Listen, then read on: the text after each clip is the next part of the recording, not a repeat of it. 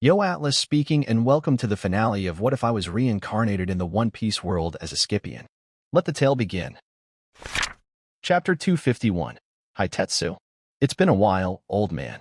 Amon, his hair color different than usual, sat down on the floor in front of the man wearing a red mask, sipping tea. I am surprised you recognize me, Amon said.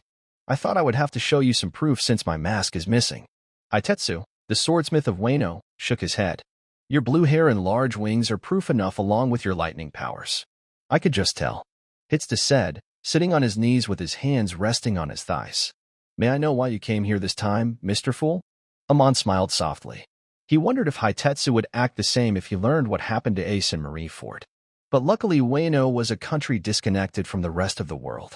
Chuckling internally, he slipped his hand inside his pockets. Before that, I think you'd like this more. He took out a dial and tossed it at the older man. He caught it and blinked. This is. Press the button on the top of the cock. Hitetsu did so as immediately a hologram of Otama came jumping out of the dial. Oh, Otama. What happened? How did you get stuck in this small object? Otama sounded confused first before her eyes widened at Hitetsu's voice and a smile appeared on her face. Grandpa, it's really you. Otama's hologram sounded out. I was thinking what this gift Brother Amon gave me, but to think I will be able to talk to you again. Hitetsu's worry slowly started to fade as he gave Amon a confused look. Amon pointed at the dial. She is not confined inside. It's like a transporter snail, but much more advanced. Hitetsu slowly nodded at this and turned to the small palm-sized hologram hovering above the dial. So, Otama, how have you been? With that, Amon sat lazily inside Hitetsu's room while focusing most of his attention on other clones of his. A clone in a certain marine base. When Guillaume returned back to her base, she lumped deep into her chair as a heavy sigh left her. Guillaume has always wanted to be promoted into the rank of Admiral, but in recent years that feeling had slowly started to die out. More so, she could never be as useful as either Kizaru or Sakazuki since she didn't have a devil fruit like theirs. Considering that, in such a time where the Marine's biggest enemy had the most powerful devil fruit in the world, she wouldn't even last as long as Kizaru, who had seemingly died in less than a second. Though she knew the Marines had a Logia prepared for her, she didn't have much hope. In fact, she had tried to recruit some strong people unaffiliated with either the Emperors or Marines who could potentially become an admiral themselves. One of them was Isho, a blind swordsman with the gravity fruit. He used to run a dojo on an island under her base. But he was killed.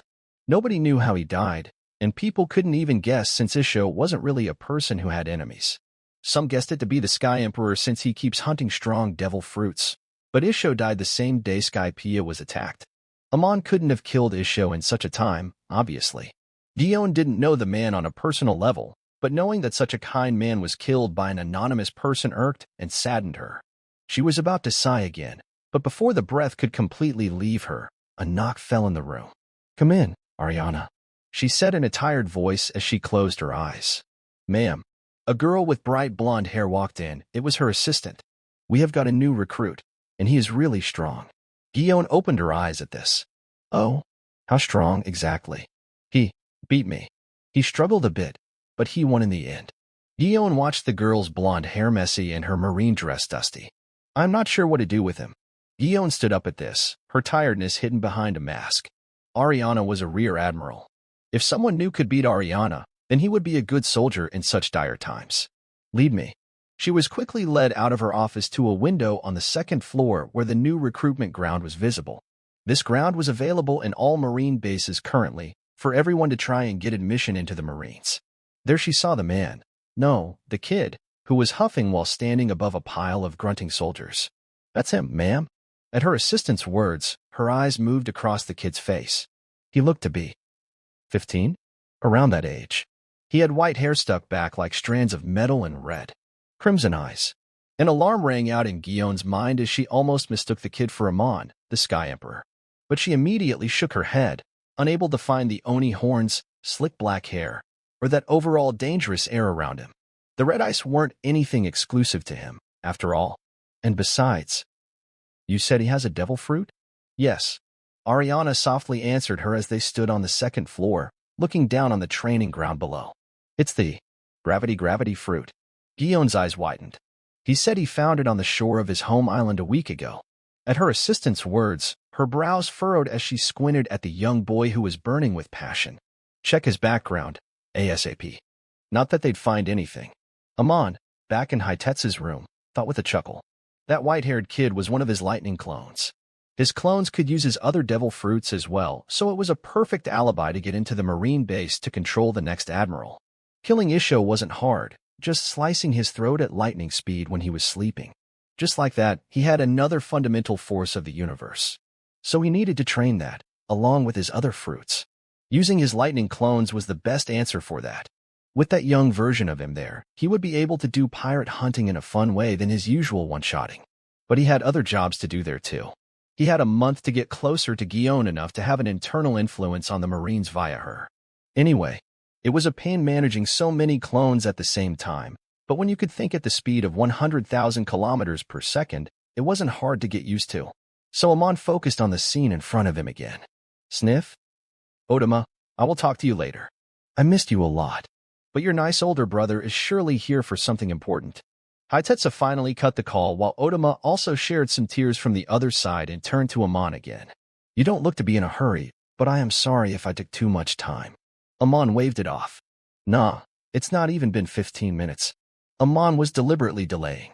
There was no need for him to be there. The Sins should fight themselves and not depend on his presence too much. By now, all the normal soldiers of Kaido were defeated by the Sins. Only Kaido and the 3 Calamity remained, or 2, as Rio had finally pulled down his mask as well. By the time the Sins defeat the 2 Calamities, Amon will be there. So 4 minutes. Well, I'm not in that much of a hurry, Amon said, but I'd still prefer if this was done fast. Hitetsu nodded as Amon continued. Am no Habakiri, one of Shogun Odin's twin blades. Hitetsu's eyes widened. I want it. Odin's twin swords are famous in Wano, but nobody knew their locations except a very few rare individuals. One was Inma, that was with Komurasaki, aka Kazuki Hiyori, and the other sword was at Hitetsu's hold. In canon, he would give it to Momonosuke after the kid returned from the past. But this time, Riki needed it more than that brat. Hitetsu fell into silence. He would have rejected the offer outright and even made a fuss if the person demanding it was someone else. But it was Amon, Mr. Fool.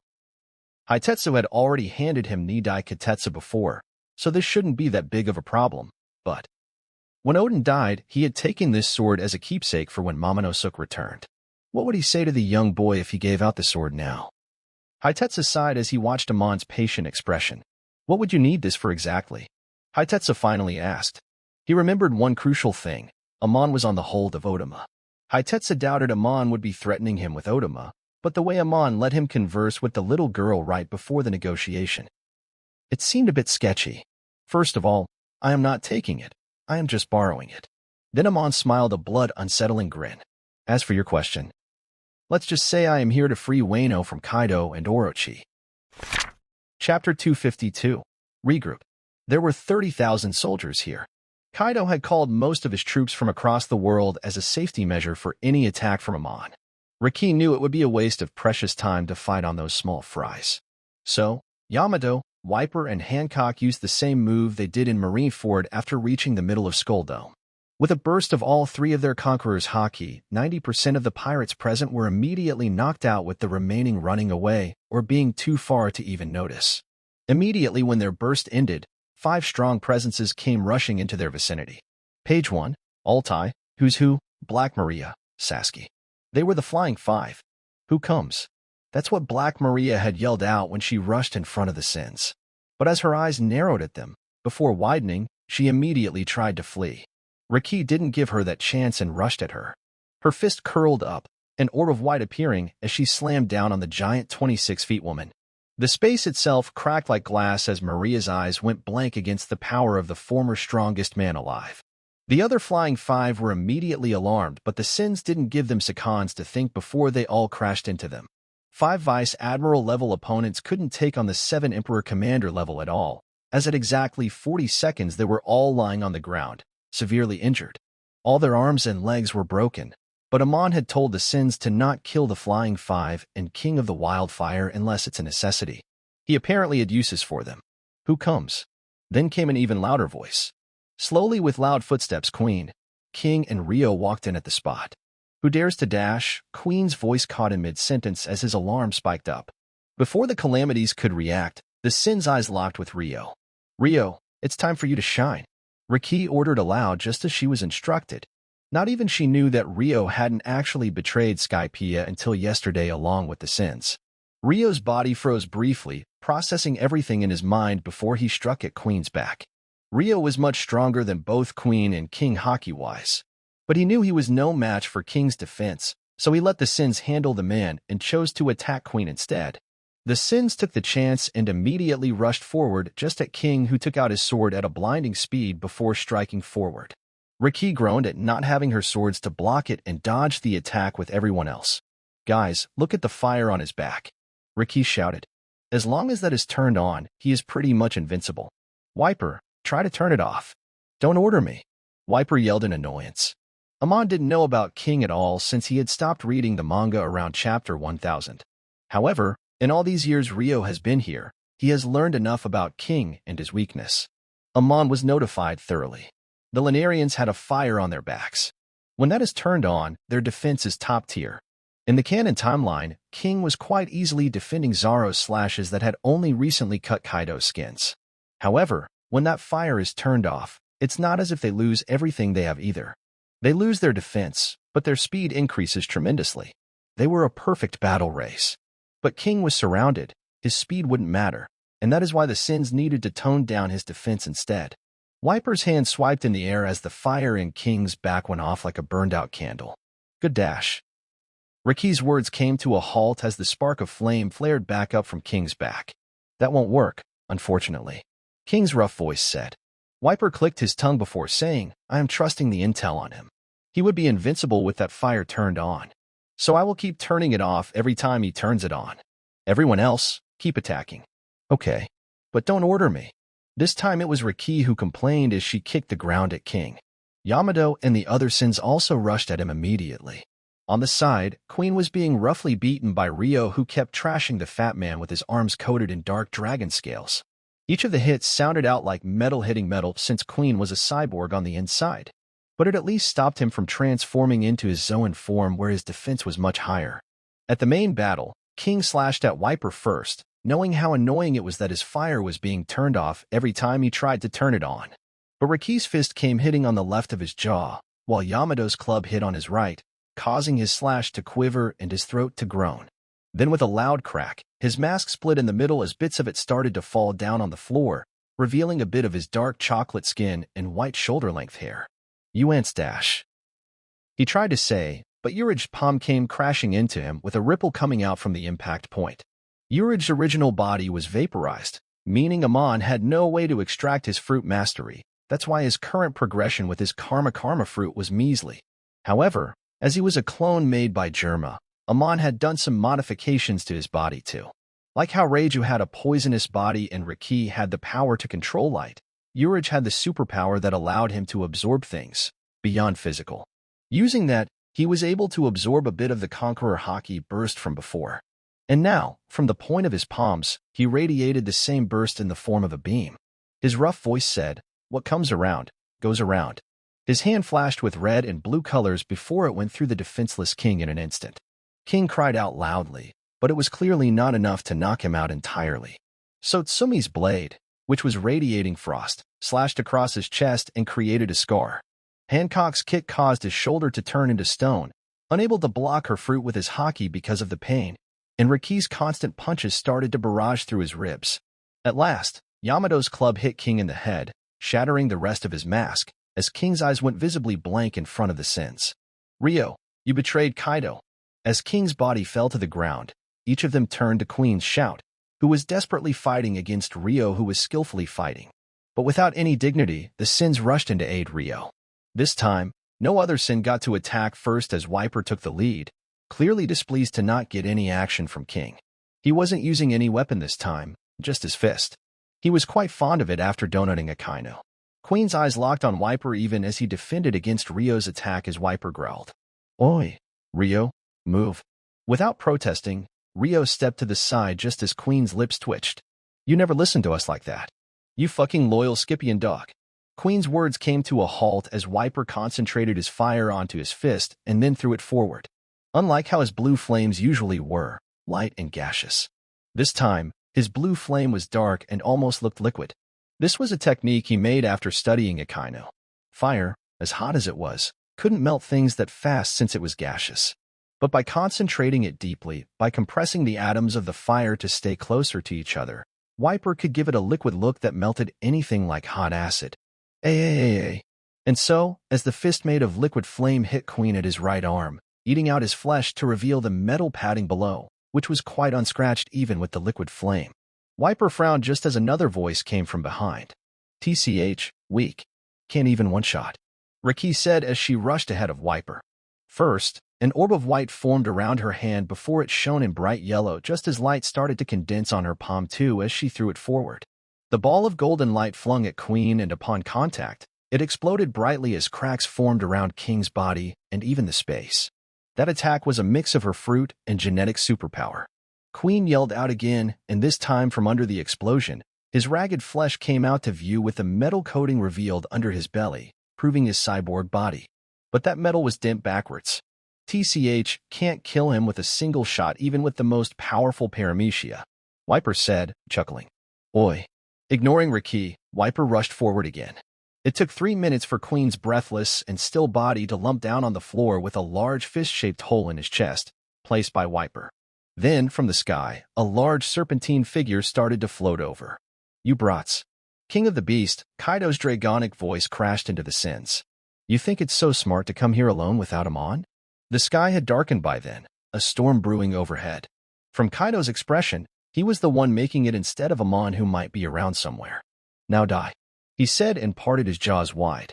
A red light started to shine inside his mouth, but he couldn't finish the attack as something shook in the air as from the dark clouds, a bolt of lightning, taking the form of a very large foot, struck at Kaido's head. Kaido fell to the rooftop of the skull dome as the sins quickly jumped over the ceilings, breaking them, and reaching the roof themselves. There, the 30 feet large Amon stood with one of his legs pressing down on Kaido's head, keeping his jaws shut. From his jaws, smoke was leaking out from either side of his lips. I thought you'd know from Marineford that just because you can't see me doesn't mean I am not there, Amon said as he pressed his foot down harder. In his waist, 3 swords hung. One was his Kiyu, but Riki had never seen the other 2 before. A small spark of excitement soon found itself in her heart. Chapter 253, Dragon Kuin. Kaido opened his jaws wide and a ball of fire, so hot that it took the form of plasma, started to form on his throat. The ball enlarged as he prepared to release it, however, from the sky, from the dark clouds he himself had made just a minute ago. Lightning crackled, and then a large foot made of lightning came crashing on his jaws. His parted jaw shut close as the plasma ball burst inside his mouth. His body, floating in the sky, came crashing down on the rooftop of the skull dome whilst a figure formed out of the feet made of lightning. Amon, wearing his same white coat, formed in his giant form as his legs still pressed down on Kaido's jaw, keeping it shut for good while smoke came out from the corner of the dragon's lips. Amon stared down as Kaido tried hard to raise his head and open his jaws, trying to overpower Amon's strength. But Amon's leg didn't bulge. It wasn't as if his base strength was more than a fucking dragon's, but the actual reason as to why Kaido couldn't overpower him was because the gravity around Kaido increased further as the dragon growled.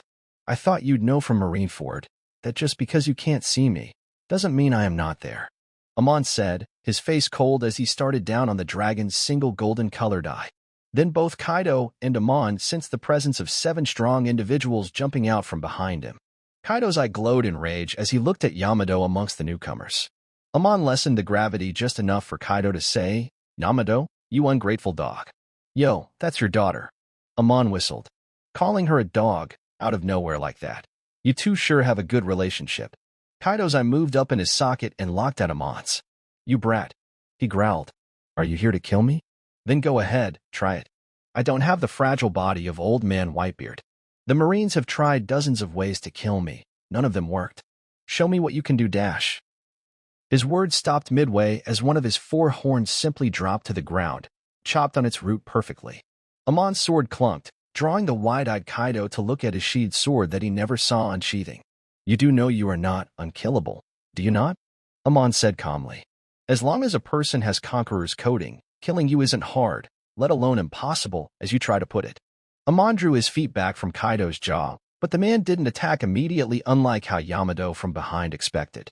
Instead, Amon talked and he listened. Fish fruit, model azure dragon. The second strongest mythical zoan I know of. The first was the Quetzalcoatl fruit. You'd have had the chance to win against almost anyone, except for me. So, I will give you a choice. Either I kill you in a single sweep as I did to Whitebeard, therefore you normally, casually, helplessly embrace death. Or, he turned his head back to the Sins. You fight with the 7 of them, 1 versus 1. If you can defeat all of them, I would go back from here with your little Wano untouched, or battle you normally myself, honorably, your choice. However, if you lose to them, they'd kill you. He continued without a stop. In simpler words, you die either way. But this time, you'd at least die in a proper battle, an honorable one. So choose, you have 30 seconds. Then, as if time had slowed down in the roof, 15 seconds passed which felt like an eternity. Kaido finally opened his mouth. Why? He stared at Amon.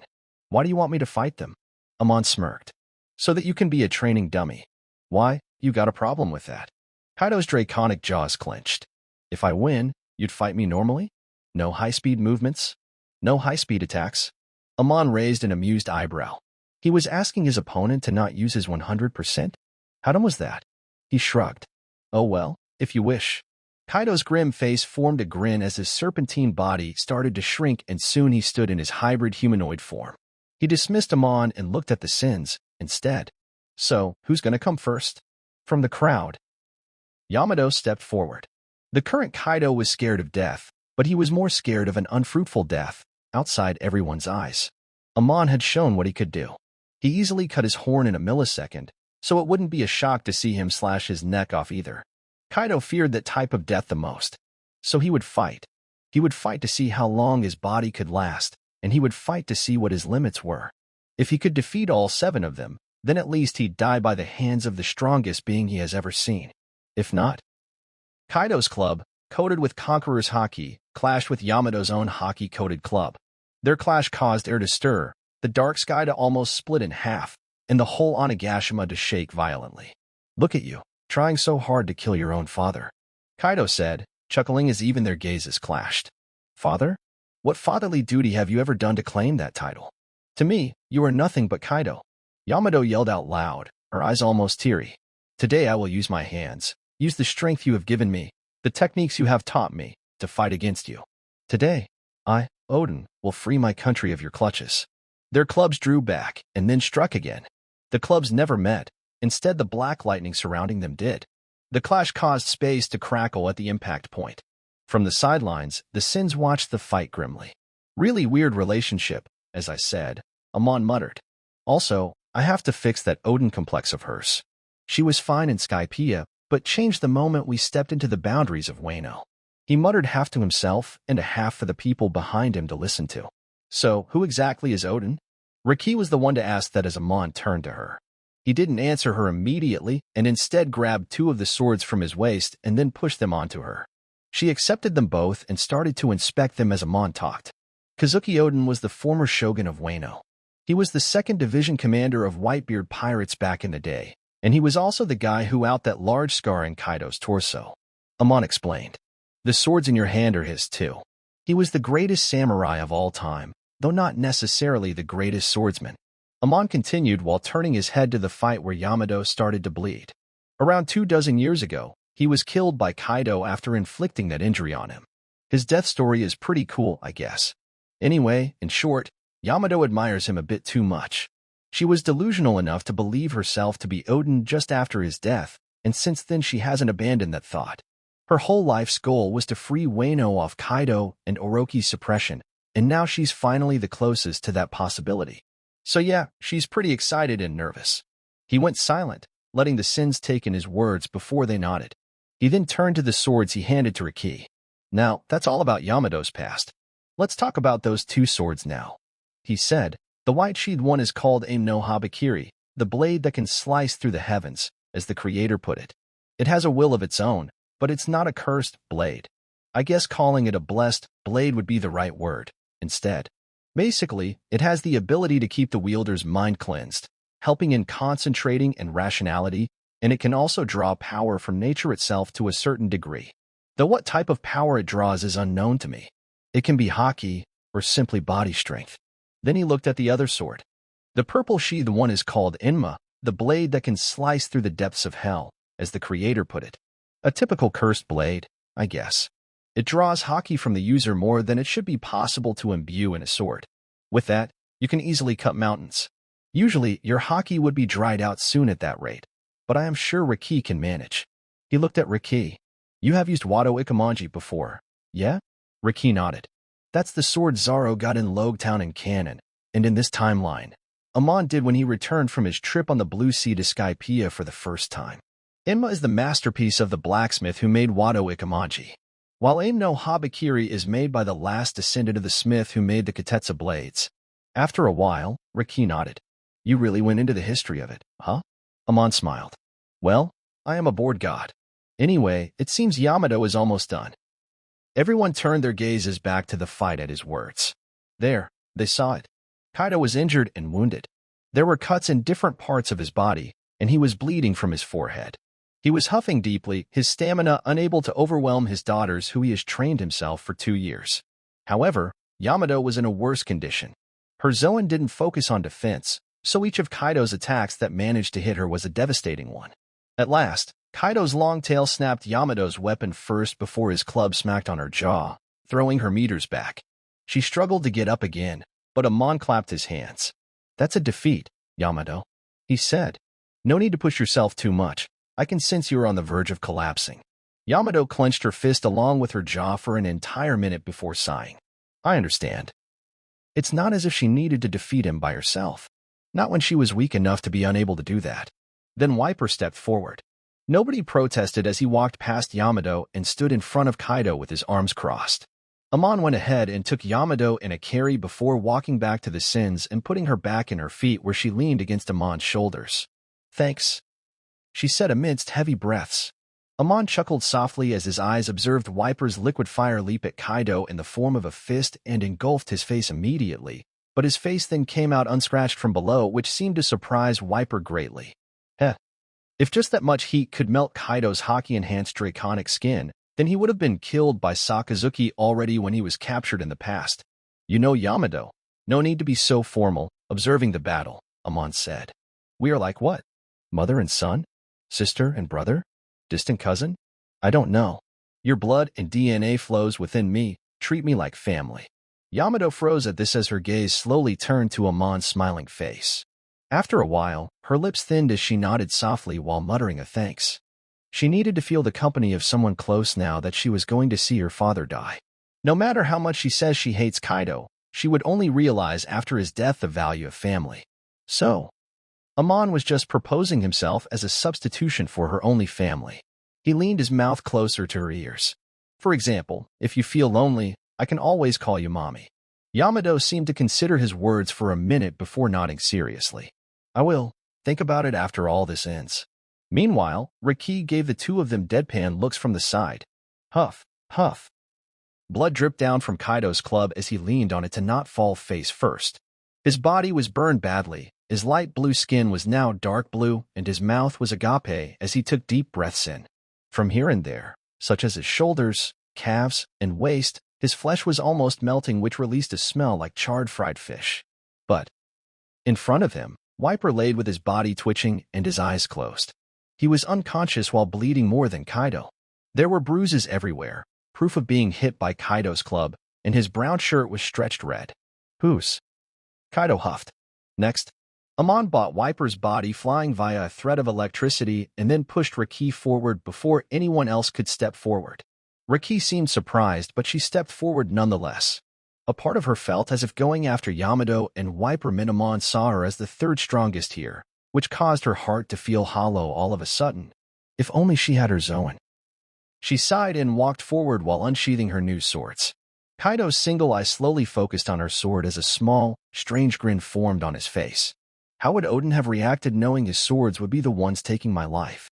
Even with that thought, Kaido clutched harder on his club and raised it over his shoulder. Don't hold back, little girl, he said. Riki scoffed. I never planned to, anyway.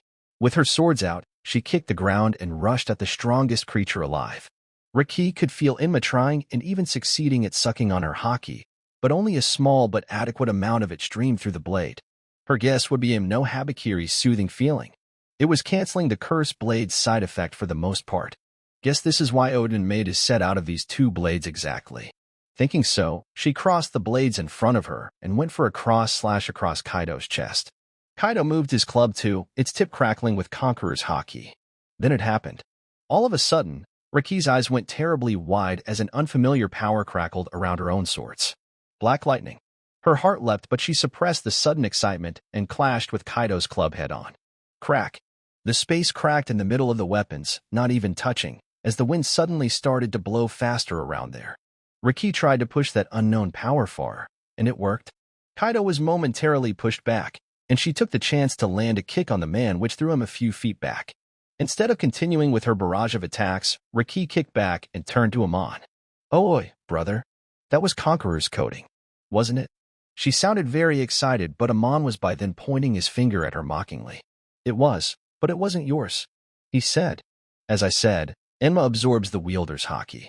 And so it had absorbed Odin's haki for decades, even his Conqueror's haki. Using the sword, you were able to tap a bit into that large reserve of Conqueror's haki stored within." Ugh, talk about a tease. Riki groaned heavily and turned back to Kaido. Amon didn't tell her one crucial thing. He hasn't told her yet that she did have Conqueror's haki, just a different stage of it. However, by tapping into the stored Conqueror's coding of Odin, she'd get used to welding that stage too, which would allow her to tap into her own Conqueror's coding as soon as possible. It was just to surprise her. That's the main reason why Amon got those 2 words for her. Riki, unbeknownst to that, rushed at Kaido another time.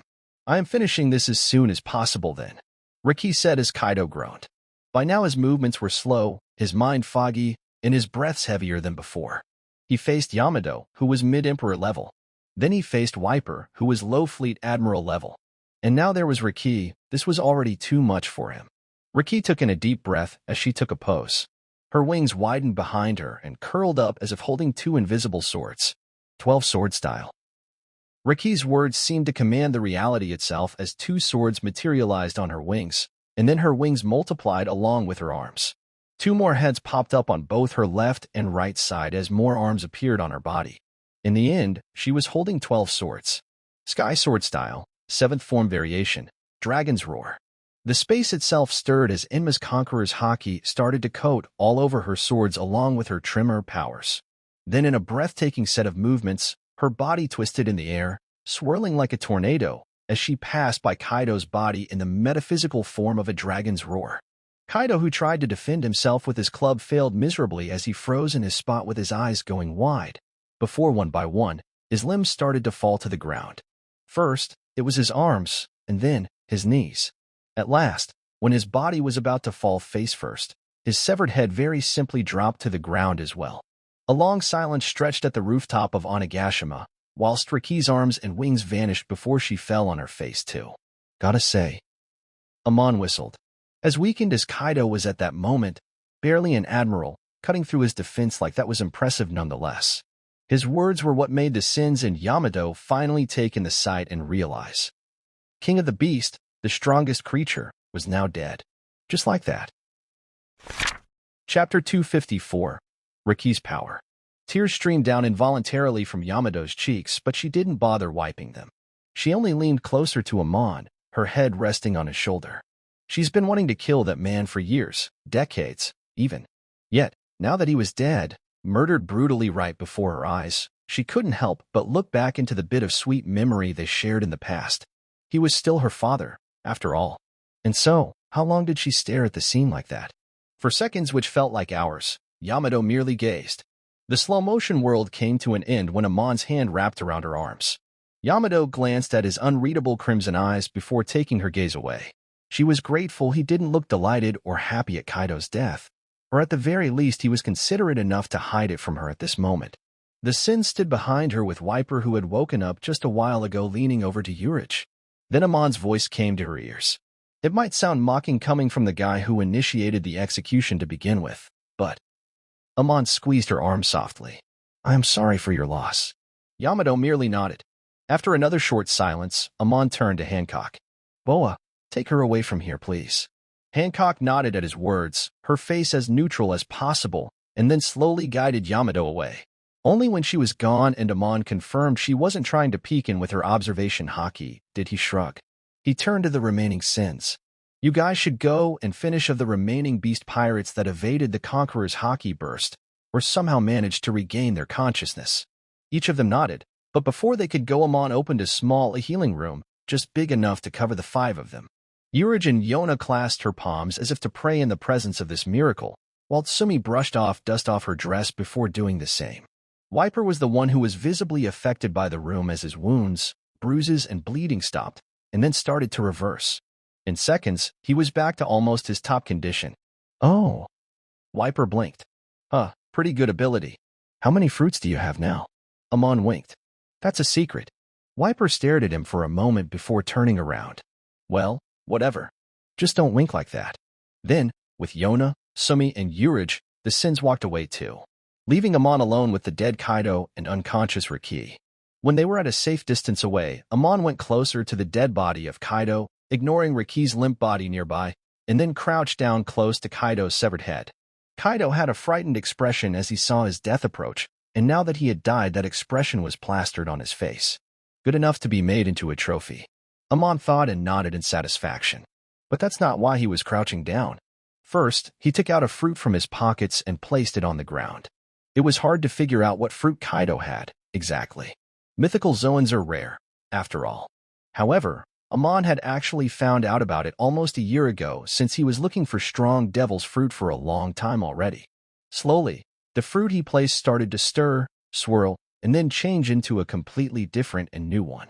Then, the spherical and slightly oblong fruit, somewhat resembling a pine cone, started to gain a blue exterior that looked like scales.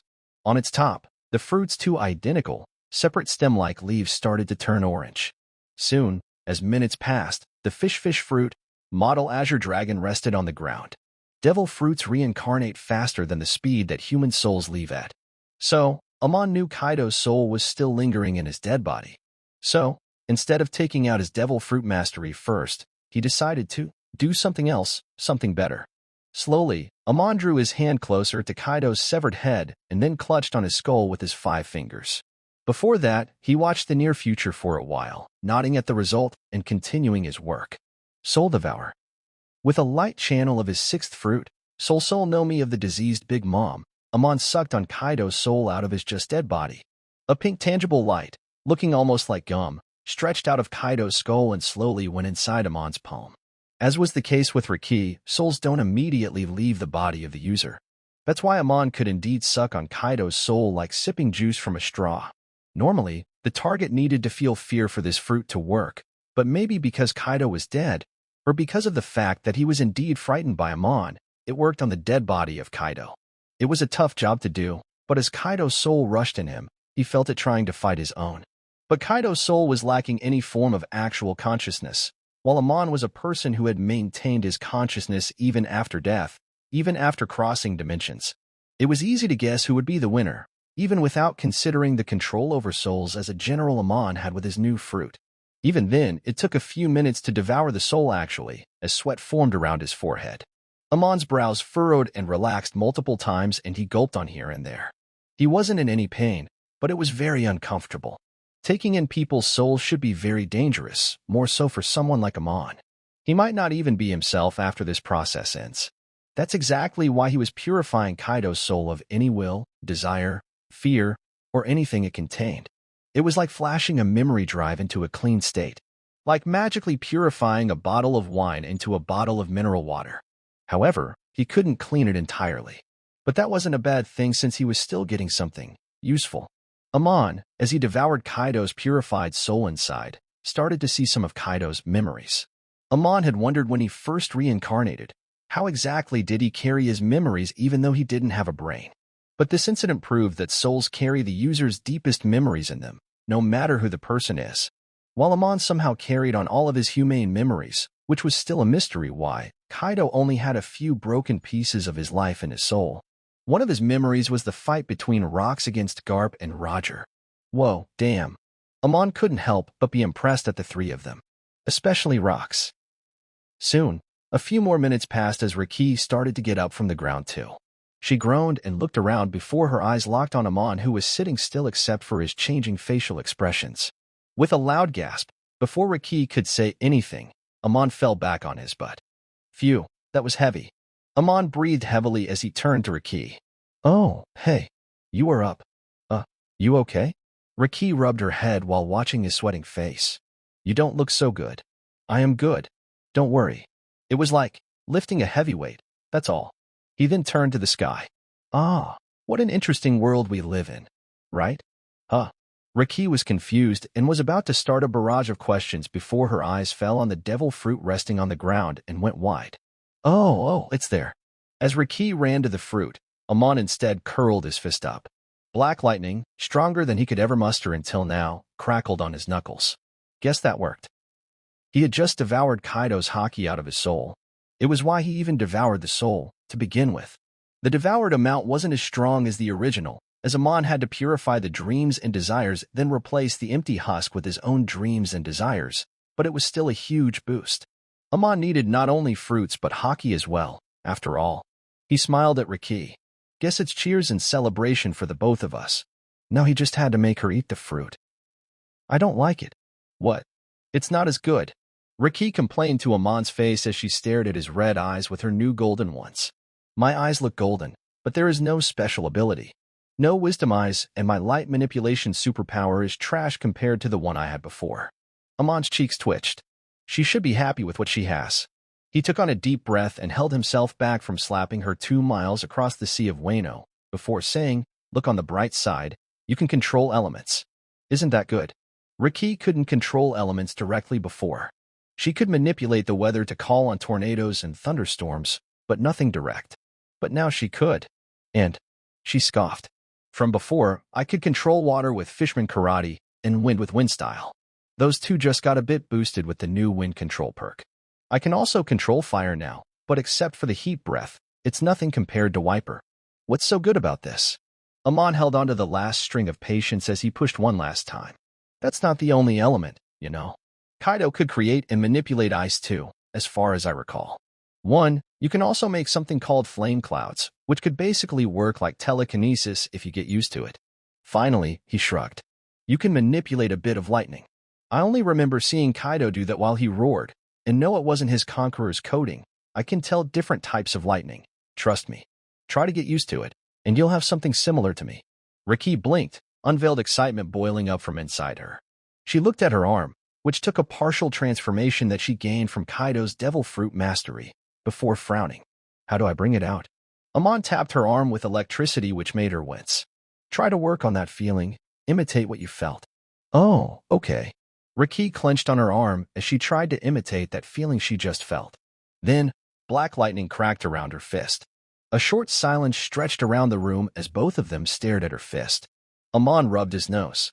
That's not the one I was talking about, by the way. Riki's breath caught, realizing she didn't even have Inma on her waist, as she yelled out in ecstasy. Chapter 255, Komurasaki. When Riki was screaming, Amon had something better to do, which was to pay a visit to the road poneglyph that Kaido possessed. There were 4 road poneglyphs in this world. One of them was previously in the now-destroyed Whole Cake Island, another in Zou, and another in Onigashima. There was another one. It was in Fishman Island before, but it's been stolen by someone who Amon suspected to be either Shanks or Dragon. Except for that, Amon already had all the other 3 road poneglyph. But only Big Mom's one was in person because he absorbed her territory, while the other 2 were only copied in 2 large papers. He had simply gone there to take a stroll in a boring night and stealthily copied the entire thing. It all took a simple 3 seconds in total. But now, he had another of the real things as well. After he went to the chamber where the huge boulder that is the road poneglyph was kept, he simply stared at the texture for a few seconds before touching it and teleporting far, far from Wano. No, he went far from the entire planet as a whole. In a matter of seconds, Amon traversed through the vacuum of space and reached Moon 1, where the ancient Skypieans used to live. Welcome, boss. An automata, looking like short motor, welcomed Amon immediately as Amon ignored it and walked into his private chamber with the poneglyph over his shoulders. Open the secret tunnel, 572. Amon said, and without even anyone doing anything, a circular tunnel opened below him, big enough for the poneglyph to enter as Amon fell in the gap. Moon was Amon's safe haven. Yo. Riki waved her hand from afar as she ran to the Sins who had gathered in one place after clearing the leftovers. You guys are done? As she closed the distance, the Sins gave her a blank stare while Wiper stared at her new golden eyes for a whole minute. TCH. He grumbled and looked the other way. Sumi, on the other hand, blinked rapidly at Riki's eyes. Ow, did Kami-sama give you Kaido's powers? Is that why he didn't send you with us? Well, I want another fruit too. Riki raised her head in the air with a proud smile. As if he'd give you one. Of course not. Yona nodded gracefully with her right hand in the air in a Buddhist pose. Kami's sister deserves more. Sumi sighed with a depressed expression while Riki turned her head to search for someone else. Where Yamato at? Wiper turned his gaze to the far right with his arms crossed. She's not really in the best state of mind. I don't think you should go there now, Dash. Yamamoto. Interrupting his words, Riki ran to the spot immediately. At least she didn't seem like a clone. That was good, right? Right. Riki jumped on Yamato's shoulders after she reached her. Are you still crying? Oh, Riki. Yamato turned her head to the right to meet Riki's head resting on her shoulders. I am fine, don't worry. Yamato's cheeks were strained with 2 dry lines of tears, but she was smiling now. Hancock simply stood tall on the side, staring at the two of them, while Yamato sat on a boulder. Yamato observed Riki's head and her shoulders, her arms around the former's body. Why are you hugging me? That was strange. Riki didn't hate her anymore, but they weren't really so intimate. I'm just trying to be nice. Just shut up for a moment. Yamato sighed and nodded with a smile. Well, not as if this felt bad. Thanks, she said as her head slowly lowered to her chest. But, can you stop squeezing my breast, please? New Dash. Riki's voice caught in her mouth as lightning blitzed in front of them and Amon's figure materialized out of thin air. His red eyes first landed on the 2 hugging girls before lowering to Riki's hands. He only sighed before his size grew, his large hand picking the girl up before throwing her in the sky like a ball. Yamato and Hancock stared at the sky with dry expressions. It's fine. Amon turned to them, his size decreasing as he dusted off his palms. She's been sent to the flower capital. We should go there too. In the capital of Wano, the Shogun Palace was in chaos. Komurasaki, aka Kazuki Hiyori, had come running to Shogun Orochi to warrant search for a lost object, her family heirloom, as she put it. Apparently, a lightning bolt had suddenly plunged into her room, onto the spot where her dead father's sword was, before disappearing along with the aforementioned sword. Shogun Orochi adored Komurasaki, so when she came running to him with tears covering her face, he couldn't hold back his thumping heart from sending Orochi's Anawabanshu, aka his personal guards, from going to look for it. However, Komurasaki, when she calmed down, refused to give them the accurate descriptions of the sword, and so all the Anawabanshu were now surrounding her in the room, waiting for her to speak. What was I thinking coming here to Orochi? Hiyori grimaced in her mind. I can't tell them the descriptions of the sword, they'd realize its aim no habakiri. She really should have listened to Denjiro. What's wrong, Komurasaki-chan? Orochi asked worriedly. Can you perhaps not remember the details? It's understandable since it's such an old sword. Samurais of the current Wano weren't allowed to carry swords with them, unless they worked directly under Orochi. That's why keeping swords of dead samurais as family heirlooms was a norm now, so Orochi didn't suspect much. Hiyori started to cry again, in the hope to buy some time to brew an idea to get out of this situation. Oh-hoo-hoo. Sniff. I don't even remember how my parents looked. That sword was the only memorial I had of them. Oh-hoo. At her crocodile tears, Orochi's face melted. Don't cry, Komurasaki-chan, please. I will do something, Dash. He couldn't do anything before something crashed into their palace and obliterated the roof before falling on the floor beside them. Ugh, what a bastard. An unknown voice of a female said. Squeezing boobs cured depression. But then again, how would he know that? He's a guy. TCH. The room was covered in dust and the Anawabanshu had taken a position in front of Orochi. From within the dust, they saw a large tail dance in the air before the figure who had just spoken stood up while scratching her neck. The dust slowly cleared, and all of their hearts dropped. Kaido. Orochi was the first to react as he saw the female figure covered in blue draconic scales with part of her left torso and arm covered with red fish scales. Although it was a female body instead of male, she even had the large tail of Kaido. The only way she looked different was her 2 horns, while Kaido had 4. But of course, that was so measly of a detail that they didn't even care to notice. What Kaido? The draconic female grumbled as 2 wings popped up from behind her. My name's Riki, the strongest woman in the world. She threw her arm in triumph. That also wasn't the final nail. The final nail was the right side of her abdomen. There was no scar. The scar that Odin left wasn't there. Orochi's eyes stopped there for a moment before his voice took on an angry tone. That's not Kaido. She scared us all.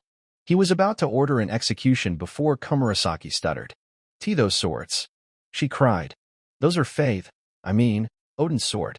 That caught everyone's attention, along with Orochi, as they looked at the swords on the woman's waist. She had changed her words at the last moment, but Orochi's quick mind had caught her words. Father. He looked at the sword he was very familiar with keen eyes. They were Odin's 2 blades, Inma and Aim no Hibikiri. Is one of them the heirloom Komurasaki was talking about? He decided to give that a thought later, but first, kill that woman. He immediately yelled out just as the Onigashima ran at the woman at full speed, using all their jutsus at the same time. Oh, give me a break, was all they heard before 3 more heads, 2 more wings, and 2 more tails appeared around the female's body, each wielding a sword. Then, with a swift motion, the dragon spun her 15 swords at once. In a second, the palace of Shogun Orochi was cut into a million pieces, from the highest floor to the lowest, as blood flowed around the slowly crumbling palace like a crown, before all of it collapsed. See? I never threw her randomly. It's all been part of my plan. Amon boasted to the Sins as they gathered around the destroyed palace. Yeah, right? Amon shrugged at Wiper's dry statement. It was really a part of his plan. It was quite funny to observe too, a source of entertainment, if he had to be honest. But there's no time for further entertainment right now. So he had to get serious here. Either way, it looks like the people around us are scared, Amon said as he looked around with a serious expression. People were everywhere in the capital, surrounding the destroyed palace.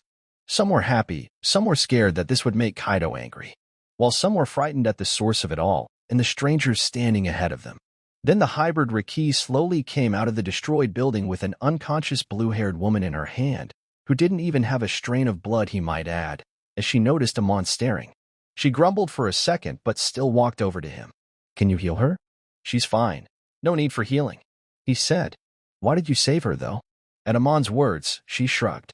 She had yelled that these 2 swords are her father's, so I thought you'd want her alive. I don't know. Kill her if you wish. Riki slowly placed the girl on the ground before standing up. Amon shrugged. Ask Odin here. That's her daughter after all. Huh? Yamato blinked. Who? What? Amon pointed at Hiyori. That's Kazuki Hiyori. Oh. Yamato immediately dropped on her knees to check on Hiyori. Amon then turned to Riki. Oi, transform back. You were scaring the others. The civilians behind them had backed off to hide behind other buildings. Some even pissed their pants while others simply went unconscious and stopped. Your fault you threw me so far, she complained before her body started to return to normal. Amon ignored her and went to the crouching Yamato. He whispered something to her that Riki couldn't hear even with her enhanced senses. Yamato went silent hearing his words, and only after what felt like minutes, she nodded with a small smile before saying, I trust you. Riki was confused for a moment before Amon rose in the air with Hiyori on his arm, who he had woken up with a bolt of lightning. Everyone, both Kaido and Orochi, have been killed by the black-haired girl below me. He pointed at Riki just when murmurs started from all the hidden citizens. You can send someone to check on Onigashima if you have the balls, but I believe Kaido not arriving even when Orochi is dead should be enough proof. He let the words hang in the air before he continued. As the black-haired girl's leader, I am here to tell you something important. The woman you see in my hands, the girl you know as Komurasaki, is none other than Kazuki Odin's own daughter, Kazuki Hiyori. The whispers from before immediately turned to shouts. Angry shouts. Amon cleared his throat, which made the sky rumble. I don't fucking care if she's a whore or not. I, as the lone ruler of the entire sky of the world, declare Wano as my territory and the girl on my hand, Kazuki Hiyori, as the new shogun of this country. Then, the crowd went silent again as the sky darkened over Amon's head and lightning danced on the dark clouds to form 2 bright red eyes. You want to challenge my decree? You want to stand against it? You want to fight? Try to free yourself now that Kaido is finally dead? Then step forward. The bright eyes in the sky flashed before a bolt fell on the destroyed Shogun Palace, causing it to catch a fire. Amon smiled with his back facing the fire. I hope I am clear. Why yes, Fleet Admiral, Wano has been sea-claimed by Sky Emperor. Sengoku sat on his chair with a large frown as he listened to the recording of a spy in Wano. Fleet Admiral, I am being forced to send this recording. The Sky Emperor is forcing me to augh. The sound of a throat being slit sounded out before the recording ended. That wasn't really surprising. Amon would never allow knowledge he doesn't want others to know to go out. That's always been the case. Here we thought he would be a bit calm after his base has been destroyed. Garp grumbled from a seat beside. Instead, he's hunting down emperors just 3 days after. Sengoku finished with a deep sigh. Amon had a number of 80,000 soldiers, but 50,000 of them were destroyed with Skypiean. Now he only had 30,000 spread around the world in the wingless Valkyries.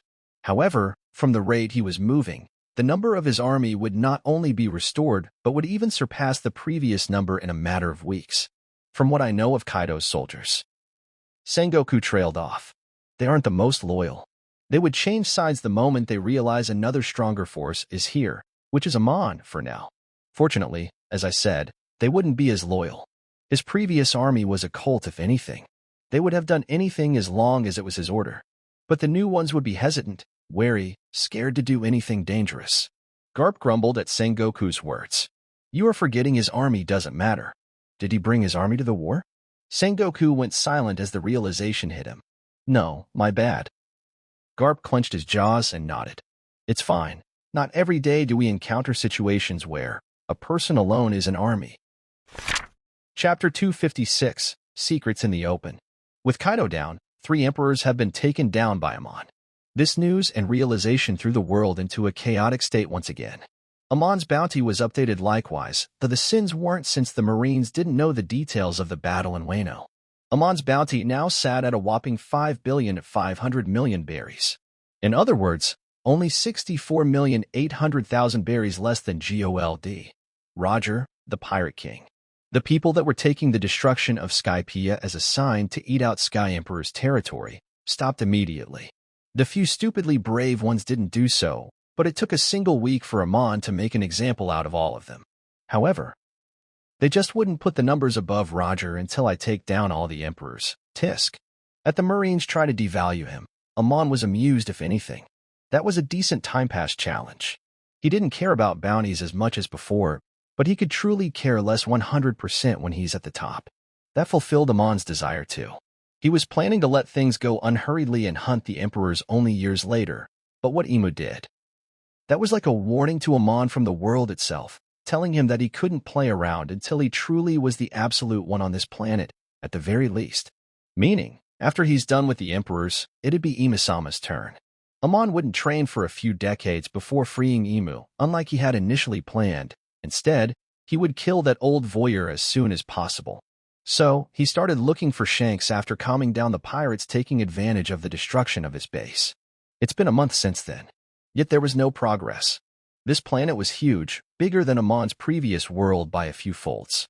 However, even with the satellites Amon had in the planet's orbit, even with his godly observation haki that was further boosted by dozens of his clones, Amon couldn't locate Shanks at all. Surprisingly, he couldn't locate Monkey D. Dragon as well, and so it clicked.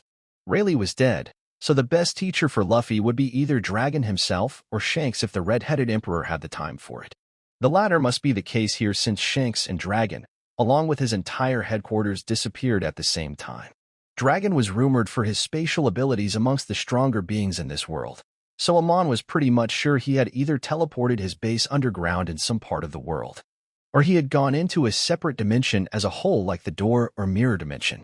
In either case, it meant Amon had no way to reach out to them until they decided to crawl out by themselves, which was quite an annoying development since he just wanted to be done with Shanks. Should have killed him before, Amon thought.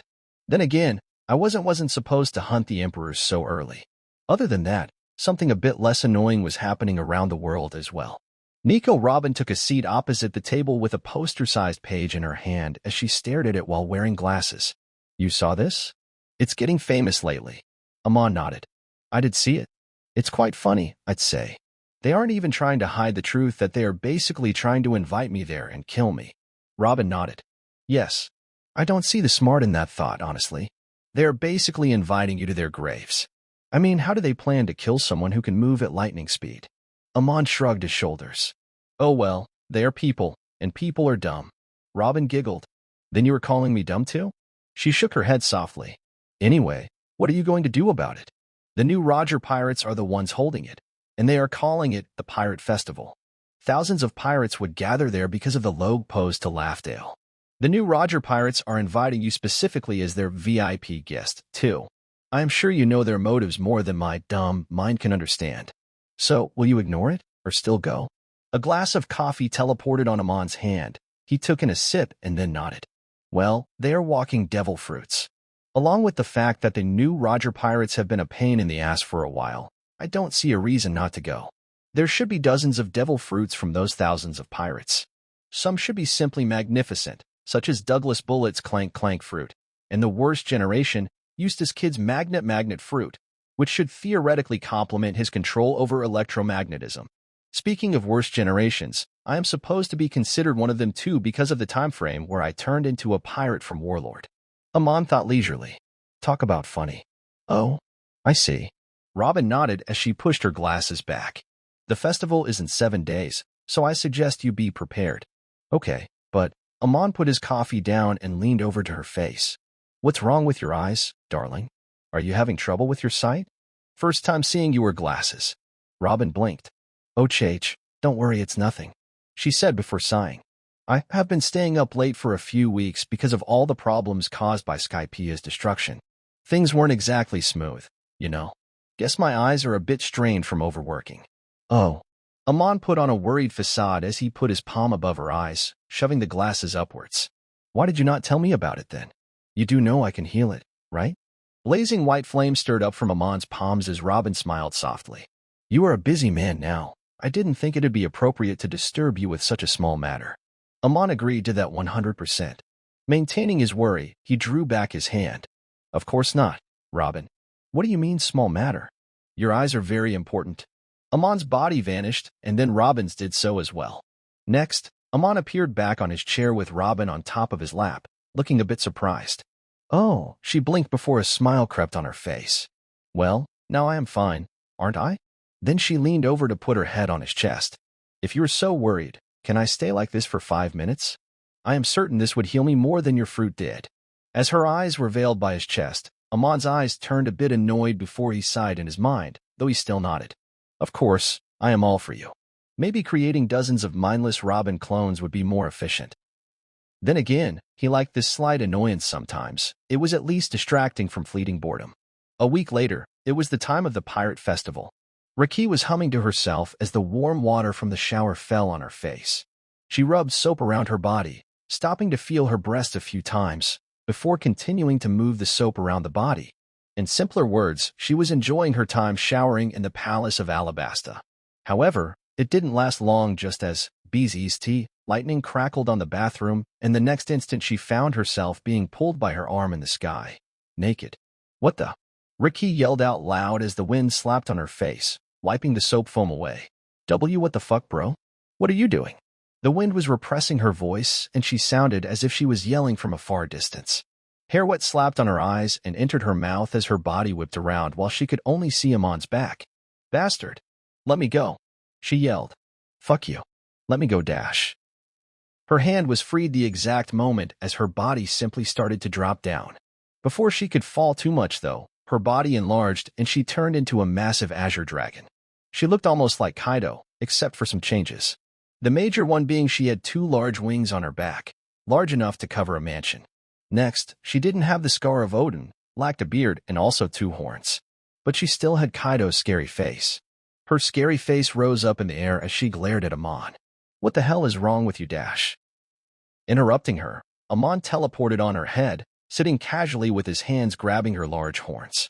Shut your mouth and fly ahead, he said, as a rope made of white electricity wrapped around her jaw, stopping her from saying anything. We are going to see the world burn. Riki groaned in her mouth incomprehensibly, but a smack from Amon's fist got her rolling on the clouds before she started to crawl on the sky on her flame clouds.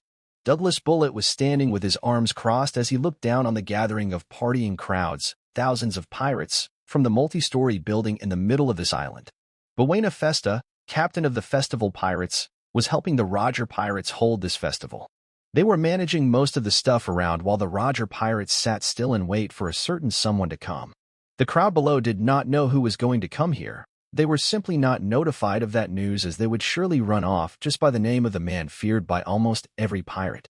Some might say, why won't they flee after Amon comes? And to answer that, Bullet could guarantee the tide would turn when all of the Roger pirates would jump at Amon at the same time. After all, what is a single emperor against the freaking Roger pirates? When the crowd would realize that, they'd turn their attention to the sins, who Amon seemed to carry everywhere in his pockets. However, there were thousands of pirates here. Those 7 wouldn't last at all. They could use their Conqueror's Haki tactic here, but there were dozens of Conqueror's Haki users present in the crowd too. They'll match it. In other words, this was a solid plan for Amon's inevitable death, his unavoidable fate that was sculpted on his forehead the moment Rayleigh died and he took Gabon hostage. Bullet had left Roger Pirates only 3 years after joining. However, his relationship with them was deep. He didn't leave because he hated them. He simply left because he couldn't withstand Roger, the strongest man he knew, dying to a mere disease. Later, when he was recently freed from the Impeldown Level 6 prison, he wanted to meet some of his old comrades, especially Rayleigh, who Bullet liked the most after Roger. Yet, this new brat emperor who popped up out of nowhere, 2 of that kid's people had ganged up on the old and weakened Rayleigh and killed him brutally. Bullet wanted Amon to die, along with the 2, Yamato and Riki, who killed Rayleigh with their own hands. Especially Riki, whose attack took Rayleigh's last breath. Today was the day he would settle the score with the Einarjars. Then, a hand fell on his shoulder. The hand of a young woman, looking to be in her 20s, clutched down on his shoulder as she muttered softly, "I can sense a presence coming towards this island from the sky," she said in a soft voice that had an accent to it. "I am sure it's them." A grin surfaced on Bullet's face at those words. This dark red-haired woman was the navigator of Roger Pirates. She was old and dying just months ago until that girl from Z's team had restored her to her prime. She couldn't be wrong with that special observation Haki of hers.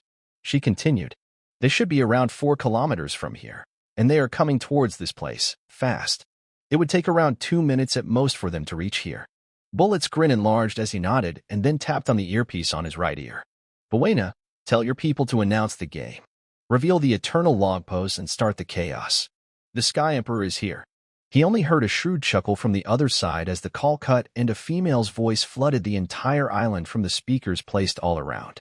"Everyone," the voice spoke. "The Roger Pirates have prepared a game for you all to play. They will throw the log post to the ground and whoever catches it wins. The game starts in 10 seconds. Bullet blurred the next words from his mind as his eyes focused on the sky instead. His observation Haki was at the basic level, so he couldn't exactly sense their presence, but he could feel the danger stirring up in the clouds that were slowly darkening. Seconds passed, and then minutes, and finally, as Bullet stood, now beside the other members of the Roger Pirates and the other few brave enough to join them, such as Katarina Devon, Avalo Pizarro, Shiryu, and some more from the level 6 of them impelled down who had joined them. Something big and serpentine-shaped started to appear from the far sky. The dark clouds had caught the attention of the people below too, but they were too busy trying to catch the fake log pose the Roger Pirates threw there. However, even they were alarmed as the sky suddenly crackled with unnatural purple lightning along with a distant shout, "Thunder Emperor A." Before the Roger Pirates could react, a huge bolt of purple lightning crashed into the spot where their gathering was standing as the whole building was devastated to the ground. Every pirate's eyes widened as they stopped for a brief moment to look at the sky where a huge dragon coiled around with a lone Emperor of Sky sitting on its head with his right hand above his raised knee. With muffled cries, the crowd simply started to run, uncaring of the log pose that was just lying on the ground. Amongst the fleeing pirates, Eustace Kid's spirit was yelling danger as his eyes shook on his socket. What the hell was this power? He didn't know why, but he could for some reason feel a connection to Amon. As if Amon's mere existence was pulling his devil fruit powers towards him. Wait. He realized. Lightning is highly magnetic. Shit. And here he was planning to take down the overrated Sky Emperor. Kid for some personal reasons couldn't watch the War of the Best, so he didn't believe the words printed in the newspaper nor the words spoken by even the kids around the world. They were clearly overvaluating Amon's strength. But this. Via whatever connection his fruit had with Amon's, he could feel the seemingly nigh infinite flow of energy within the Emperor's body. He should run. If he wants to live, he must run. That was the logical thing to do. It really was the logical thing to do. Then why? Kid stared ahead. Why am I running at him? With a large grin on his red lips, Eustace Kid ran as metal from all around the island flew towards him to form a suit around his body. Punk rotten. With a yell, he rushed towards the man screaming danger. Killer, his teammate, yelled at him to stop, but still followed suit nonetheless. Chapter 257. Fighting Back. After doing his Thunder Emperor, Amon floated down not before telling Riki, also, think twice before you transform into either your human or hybrid form. Since you know, you'd be naked. She had only groaned at that, giving him the entertainment he needed, before he decided to jump to the ground in front of the destroyed building. From the debris of the broken building, he could see multiple hands slowly creeping upwards. But before they could completely get out, he noticed a fly running at him. Die, Sky Emperor dash. Before the fly could finish his words, Amon blitzed. The incoming fly and his ant companion, Kid and Killer, felt an immediate danger rush at them. They couldn't react, of course, just as each of Amon's palms simply went through their chest, grabbed their hearts, and yanked out. Their shocked-faced dead bodies couldn't even fall to the ground as Kiyu opened a door to the door dimension in the air where the two bodies vanished. Amon simply threw the hearts in there too, as if throwing garbage in a dustbin. Next, he turned back around while wiping his hand with a handkerchief. Oh hey, you guys are a large number, Amon said, whistling at the 24 Roger pirates with another dozen of allies. I'm very sorry for attacking out of the blue. I was simply offended that you started the game without me, the VIP guest, as you guys put it. The Roger Pirates navigator, the redhead, ignoring his words, looked at the sky where Riki was spitting heat breath like candy. You only brought one companion? She asked, her voice containing disbelief. How weak do you think we are? Amon blinked at her before shrugging his shoulders. Well, for assessment, Riki is around 164x weaker than me. Before, she took out Rayleigh, even considering the help she received. Now, with her new fruits, she's far stronger than old Rayleigh. Meaning, if I'm 164 times stronger than her, and you all are as strong as old Rayleigh, I can easily take down the 36 dash. Stop, shut up. I didn't ask for an analysis. The woman gritted her teeth. And stop lying, you can't be 100 times stronger than that thing flying in the sky. Correction, it's 164. I don't care. At the woman's yell, Amon shrugged again. Oh well. Then he blitzed and reappeared with the girl's severed head in his hand, just as her torso fell to the ground from her previous spot. Anyone else have any questions? The people in front of him took a while to absorb the situation as their eyes went bloodshot, and they rushed at him with a unified yell. However, one person didn't run at Amon. Even as angry as Bullet felt, he instead ran the other way, towards Riki. From all around him, the destroyed building, the weapons of the pirates who died on the game, and everything else started to rush towards Bullet, surrounding him and forming a castle-like armor around his body. Amon let him be. Riki was minding her business by throwing fire breaths everywhere to release her pent-up frustration at Amon.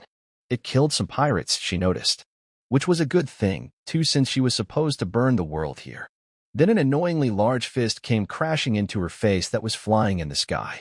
The large hand covered in armament caused Riki, who was basically unscratched, to frown and release a breath at it too. But that thing didn't vaporize unlike she had expected. It was damaged, true, her breath was hot enough to become plasma after all, but the massive metallic giant would take a dozen more beams to get truly destroyed. So instead, as its fist came towards her again, she jabbed her draconic head towards it.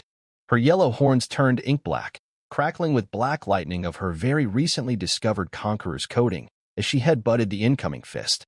The fist couldn't connect with the horns and nor could it advance since it wasn't coated in Conqueror's hockey. A power bullet had no access to such power, so the air shook, the earth trembled, and Riki's head pushed ahead into the fist of the enemy. The enemy tried to retaliate with his other giant hand, releasing a cry of pain, but Riki's tail whipped at his neck, and upon contact, the space cracked apart into pieces like glass. Douglas Bullet's giant neck slapped and twisted against the power of Gura Gura no Mi as he roared in anger and shock. How do you have two devil fruit powers? He yelled out from within his armor. Is this how you killed Rayleigh? By cheating. His tone took a furious turn as his neck started to restore itself by absorbing a fleet of pirate ships via one of his extended tentacles. However, Riki acted again. This time with her widened jaws, she crunched down on the metallic giant's head. Bullet yelled in pain again. Riki realized seconds ago that whoever was operating this thing could indeed feel the pain of the damage inflicted. So she whipped the incoming attacks with her tail while digging her conqueror's hockey-coated fangs deeper. Just when things were getting adequate, the other pirates around saw this as an opportunity, as Bullet had initially planned, and ran over to attack Riki. They couldn't reach the sky, so they ran through the body of Bullet to rise up. Bullet allowed them, and soon dozens of them gathered and started to attack Riki as well. It gave Bullet a chance to create more arms that could slip by Riki's tail, and so, the tide of the battle started to change. Ugh, I can't even use my hybrid form, was all she could say before Bullet's hand slammed down on her jaws, crushing her body to the ground. Amon was having a relatively easy battle, as expected. Amongst 36 people, a few had run away, clearly from the allied force. Except for them, the others kept attacking Amon at once. The Roger pirates had never eaten devil fruits. They even resented those a bit. So it was no surprise that they were merely using their fists or weapons. Most used a sword, as it was the most widely used weapon in the world, but some used thorny clubs and guns.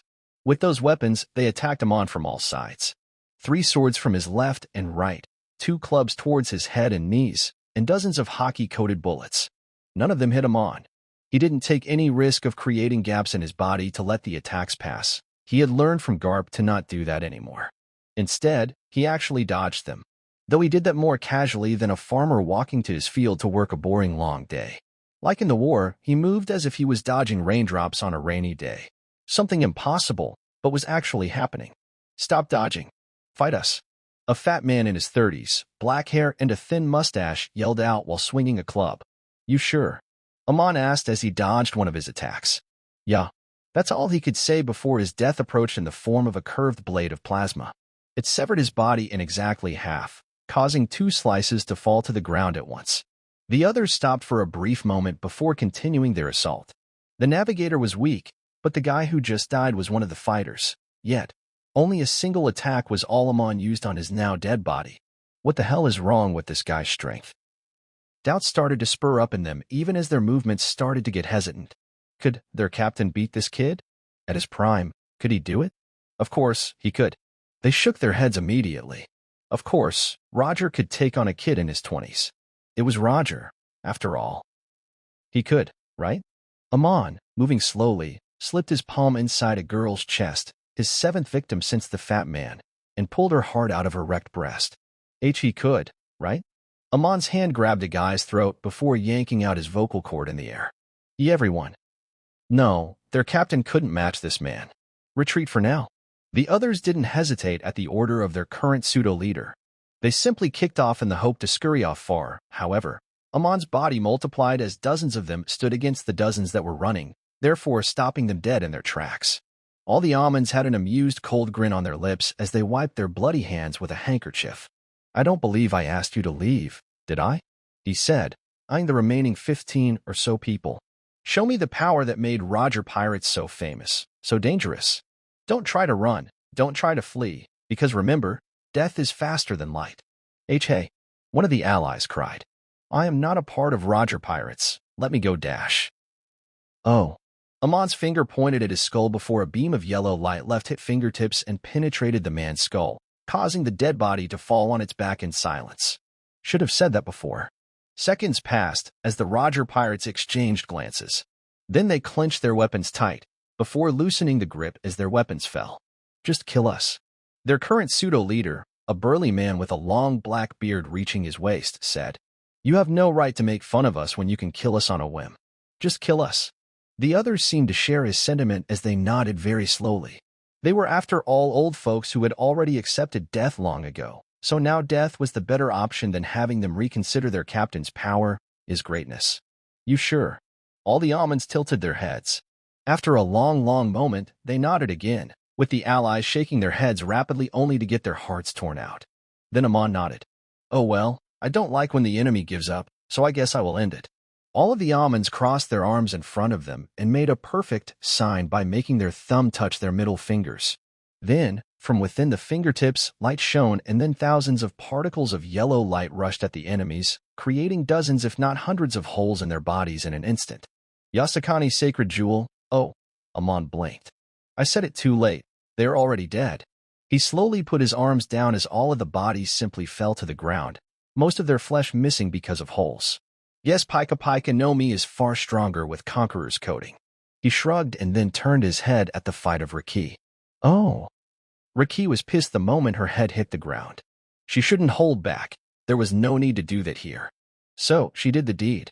Her more than a kilometer-long serpentine body was instantly covered in a cloak of tremor as she started to roll, crawl, and dance her body around the island.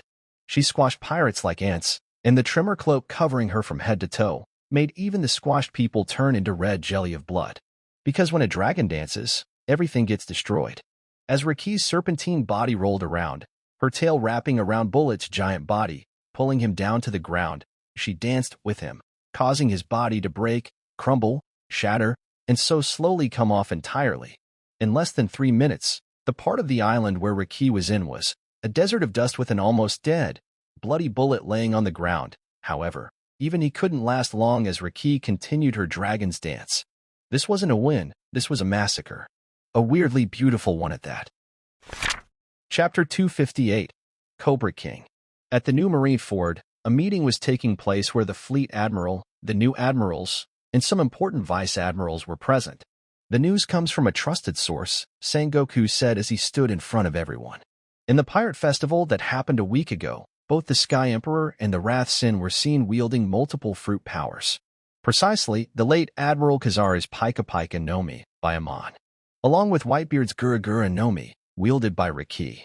After observing the officers' shocked and disbelief-filled faces, Sengoku continued speaking.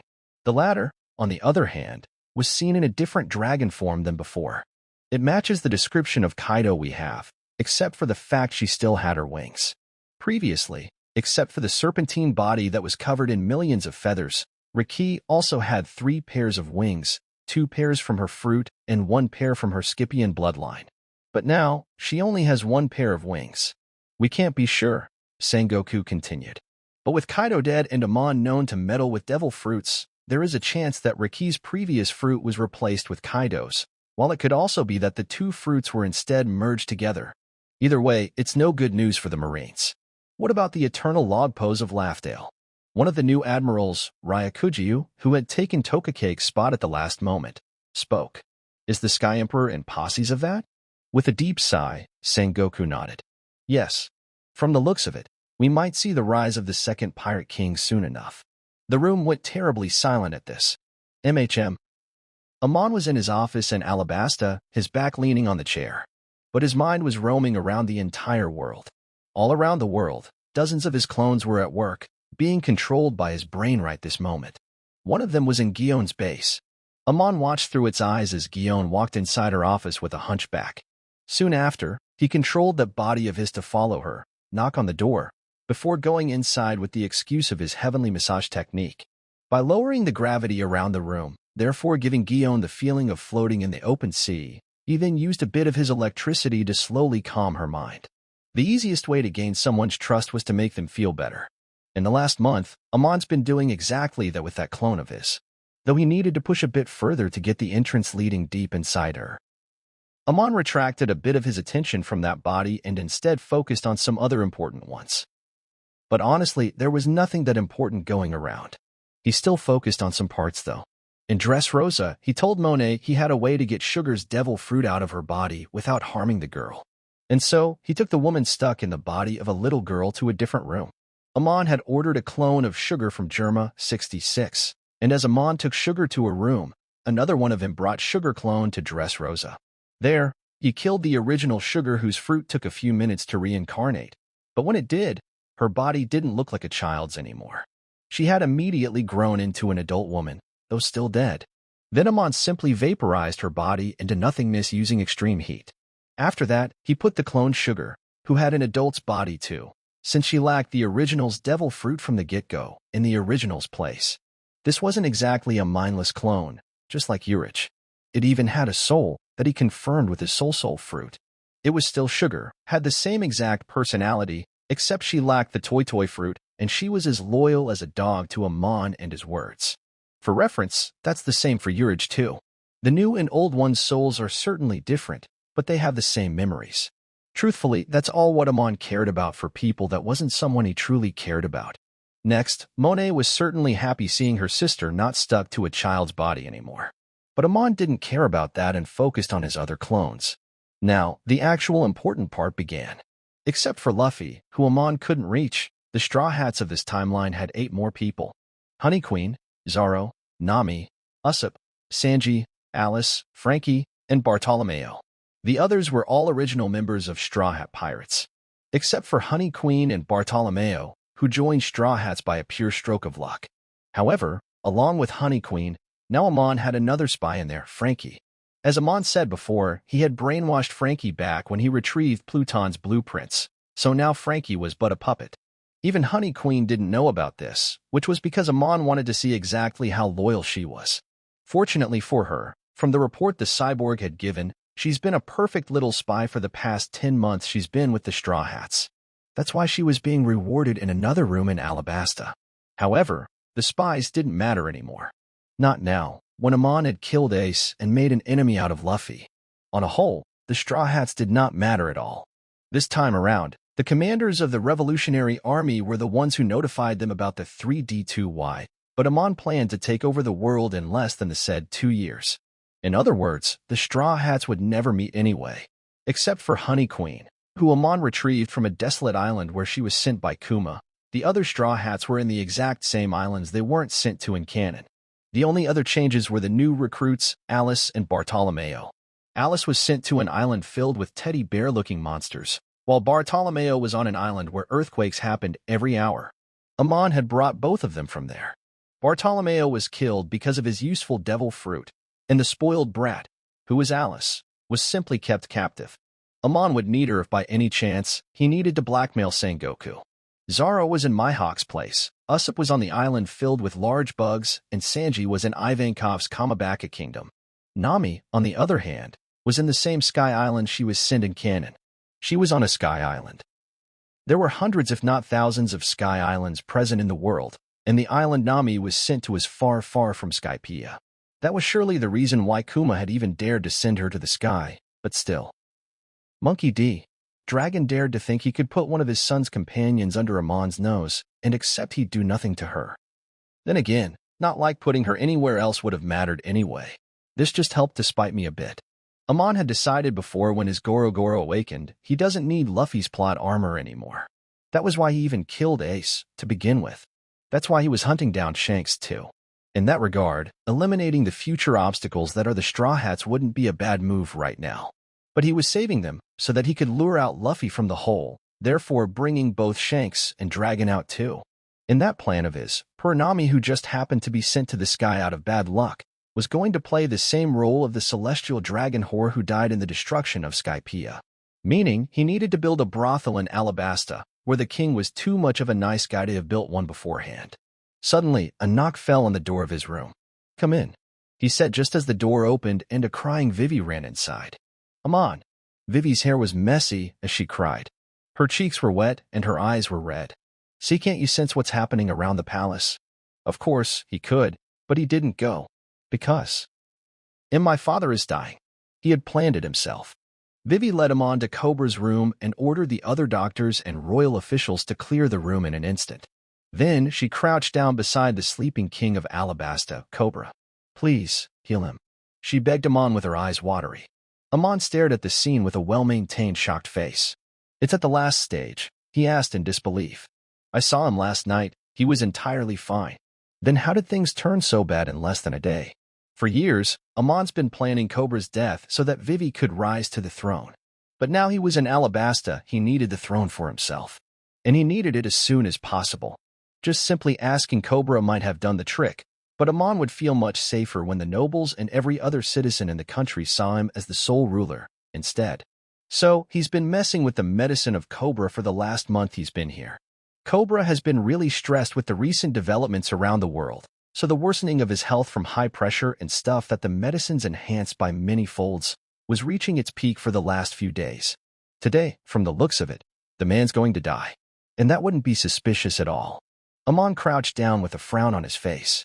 He put his palm on the man's forehead as his frown deepened. "My mind was busy with the clones around the world, So my observation hockey couldn't see this before, but it's too late, Vivi.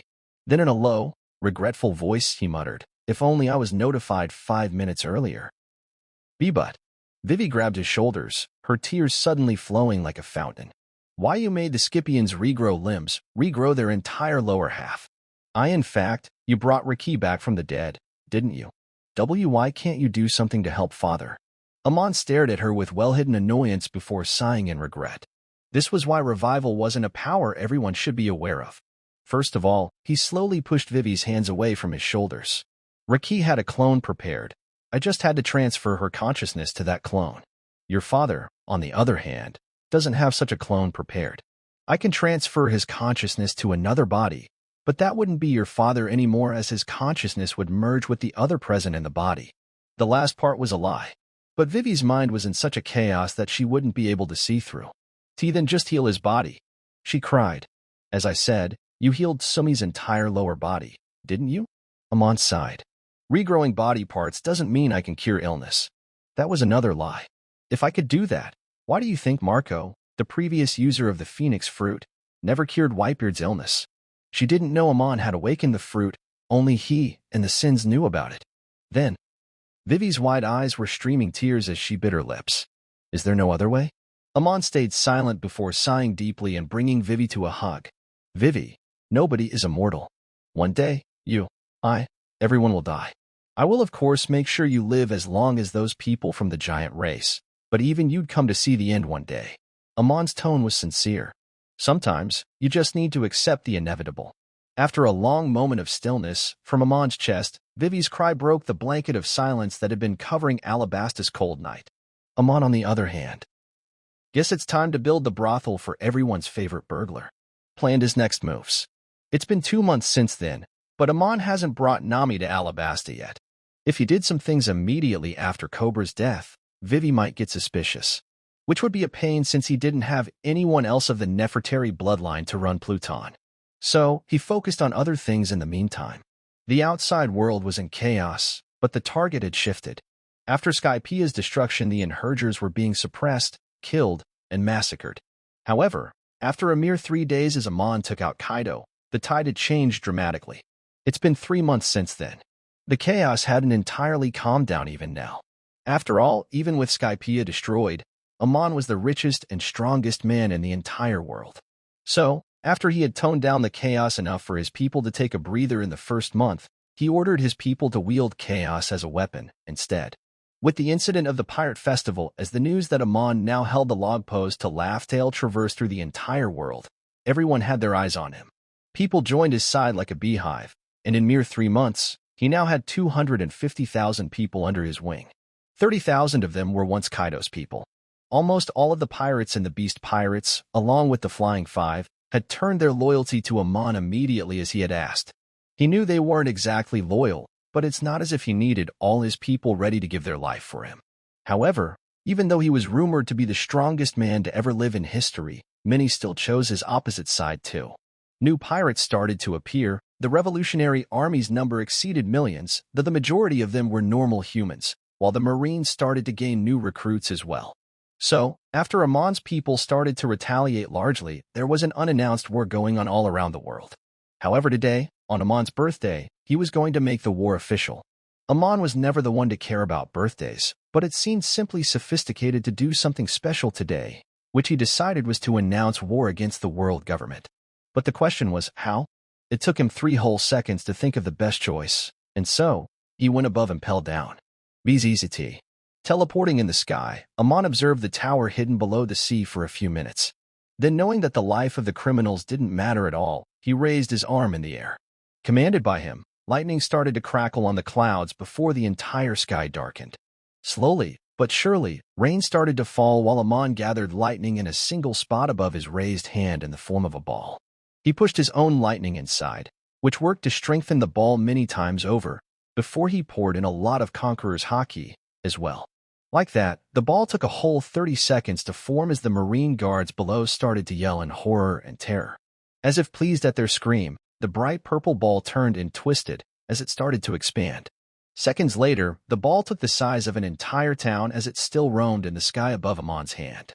By then the purple color had changed to pure black too. This technique was Amon's version of a Rago, capable of taking down islands in a single shot, and Amon could spam it for days if he wished. With a swift wave of his hand, Amon threw the ball of destruction to impel down. It slowly went down from the sky towards the sea where the entrance of the prison was peeking from the sea. Amon simply watched. Almost half a minute later, the ball slowly sank into the sea as it came in contact with the tower hidden underwater, slowly engulfing it whole. There was a long silence for a moment before a huge explosion of purple and black lightning happened. Only after the minute-long explosion had calmed down could Amon confirm that the toughest prison in the world, impelled down, was erased from existence. Before leaving, Amon used his fancy lightning powers to manipulate the clouds to form a message that would stay floating for days. Let's play the final game, shall we? Chapter 259, Odoheims. When Sengoku learned about Impel Down's absolute destruction, he felt the earth move from under his feet. Impossible. Impel Down was the most durable structure in the entire world, only second to the main palace of Mariewa. A person would need destruction capabilities exceeding Whitebeard if he wanted to not just destroy, but erase it entirely. Sengoku in his prime had fought Whitebeard dozens, if not hundreds of times. Edward Newgate could theoretically obliterate the entire world into pieces. It shouldn't be possible for a man merely 2 decades old to have powers beyond that. Sengoku slumped back on his chair as he stared at the mirror where his black hair visibly turned white in an almost comical motion. But how? Thinking about it, something else made sense. Why else would Amon give someone else the Guragura no Mi if he didn't have powers at the very least matching it? Now he has even declared war with the government. That message on the cloud could only mean that. It seems unlike how Sengoku had expected. Amon didn't simply visit Laugh-Tale and claim the title of Laugh-Tale. No, Sengoku breathed out. Merely being the king of the pirates wouldn't work for him. He's targeting the unclaimed throne of the entire world, isn't he? Sengoku wouldn't let him as long as he's here. He could only imagine the state the world would be in if someone like Amon was the one ruling it. However, with Impel Down lost, Marine's ability to keep the strongest of criminals captive was now gone, meaning they would need to give extra focus to the pirates other than the Inhurgers as well. In that case, how would we stop him? How in the world will the government win this time? Not even half a year had passed since the War of the Best ended, yet, now, a war that was twittering to be bigger than that had begun. The world government wasn't wasting even a second. They called troops from all over the world into Grand Line. They knew better that most of these soldiers were cannon fodders, but even that was better than nothing. The first was the Marines from the entire world. Then, all the Cypher Pole, from 0 to 9, were deployed to assassinate Amon's strongest troops at the chance. But there was a mole among them. No, there were multiple moles amongst them. The CP-9 were brainwashed by Amon when he first took the door fruit from them, and the moment all the CPs were gathered at once, they had betrayed the government by killing most of the other Cypher Poles. Amongst the remaining ones, only the CP-0 was worth the trouble as they were the ones who managed to defend against CP-9's sudden attack before eliminating them entirely. This made the government weary. If Amon had spies inside the fucking Cypher Pole, where else did he not have his people? Even the Vice Admirals weren't out of the list of suspects. So, all the Vice Admirals had to go through multiple tests to prove they weren't brainwashed or even simply normal spies. Even Ryakujiu, the man who was promoted to the rank of an admiral in a single month despite the protest from all over the Marines, also had to go through some serious interrogations to keep his title. The other 2 admirals, Kazan and Gion, were with Marines for decades and so were trusted deeply by both Sengoku and Garp, so they weren't interrogated at all. However, even with all this, the Marines were under serious pressure. It's been 7 days since Amon declared the war, and while there wasn't any actual result from it since the big shots hadn't even entered the war, the Marines were being pushed back. Many pirates were against Amon because Amon had killed their crewmates, captains, brothers, sisters, by destroying Impel Down. Yet, at the same time, the number of people under Amon had increased drastically in the mere 7 days as well. He now had almost 300,000 soldiers under him now. Pirates were joining him each day, some hoping to benefit from the war at both sides' destruction, some hoping to backstab the Einherjars when they lost, while some simply believed Amon would win. Most pirates had old and deep grudges against the Marines, so no matter which of the 3 aforementioned categories they belonged to, when they saw a Marine soldier they didn't hold back from killing like butchers. But the biggest disadvantage the Marines had was Amon's base, Alabasta, had suddenly disappeared from the map. Meaning, while he could come to Marineford, or worse Mariewa, anytime and use that technique of his that he used on Impel Down, the Marines couldn't even scratch his base. The war, even before it got heated, the Marines might just have lost it already. While the war was happening, Amon was looking for strong recruits around the world. That's why he was currently in Fishman Island. But Otoheim's brows were wide as she looked at Amon anxiously. How can Shirahoshi help in a war of this scale? Amon sat on a couch opposite Neptune and Otoheim as he sipped a glass of fish juice. You know, while it's pretty scarce knowledge in the blues, it's an open secret in this island of yours. Shirahoshi is the prophesied ancient weapon, Poseidon. Isn't she? Amon said. I believe that answers your question. Amon's never been open about this with them and acted oblivious instead. The king and queen both knew that, so now that he was coming out of his act, it meant he was serious. Amon turned to the third person present in the room, sitting on a different couch on his right. Shirley, the fortune teller. Now, Shirley, if you would. He motioned his hand at the trembling mermaid who had seen the future a few minutes ago. As Amon had expected, there were limits to her ability. The limit was most apparent when she tried to see a future where multiple people with strong haki were present. This war, in other words. She could only see bits, and even that was uncertain.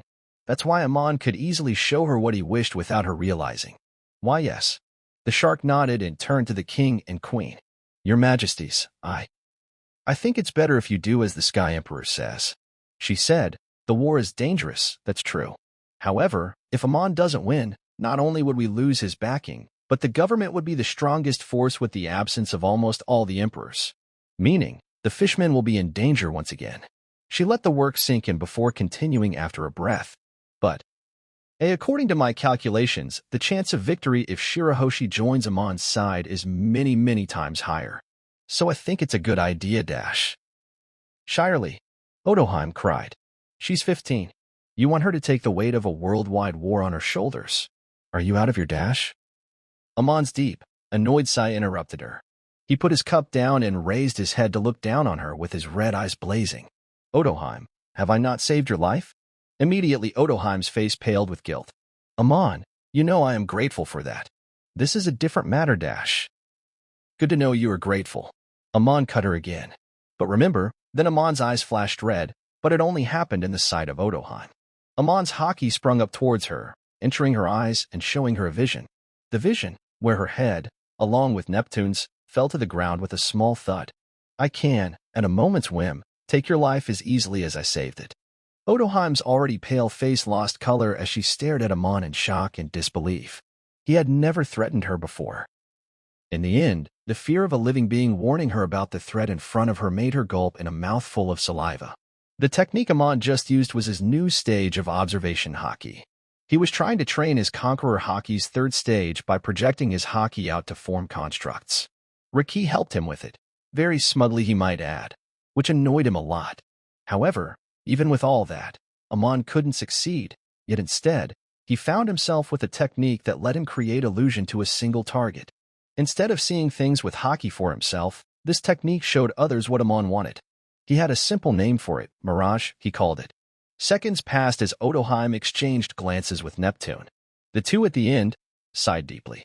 However, Otoheim turned to Amon with a last plea. Amon, please. She said, she's a child. Can't you reconsider? At her last plea, Amon sighed, but before he could speak, Shirley did instead. It's fine, Your Majesty. She said, I can guarantee Shirahoshi will be fine under him. Amon stared at her for a brief second before chuckling in his mind. If only that was true. Amon took Shirahoshi away from Fishman Island in a paw bubble that he made with his paw fruit. The mermaid princess was more than happy to finally leave for the outside world, despite her mother warning her about the war she's going to participate in. But honestly, if Amon needed her to destroy a few islands here and there, she'd do it. Her limits were that she wouldn't kill anyone, and as long as Amon let her abide by that, she would go along with his plan. Teacher, Shirahoshi said, leaning over the wall of the huge transparent paw as she looked down on the passing sea with glittering eyes. You should have brought me out before. Everything just looks so beautiful. She pointed her nose at an island that was miles beneath. What's that green thing? Is that a forest? Amon nodded from behind her. It's an island. It does have a forest inside. Shirahoshi's eyes glimmered. Oh, then let's go there, teacher. We'll go there later, Shira, Amon said as he patted her tail. First, let me show you something. The speed that the paw bubble was traveling at suddenly increased as the world below blurred, though the inside of the bubble was perfectly calm. At the blurred sight, Shirahoshi looked stunned before a bit dejected. She shook her head in disappointment before asking, "Where are we going?" Amon didn't talk and instead let the answer show itself to her. The traveling speed slowly lessened and the scene below them cleared up. Shirahoshi squinted, but because of the lack of any haki, she couldn't see anything. So, Amon lowered the bubble enough for her to see while making a barrier of light around the bubble using Pika Pika Nomi that reflected light from the surface, therefore making them invisible from the outside. "What do you think, Shira?" Amon asked, looking down on the scene where blood, gore, and death was filling the air. "This is war, where death happens every second. Beautiful, right?" He glanced at the side, observing the huge mermaid's large eyes shaking in her sockets as she started down. "See, can we move from here?" she said, immediately looking back at Amon with teary eyes. "I don't like this." Amon smiled. "Why not? If the green forest is so beautiful, what's wrong with the red-crimson battlefield? Watch a bit more. Do you see the people in white uniforms? They are my enemies, and everyone else is my people. Look how skillfully they kill the enemies. Think of it as a game, if you will." "What?" Her face paled as Shirahoshi tried to instinctively take a step back, but because of her fishtail not being used to the solid surface, she almost stumbled, but Amon lowered the gravity enough for him to walk over and bring her back to her old position before her back could touch the ground. "Why are you scared?" Amon asked, looking at her. "You don't think I will harm you, do you?" The tone he used was suggesting he just might. At that, Shirahoshi's eyes quivered. "Teacher, you were scaring me." "Oh." Amon tilted his head as his red horns gleamed under the bright sun while the blood of the same color splattered on the ground below. "I am sorry, I didn't intend to." No, he did intend to. He needed her to feel scared. He needed her to fear death because only then he'd be able to use his soul fruit on her. Such a stupid restriction. He could indeed just kill her right now and then meddle with her soul, but Shirahoshi was a special being, an ancient weapon. So letting her soul leave her body might make it lose its specialness. He couldn't take such a risk. "Shira," Amon floated over her head as he met his eyes with her. "Look into my eyes." She did as he sent a pulse of haki into her vision. "Do I look scary?" His mirage technique caused Shirahoshi's face to pale and tremble as she crawled backwards again. However, she couldn't as Amon grabbed her chin with his hands. "I am sorry. Do I really look scary?" Teacher, stop." Amon's cold, gentle tone interrupted her. However, from Shirahoshi's perspective, she saw his eyes blazing and the expression of a demon appeared on his face. "I am asking you a question, Shirahoshi." The girl didn't answer. In a tranquil of great fear, for the first time in a decade, Shirahoshi closed her eyes and started to cry out loud. Amon smirked softly. Without wasting even a second, he grabbed the air in front of her and pulled back his grip. Like a stretchy gum, something started to come out of Shirahoshi's body as her eyes snapped open and a horrified expression took over her face. She tried to say something, but her words were caught in her throat. She tried again, but as her eyes saw her soul being ripped out by her grim reaper, only a scream of extreme pain came out of her. All the while, the man she called teacher gave her an expressionless stare as her eyes trembled in a light of betrayal. From the sight below, the people couldn't even see her painful expression nor hear her scream. It was like she was a ghost that was hurting too. The pain lasted almost a minute, and when it ended, Shirahoshi was relieved as her last breath left her, and she slumped down on the floor of the bubble. Amon didn't waste a second and ordered Kiyu to open a portal to the door dimension before stepping inside himself. Inside, it was the same place he was floating over a second ago, just that all the Marines and pirates from his faction fighting were missing. He dispersed the bubble and jumped down, letting Shirahoshi's dead body fall to the ground with a loud thud, as he crouched down with her pink round soul. Then, he pushed the soul inside his chest. Amon hadn't truthfully planned to kill Shirahoshi when he started training her. But because of what Ima did, he couldn't help but change his plans a little.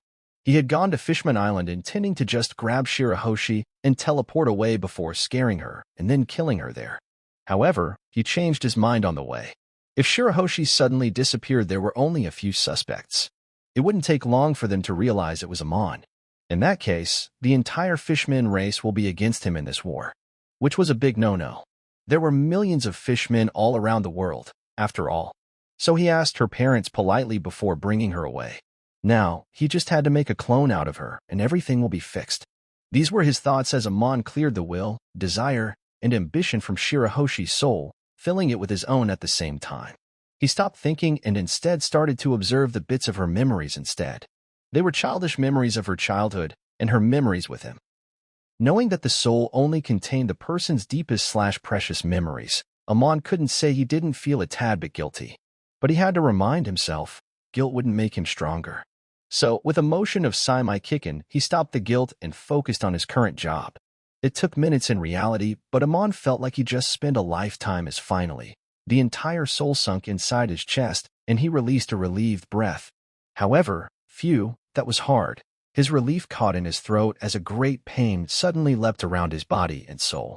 His heart felt as if it was being poked with a million needles and his soul felt like bursting up. What the fuck? That was all Amon could say before his vision went blank, and he lost consciousness. His future sight couldn't see minutes ahead, and he didn't have the spare attention to use it while in the process. Because if he could, he wouldn't have absorbed Shirahoshi's soul in the mere hope to control a few sea kings if he knew what else came with the power. Amon woke up next time with Kiyu's and Riki's worried voices from beside him. He groaned and grabbed his head with one hand. Who the hell is speaking? Grumbling the words, he sat up from the ground, his brows furrowed as he gritted his teeth. You're finally up. Riki, crouching beside him, said in a dry voice even as her eyes were moist. I thought you fucking died. What the hell made you lose consciousness? Oh hey, what's up sis? Amon said, his frown deepening as he looked around. That voice doesn't seem to belong to you. It was night time, and he wasn't in the door dimension anymore, and instead laid on the shore of a beach. But since Alabasta was in the door dimension, Kiyu must have brought Riki from there. What an annoyance. Can't you hear it? Amon asked, turning at Riki with a frown. No, you don't seem to be. What are you even talking about? Riki asked as she wiped her eyes with her sleeve. Just tell me if you're fine or not. You have been knocked out for hours. Ignoring her last words, Amon searched for the appropriate words. To put it simply, there is a new voice in my head. No. He corrected himself with a shake of his head. There is an ancient voice all around us, present in everything, present in the essence of the world itself, I guess. That voice is telling me something. Huh. It's...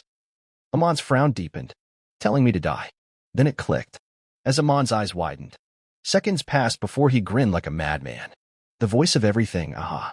From all around him, the voice of the world was telling him to kill himself. Amon wasn't expecting this development. Chapter 260, Waifu. Voice of, what? It's nothing. I am fine now.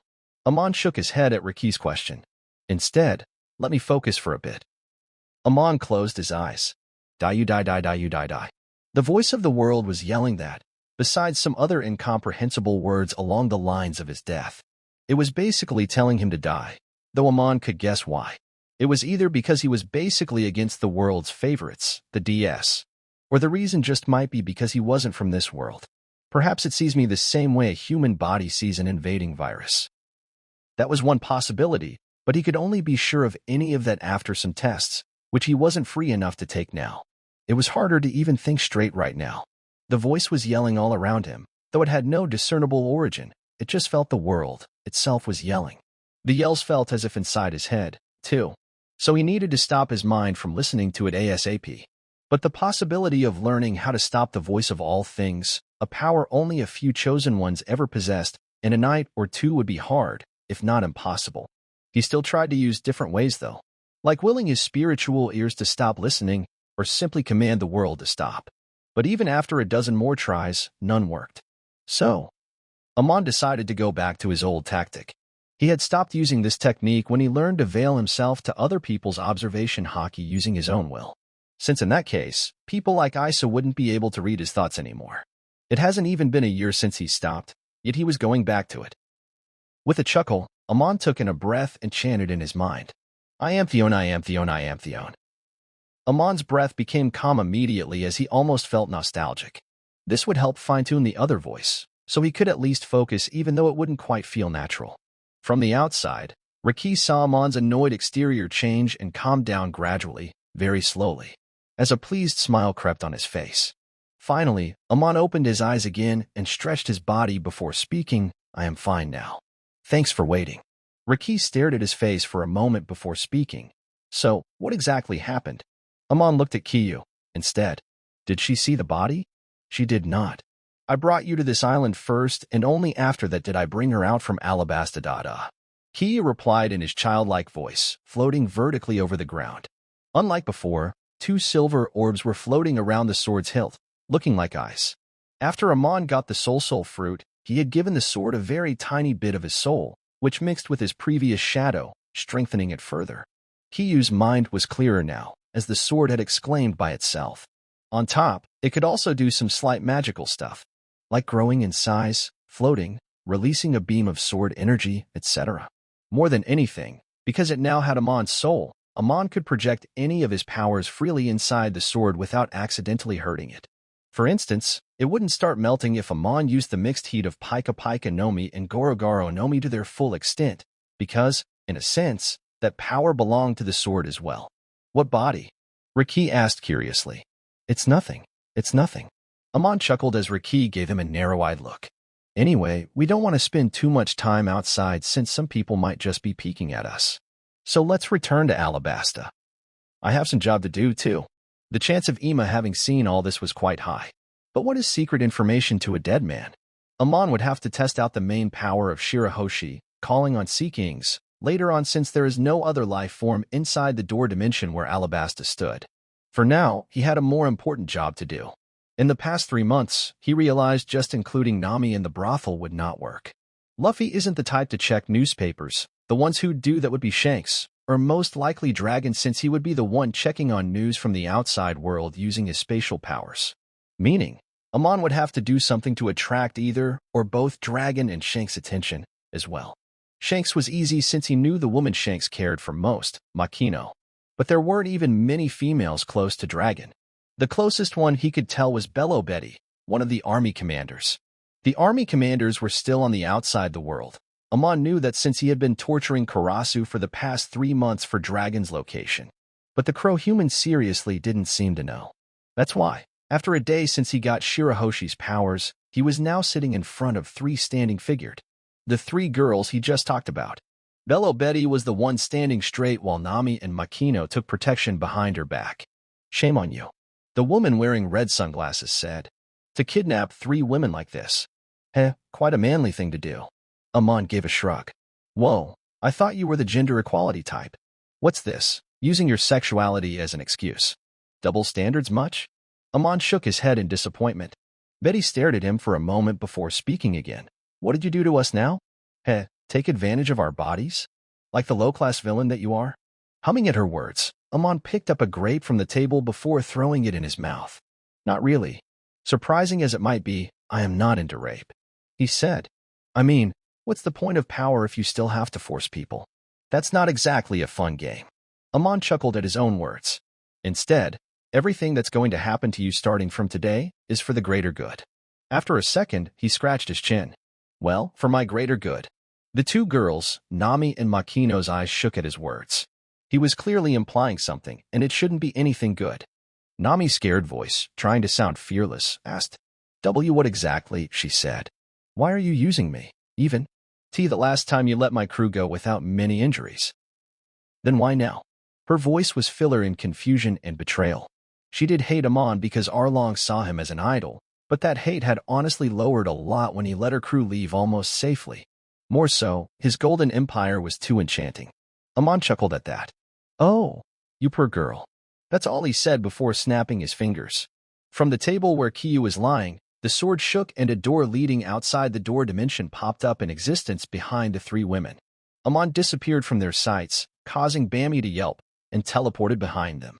There, he walked outside the door while at the same time a rope made of very, very low voltage electricity wrapped around the 3 specimens, as they were dragged behind him.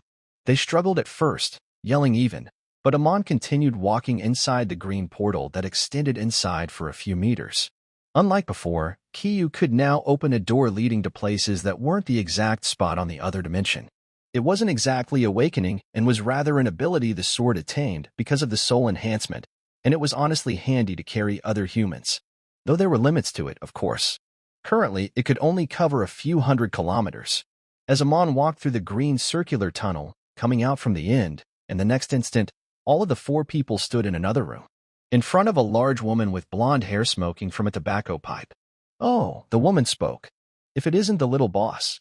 The blonde woman with 2 horns on her head, Black Maria, blew out a ring of smoke as she then turned her head to the 3 girls beside him. "So they are the ones." She scratched her cheek. The green head would need a bit of modification, but the other 2 are flawless. Her eyes stayed on Betty for a moment as she raised an eyebrow, seeing a commander of the revolutionary present here. But she didn't ask useless questions. "Watch your mouth, Maria," Amon muttered, reminding her to not give him any nicknames. "I don't like flirting with my subordinates."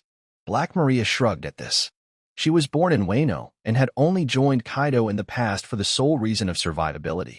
With Kaido dead and Amon offering the Flying 5 a chance in his army, Black Maria didn't even think of refusal. Though she was certainly a bit disheartened when she was offered the job of a brothel madam, which she did in Onigashima, too. But the reason for her disheartened was because it was her secondary job there, but now this was her main job, as she wasn't needed to fight. While she was lazy, she was also an ambitious young woman after all. So she didn't like this development. Being a madam wouldn't give her much opportunity to rise in the rankings, and her new boss was seemingly uninterested in her beauty too, unlike Kaido. That's why, as she looked at the 3 women behind Amon, she swore to do her best at the job she's going to be given. Maybe that'd at least get her some attention. "I have put a small piece of sea stone inside Betty's body," Amon said. "It was an easy job with Opopnomi. I wouldn't say where, of course. Even she didn't know about it before this moment."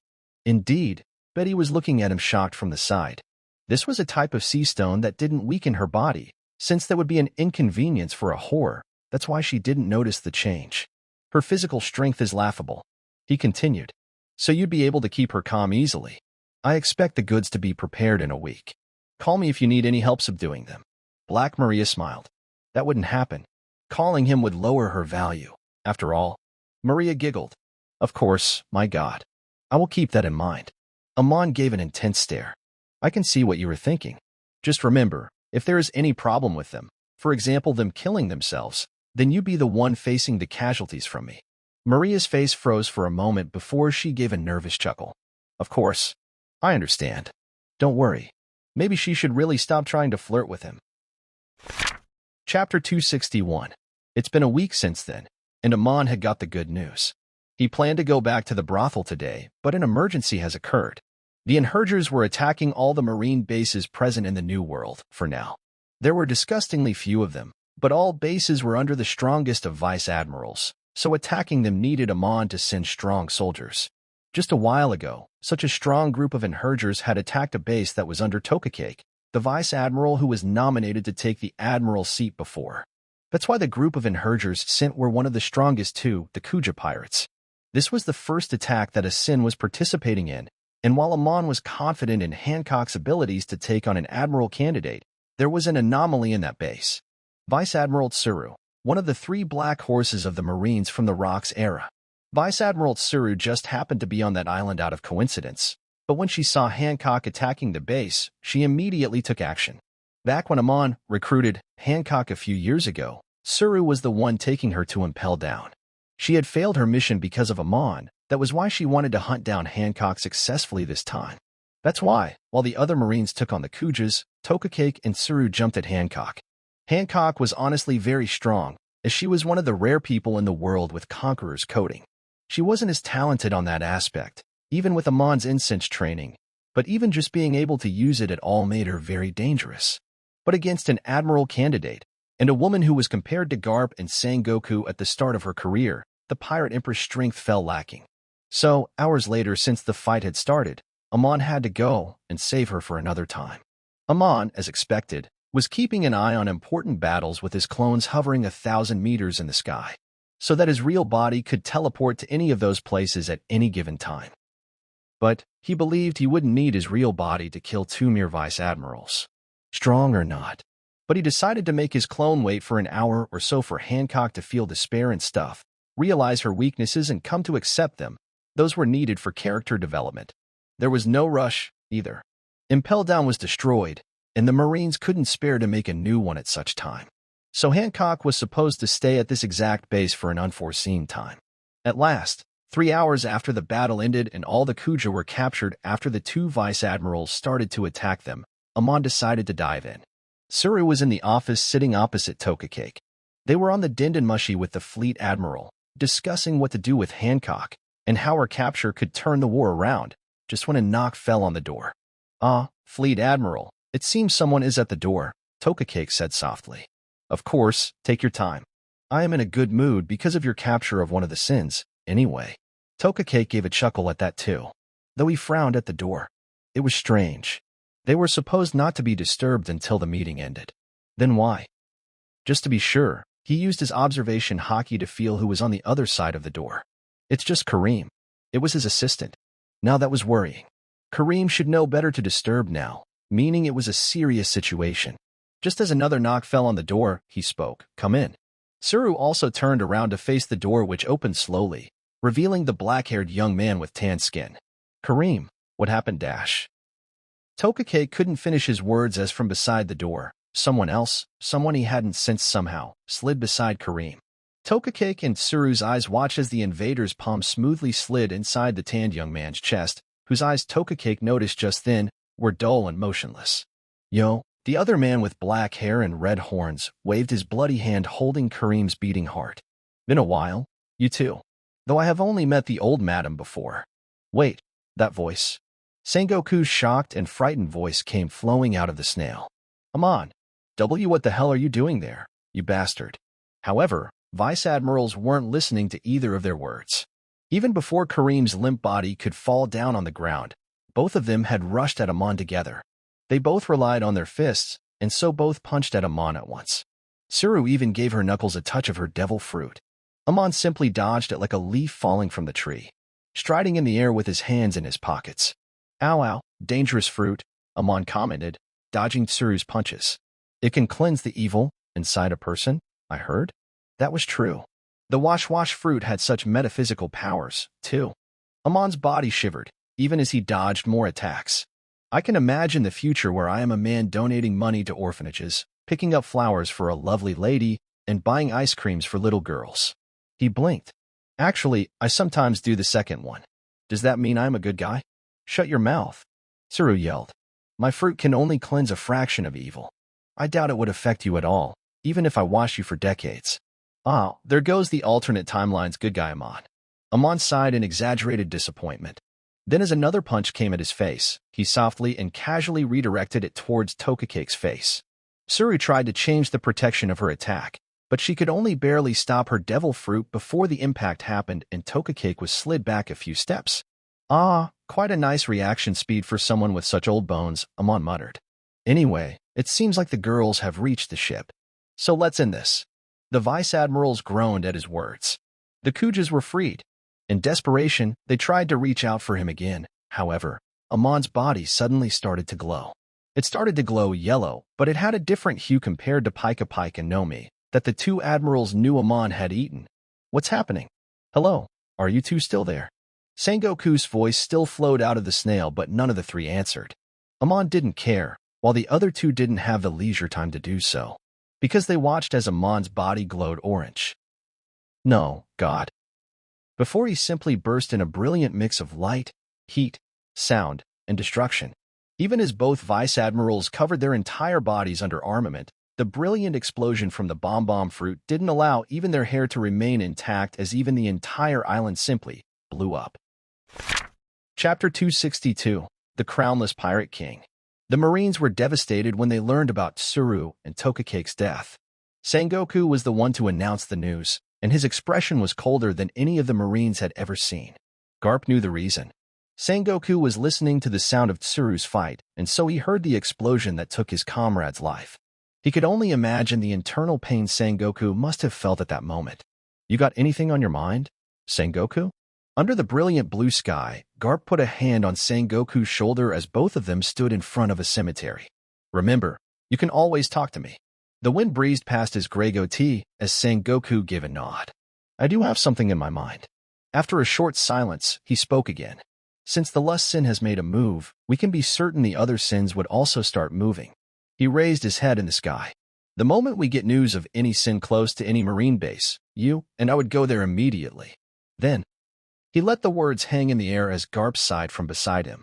That wasn't exactly a bad idea, but for a fleet admiral to move by himself. This would make the newbie Marines assume each of the sins to be as strong as the fleet admiral. But Garp agreed that even sending an admiral might not guarantee victory, so it was time for the two of them to start moving again. After spending 5 more minutes in front of Tsuru's grave, her 2 old friends walked out of the cemetery. However, they stopped at the gate as Kobe, a kid Garp took in to train, was waiting for them with a newspaper in his hand. "I think you'll want to see this, Sir Garp." Kobe handed the newspaper to Garp, who accepted with a casual sigh. He had just experienced the worst already. There shouldn't be many things that'd enrage him further. That thought was crushed in his mind as his eyes flashed by the headline just as veins popped up in his head. Lo and behold, the savage beauty from Revolutionary, the cat burglar from Straw Hats, and finally, the sweetheart of red-haired Shanks. Each 3 of them are now available for a night, only in Skyfall Brothel. There were pictures of the 3 women, and Garp recognized them all. However, he had personally a good relationship with 2 of them, Nami and Makino. Someone was selling Makino, the woman who's been an older sister figure to Luffy for years, as a whore. There was only one person in this entire goddamn world who would dare do such a thing. Garp knew exactly who. Garp clenched his jaws as he raised his face in the air. "The next time I meet that bastard, he is going down," sang Goku. Though that was bound to happen the moment he killed Ace ruthlessly. After the War of the Best ended, Shanks had come to the HQ of the Revolutionary Army, on Dragon's permission, to meet Luffy. After Luffy accepted the proposal to train under Shanks, Monkey D., Dragon used his devil fruit to teleport his entire HQ inside a large hollow and empty spot within the wall of Redline. They've been staying there since, along with a few more people. Sabo, Koala, and Shanks' entire crew. Shanks suggested that his crew be in here too because he feared Amon might use them to try to reach him, even if his crew were to be oblivious about his location. Dragon accepted it since there were no problems with that. Seeing that, Luffy asked to bring his crew here as well, but Dragon rejected that idea. Because Amon had no reason to harm the Straw Hats, on top of that they were also training in the respective island they were sent to. Taking them away from there would be a mistake if anything. But there's been an anomaly. Amon got his hands on some weak spots of Luffy and Shanks. The Emperor of Sky was selling Betty, one of Dragon's own commanders, Nami, one of Luffy's crewmates, and Makino, who's apparently Shanks' sweetheart, though Dragon never heard about her. Dragon honestly didn't worry much about Betty. She was a strong woman and had already accepted death when she joined the Revolutionary. Her sacrifice was respectable. Neither did he care about Nami. She was just the crewmate of his son, the same son who Dragon had left alone at birth. He had no emotional connection with her. However, while he didn't care about Makino either, Shanks did. While Amon mistook Betty as his weak spot, he didn't seem to mistake the other 2 girls as Luffy and Shanks' weak spot. He got them good. Shanks usually read the newspaper after Dragon is done, and that was an important thing to do for both of them since the outside world was in chaos now that Amon declared a grand war against the world government. Because of that, he wouldn't be able to hide the newspaper from Shanks. So, when Shanks asked him for today's newspaper, Dragon simply handed it out with a deep sigh. "I indeed feel sorry, but you should have told me about her before," Dragon said as he watched Shanks looking at the newspaper with a frozen expression. "I could have brought her here, too." Shanks stayed silent for a long moment before he opened his mouth to say something. However, he closed his mouth again and licked his dry lips. In the end, his remaining hand softly slapped his forehead as he sighed deeply. I didn't want to bring her here, in case Amon somehow found out about this place. I was certain the Blues would be fine, and I was certain Amon didn't know about her." Shanks' voice started to shake at the end. "I haven't talked to her at all for months. I haven't even told her about my hiding. She must have been so worried that I didn't contact her for so long. Also that I could make it seem like I didn't have any connection with her. They were also supposed to have a kid together in the upcoming year, though Shanks had put that idea on the back of his mind because he wasn't even sure if he'd survive the upcoming year."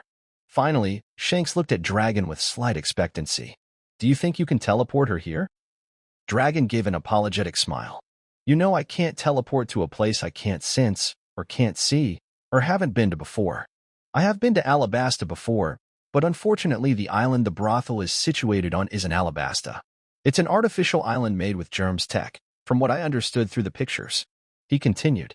"I can't directly teleport there, meaning I would have to teleport to a nearby island first, and only then slowly travel there in the normal way. I believe Amon already guessed how my fruit works, or at least its basics. Continuing, as you know, Amon's clones are everywhere. Dragon continued while observing Shanks' expectant expression crumble down somehow. He would notice me if I am out too long, which would make the rescue mission meaningless, and even more damaging if he somehow kills me before I can escape. Shanks stayed silent for the next few minutes. At that, Dragon spoke again, this time more softly. Shanks, think this through. We have had a single goal, to overthrow the government. But now we have another one on our hands. If you make any rash decisions, all of our plans would be meaningless. Luffy hasn't awakened his fruit yet, and we too are no match for Amon. He let the silent suggestion sink in before speaking it out loud. The best way is to let Amon destroy the government slowly, which would complete our initial goal. In the meantime, we will try to make Luffy awaken as soon as possible, and only then commence this rescue mission. You do realize she isn't dead. After a long second, as he took the words in, Shanks clenched his jaws tight. He agreed with everything Dragon said except for the last part. She wasn't dead, sure, but she would be used by hundreds, if not 1,000 men if they delay even a month. Was that any better? Any average Joe would want a taste of her knowing she was the lover of an emperor of the sea. She was nothing more than a whore, to their eyes. But, Foya, Dragon was right. Not like going out would mean he'd be able to free her. Anyway, it would rather guarantee his death. So he must hold on. By putting all his trust onto Luffy's shoulders, he must hold on. Like that, as Shanks released a deep sigh, the deepest sigh of his life, 9 months passed. In a blink. The crownless pirate king, Morgan muttered to himself as he looked at the article he wrote with a satisfied smile. How does that sound? His assistants, looking at the article from behind him, gave applause as they showed their favoritism with the title. Good, good. Time for big news, Morgan, to make another breaking news. Along with Morgan, everyone else laughed in the room. With Shanks being out of the public's eyes for more than a year, Amon was rumored to be the sole remaining emperor. On top, since he owned the biggest army in the entire world now, with both the number of Marines in the Revolutionary Army, who have been actively going against Amon in the hope to get revenge for Betty, lower than ever. He was basically the ruler of the strongest faction in the world. That faction just happened to be a pirate crew. Because of all this, Amon was almost called the second Pirate King. But he made a debut in Morgan's office, saying he wouldn't claim such a title before reaching Laugh-Tale and claiming One Piece, and Morgan honestly agreed. Amon met the qualities of the Pirate King and even exceeded some. But without getting his hands on One Piece, which Morgan wasn't sure why Amon wasn't claiming even though he had the eternal log pose, Amon couldn't be called the Pirate King. That's why this new title would be replacing the one that was recently getting popular. Hiki, I am so eagerly waiting for his next moves. Precisely, Morgan was waiting for the big news. For the last few months, Amon's new action was giving him a chance to make the biggest news in recent history.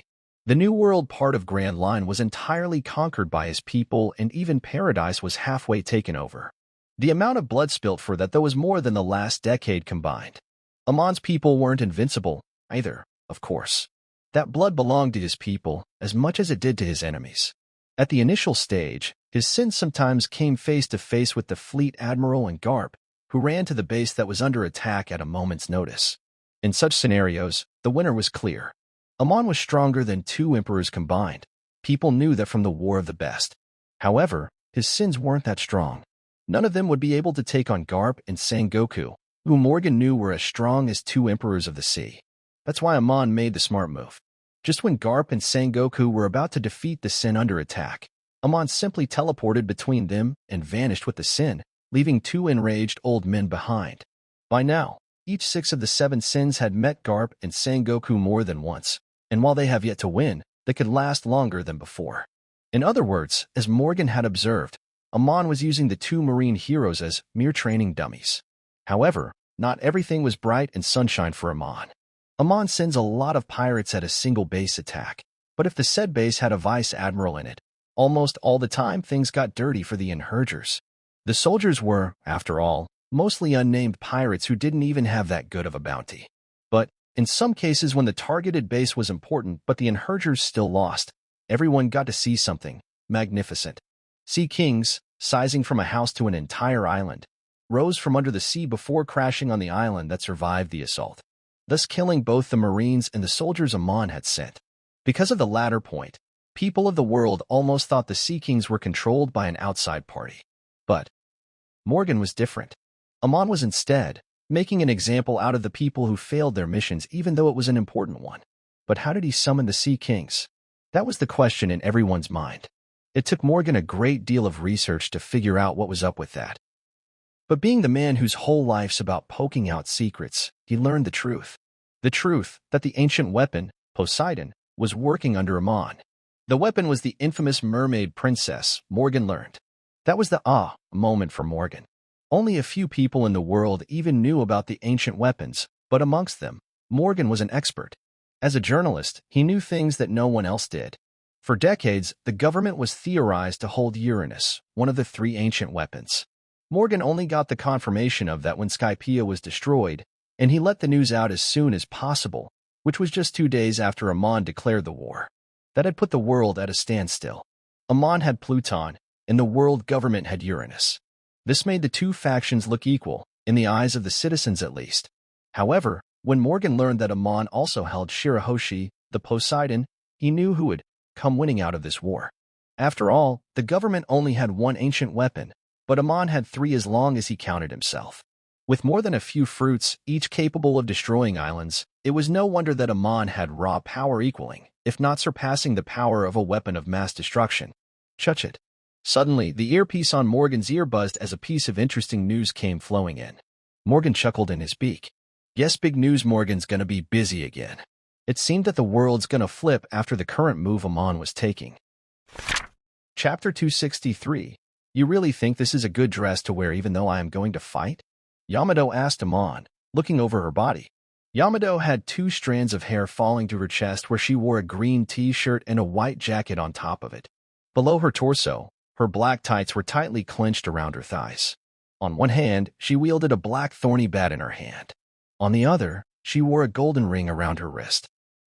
Blame your temporary captain. Amon shrugged. Seconds later, Yamato sighed looking at the short brown-haired girl avoiding her eyes. All the Sins had a uniform different from the other. That's why all the members of a Sins battalion also had different outfits than the other Sins underlings. Also, Yamato turned to Amon again. Then she raised her wrist and pointed at the golden ring. I don't actually need this, she said. I'm grateful and all. This is really cool and flashy, too, but I don't think I would even use it in a fight. So putting it in my battle suit might instead damage it. Looking at the ring that can summon a raid suit at a command, Amon waved his hand. All the Sins have a raid suit made for them. It takes a lot to make raid suits for people who were not genetically enhanced. You see? I had extra parts and decided to make one for you. Though you can take it off and put it in your bag if you are really uncomfortable using it in a battle. At his words, Yamato looked down at the ring for a moment before shaking her head with a sigh. Oh well, never mind then. I will wear it since you went through so much to make it. Amon chuckled at that. That's great, then. Anyway, we should go out already. It's getting late.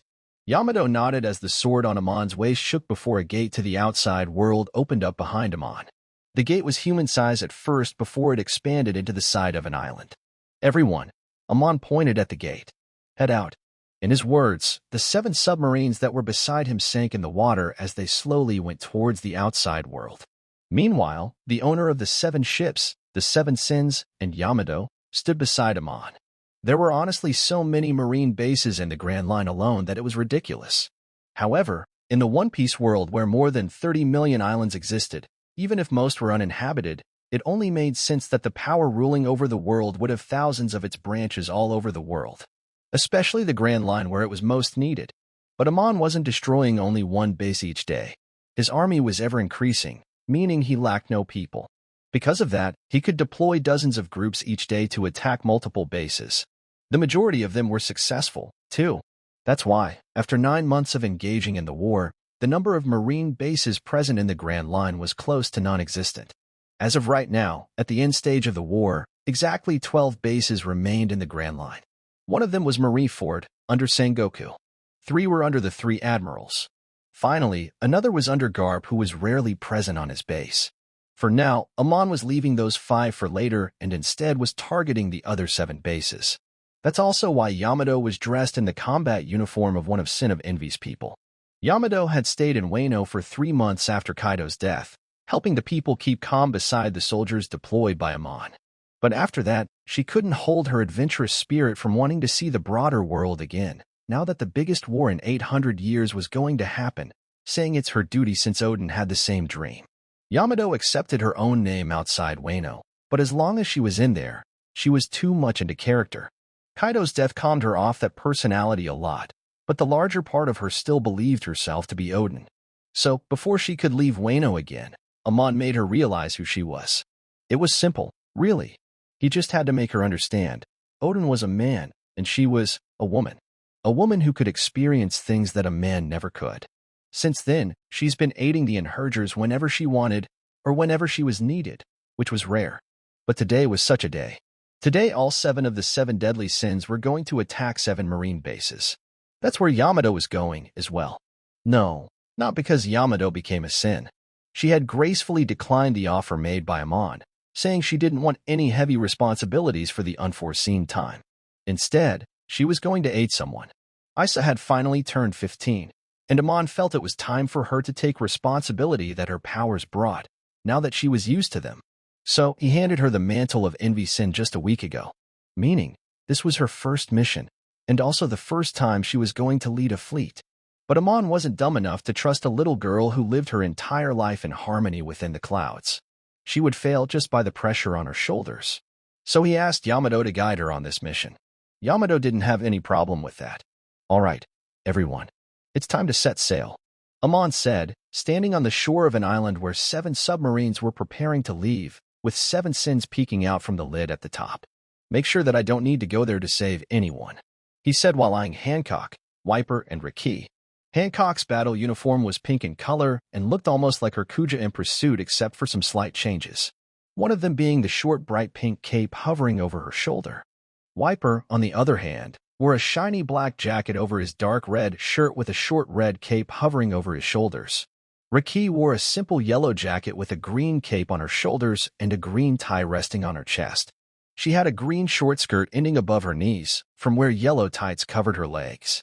She wanted to wear the same coat Amon wears, but her proposal was refused, though she still wore a tie to show the resemblances. At Amon's stare, Hancock looked ashamed while Wiper and Riki clicked their tongues in succession. The latter two have fought Garp and Sengoku the most in the last 9 months, and so they were the ones who needed to be rescued the most too. From the looks of it, they clearly weren't happy with that. He then looked at Isa. At the same time, Isa, make sure to listen to Big Sister Yamato, okay? Isa gave a nod. Other than that dash, he gave everyone a look. Be careful. One of them would really need it. Within the office of one of the 7 bases that were being targeted by Amon, 31 surviving vice admirals who escaped the destruction of their bases, 3 admirals, and the fleet admiral sat around a round table. As planned, we have gathered at one base, instead of staying spread on our own bases, the gray-haired Sengoku said. Instead of fighting them one by one, it's better for us to gang up on one of them. Even if Amon comes to help, he would either have to run like he usually does, causing his mission to fail, or he would have to face us head-on. Though he said that, he doubted what would happen if Amon chose the second option. Amon's multiple fruits are a famous story all around the world. Back in Marineford, he could match Kaido, Whitebeard, Garp, and Sengoku himself at once. Now that he had so many more fruits.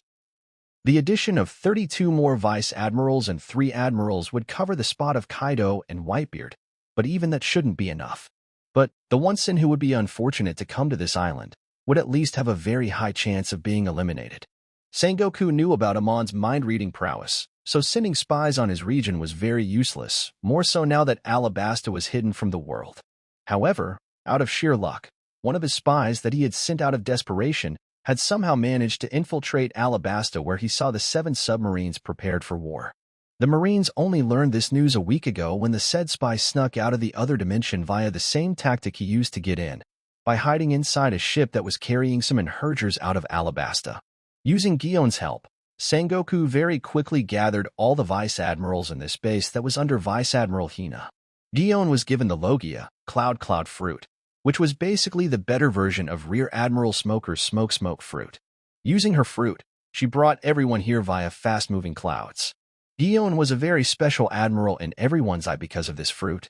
She could generate and absorb lightning though she couldn't manipulate it. but that alone might just be enough to weaken Amon even if a little. So she was a very valuable asset. Moreover, Gion's new assistant, the white-haired rear admiral named Killua, also had a very strong devil's fruit, the gravity fruit. Along with them, and counting all the other marine soldiers present on this island alone, even if Amon managed to escape with the Sin, the army of that Sin would be captured and executed on spot. The white-haired girl named Fuyu, sitting on a vice-admiral's seat, suddenly shook as her eyes too twitched. She looked at Sengoku immediately. "Sir, I am sensing changes in the aura. A great number of individual auras are very close to this island." Her aura fruit could help her observation. That's why nobody doubted her, and with the fleet admiral's command, everyone stood up. Then, except for Hina, everyone veiled their presence as much as they could before going to the shore of the island, hiding behind trees. Minutes later, a long black submarine stirred out of the water before the lid opened and two girls spun up on a platform. Look, I am telling you there are really strong people on this island." A brown-haired girl that none of the Marines had ever seen before said to the white-haired girl beside her. Calm down, calm down." The girl, who everyone recognized as Yamato, said in a soothing voice. "You haven't been around strong people releasing their hostile presence. That's why you must be mistaking it. The Marines these days are always doing that to keep lesser pirates and seekings away by feeling instinctual fear. You see, there should only be a vice-admiral in here. I can sense her myself. Besides, Amon is never wrong dash." She could not finish her words before one Garp the fist knuckle slammed on her jaw, throwing her 100 meters into the shore as the brown-haired girl paled. Chapter 264. The Sins quite immediately realized what had happened when they reached their own respective destinations. They instantly used their smart dials to try to contact each other, but it didn't connect. Something is off. They wouldn't exactly be surprised if Amon was just playing with their kits for their own good. But if he was not, one of them was in severe danger. The submarines they brought with them were quite fast, easily faster than any other ship in the world. But if they wanted to search each 7-island, one by one, it'd take hours, and by then the unlucky Sin would have been captured and executed. So the other Sins took it on to themselves to move. They wore their raid suits and started to travel through the sky towards the island closest to them. Amongst the 6 Sins, Wiper and Riki moved the fastest with their fruits. Wiper mixed his firepower with his suit's flight ability, giving his speed a great boost, while Riki used her dragon form to travel instead. However, the first one to reach the victim's area was none other than Sumi, whose island was, by coincidence, the closest. However, when she reached there, though, she simply froze in her spot in the sky. Minutes ago, when Garp punched Yamato across the shore, Isa could only watch as her heart dropped. She knew that there's a high chance of Amon being around, and he'd save her if anything goes wrong. However, what is wrong to Amon was nothing less than death to any normal people. Based on the previous situations, as far as she could tell, Amon might just watch as the people around here cut her fingers, then her limbs, and slowly torture her. He'd only intervene when she's about to die. After all, he could just heal her. In other words, her death was improbable, so the big problem was the pain that came along. That both motivated her to fight and scared her to even move. However, as her observation haki sensed something, she decided what to do. Even though she was horrified at the Marine's strongest man towering over her, she swung her arm towards him. She didn't go for a punch, no. That would be ridiculous with her strength. Instead, as if being commanded by her hand, the air around her stirred and a gigantic fist made of wind crushed into Garp. Isa knew such an attack would be futile against someone like the Marine hero, but she could read the old man like an open book with her incredible observation haki. It's only been 3 seconds since Yamato was punched, and Garp was hesitating if he should punch this little, timid girl or not. If not, Isa would have died even before she could even think of swinging her arm.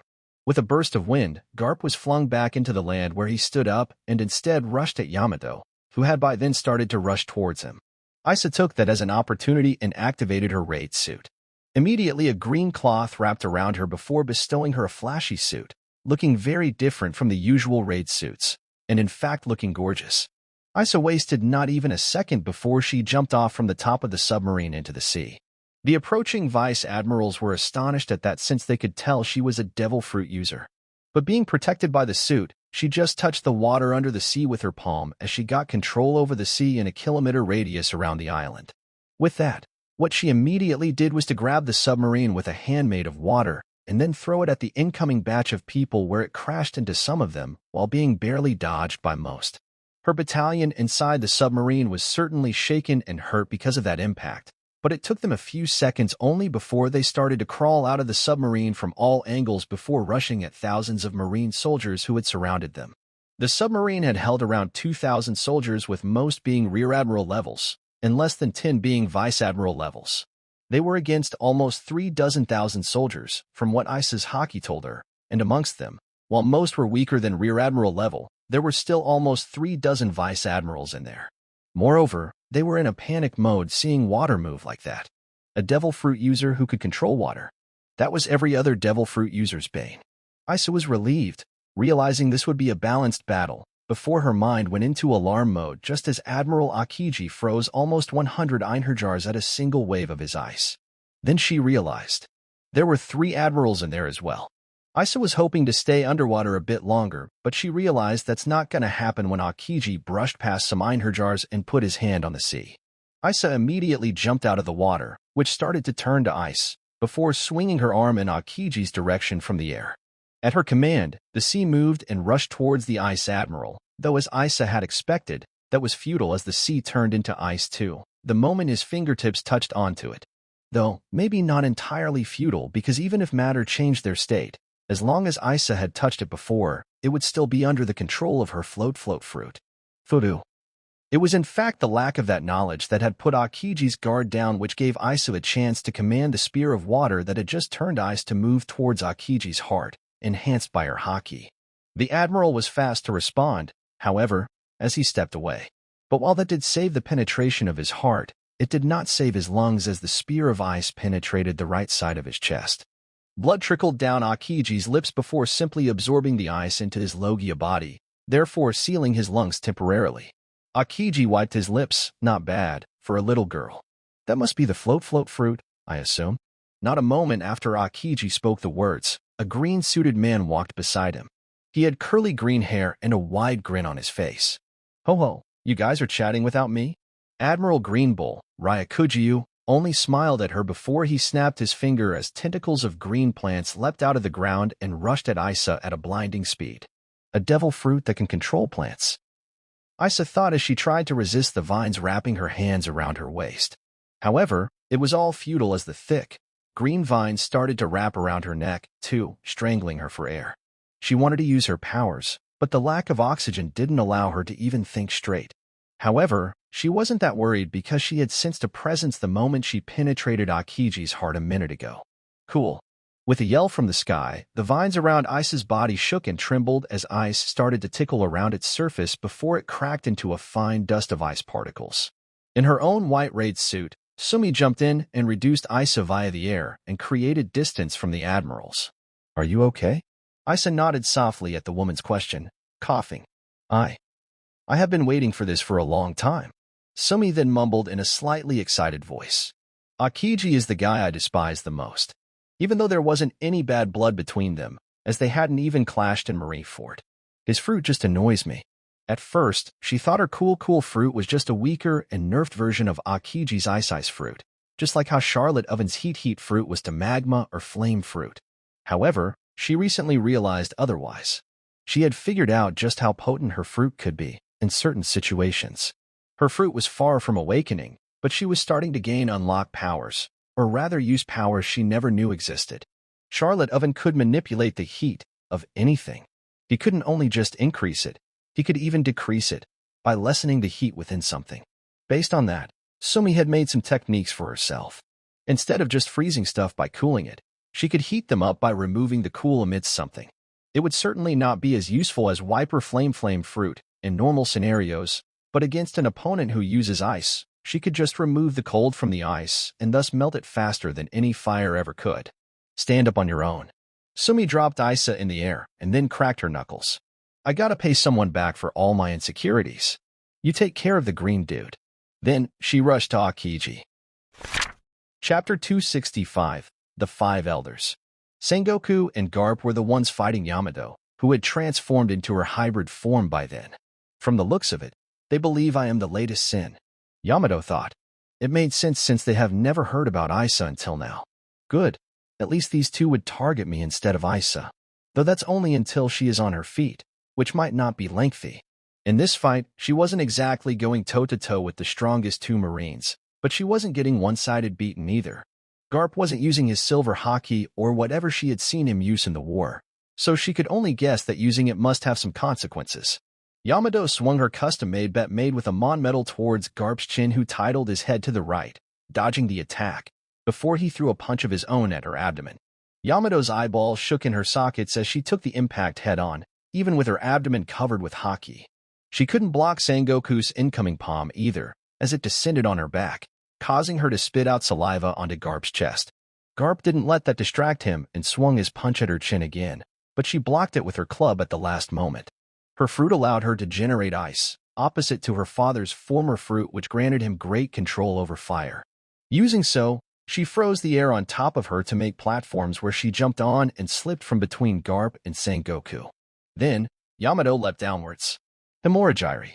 Her hand wielding the weapon started to spin fast, faster than any human I could see, before she landed the spinning strike on top of both Garp and Sengoku's heads. Auk! They groaned, while her hand kept spinning as the attack hit them continuously for 5 seconds. Then Yamato noted Isa's yell from the side as she snapped her head in that direction. There she saw it, Isa being wrapped around by green vines as it clutched around her throat, stopping even her cry for help. Yamato wanted to run forward to help, but because she stopped her attack, Sengoku got the chance to grab her leg and pull her down from the air. At the last moment, Yamato was relieved when she saw Tsumi reach the spot and save Isa. Feeling a great load of burden loosen around her shoulders, Yamato took in a deep breath before widening her mouth wide and throwing out a breath of ice. Namuji Hyoga. The war was devastatingly bloody this time. The Einherjars who came here were one of the remaining Skypiean soldiers who weren't present in Skypiea at its destruction. They were furious for the whole year at the government who initiated the attack at Skypiea, which killed their family, friends, and everyone else. They, therefore, hated the Marines as well, and now that they had the chance to tear them apart, they did so. They grabbed their enemies' throats before yanking their vocal cords outwards, killing them with a single strike. Though, of course, that was only possible with the weak Marines, not the stronger ones. The Skypieans, however, still had advantages because of their wings, which acted like both a shield, sword, and hand if needed. However, with one of the Admirals, Gion, presenting her focus on them instead of the big battles, they were easily pinned down. She, however, didn't kill them, which was surprising. Anyone affiliated with Sky Emperor Amon was announced to be executed at the spot, by anyone. The civilians around the world didn't do so, of course, since they would rather not be tortured for weeks and at last fed to piranhas alive, like a few brave ones who tried it. However, the Marines shouldn't fear such things. They were, after all, active law enforcers. Yet, the Admiral only handicapped them, broke their limbs, knocked them unconscious, while telling others not to kill the ones she hunted. Something was wrong with the woman, though none of the Einherjars knew what.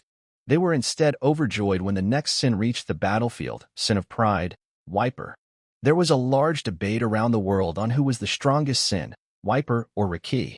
But it was an accepted truth that there would be no need for debate if Riki didn't have two fruits.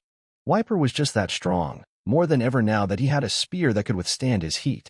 However, just when they thought Wiper would simply vaporize Gion in a few seconds, someone else stood between the Admiral and Sin. I will take care of it. The white-haired boy, famous as Pirate Reaper, stood in front of Wiper with his red eyes shining. Wiper stared at him for a single moment, a certain Murakumajiri hanging on his back, before rushing ahead with a fist of fire. However, gravity changed for Wiper as he found himself slipping on the ground and falling face-first before he started to slide on the beach. Seconds later, he activated his raid suit and then jumped in the air with his face blazing hot. "It's you," he yelled. "You are taking this as a joke. The biggest war in history, and you are making it training for us." After he yelled, everyone around him was somehow unable to hear any of his words, which Wiper realized soon, seeing the reaction of others, which further solidified his suspicion. Though the white-haired boy simply shrugged at it. "I didn't know the sin of pride was mute," the boy said as he picked his ear with his pinky. Wiper's lips twitched before he clenched his naginata that was shortened to be wielded by him, and rushed to Amon's little thunder clone. He can only use his gravity fruit if he wants to keep his act. Wiper thought. Yes, I have a chance to beat him up. Wiper's superheated spear went towards Amon's neck. North Pole, South Pole. Before the weapon could come into contact, the clone muttered out. Immediately after, Wiper's weapon slipped by his face, as if being repulsed, before he took his words in. North Pole, South Pole. If Wiper's guess was right, that technique made one of them into North Pole and the other to South Pole, ideally making them unable to touch each other. Wiper's eyebrows twitched even as he processed to understand what Amon was doing exactly. He was just buying time. Oh. The white-haired boy blinked as he looked over to somewhere. Wiper followed his gaze. Yamato lost, damn. For minutes, 20 seconds. Almost 20 seconds more than you. Little Amon whistled. Why don't you try the game, Wiper? Things clicked on Wiper's head, even as his eyebrows twitched, as he then rushed to Sengoku and Garp while grumbling in his mind. Amon didn't even see this as training. This was all entertainment to him. The 5 elders were on the exact island on which the war was happening. They were inside the office where the meeting was taking place just half an hour ago. Don't you think we should intervene? Standing by the window, the elder with a short, grayed-out beard said, There are 3 sins, and Yamato here already. We would be able to eliminate them easily. The bald elder grumbled at that. You think you will let us? He said, pointing at the table where a video, a live stream, was being projected via a streaming snail. Someone is streaming this. War, all over the world. Any guesses who that someone might be? It was Amon, no doubt. The elder continued. Amon already knew the Marines were going to ambush the Sins, yet he didn't warn them. He withdrew his finger and rubbed his temple, sighing. He's training them, and when he assumes they are in actual life-threatening danger, which would be our early interference, he would eliminate us. What do you mean, eliminate us? He usually flees. At the words of the elder with a mustache, the bald elder grumbled again. He wanted to tell, Aren't you all as old as me? Why the hell are you so dumb? But he held back, as he spoke calmly. He fled because he wanted his people to get more training from Garp and Sengoku. But now that the entirety of the world government is gathered here, now that he's streaming this all around the world, I would be shocked if he doesn't kill us. Does that mean we just let him do as he pleases? Another elder asked, to which the bald elder sighed. We, the force who's been ruling over this world for almost a millennia, let a little child do as he pleases? No. The bald elder shook his head. Of course not. But we have to hold it in for now. After a short period, as his silent suggestion sunk in the elders, he continued. We would fight, but only when more sins appear here, so that this stays as an even battle, as Amon wants it to be. The elders stayed silent at that. Once, they were strong enough to kill these emperors of the sea with a single strike, but now, that was a long-forgotten past. 800 years later, they were scared of a young man not even 1/10 of their age.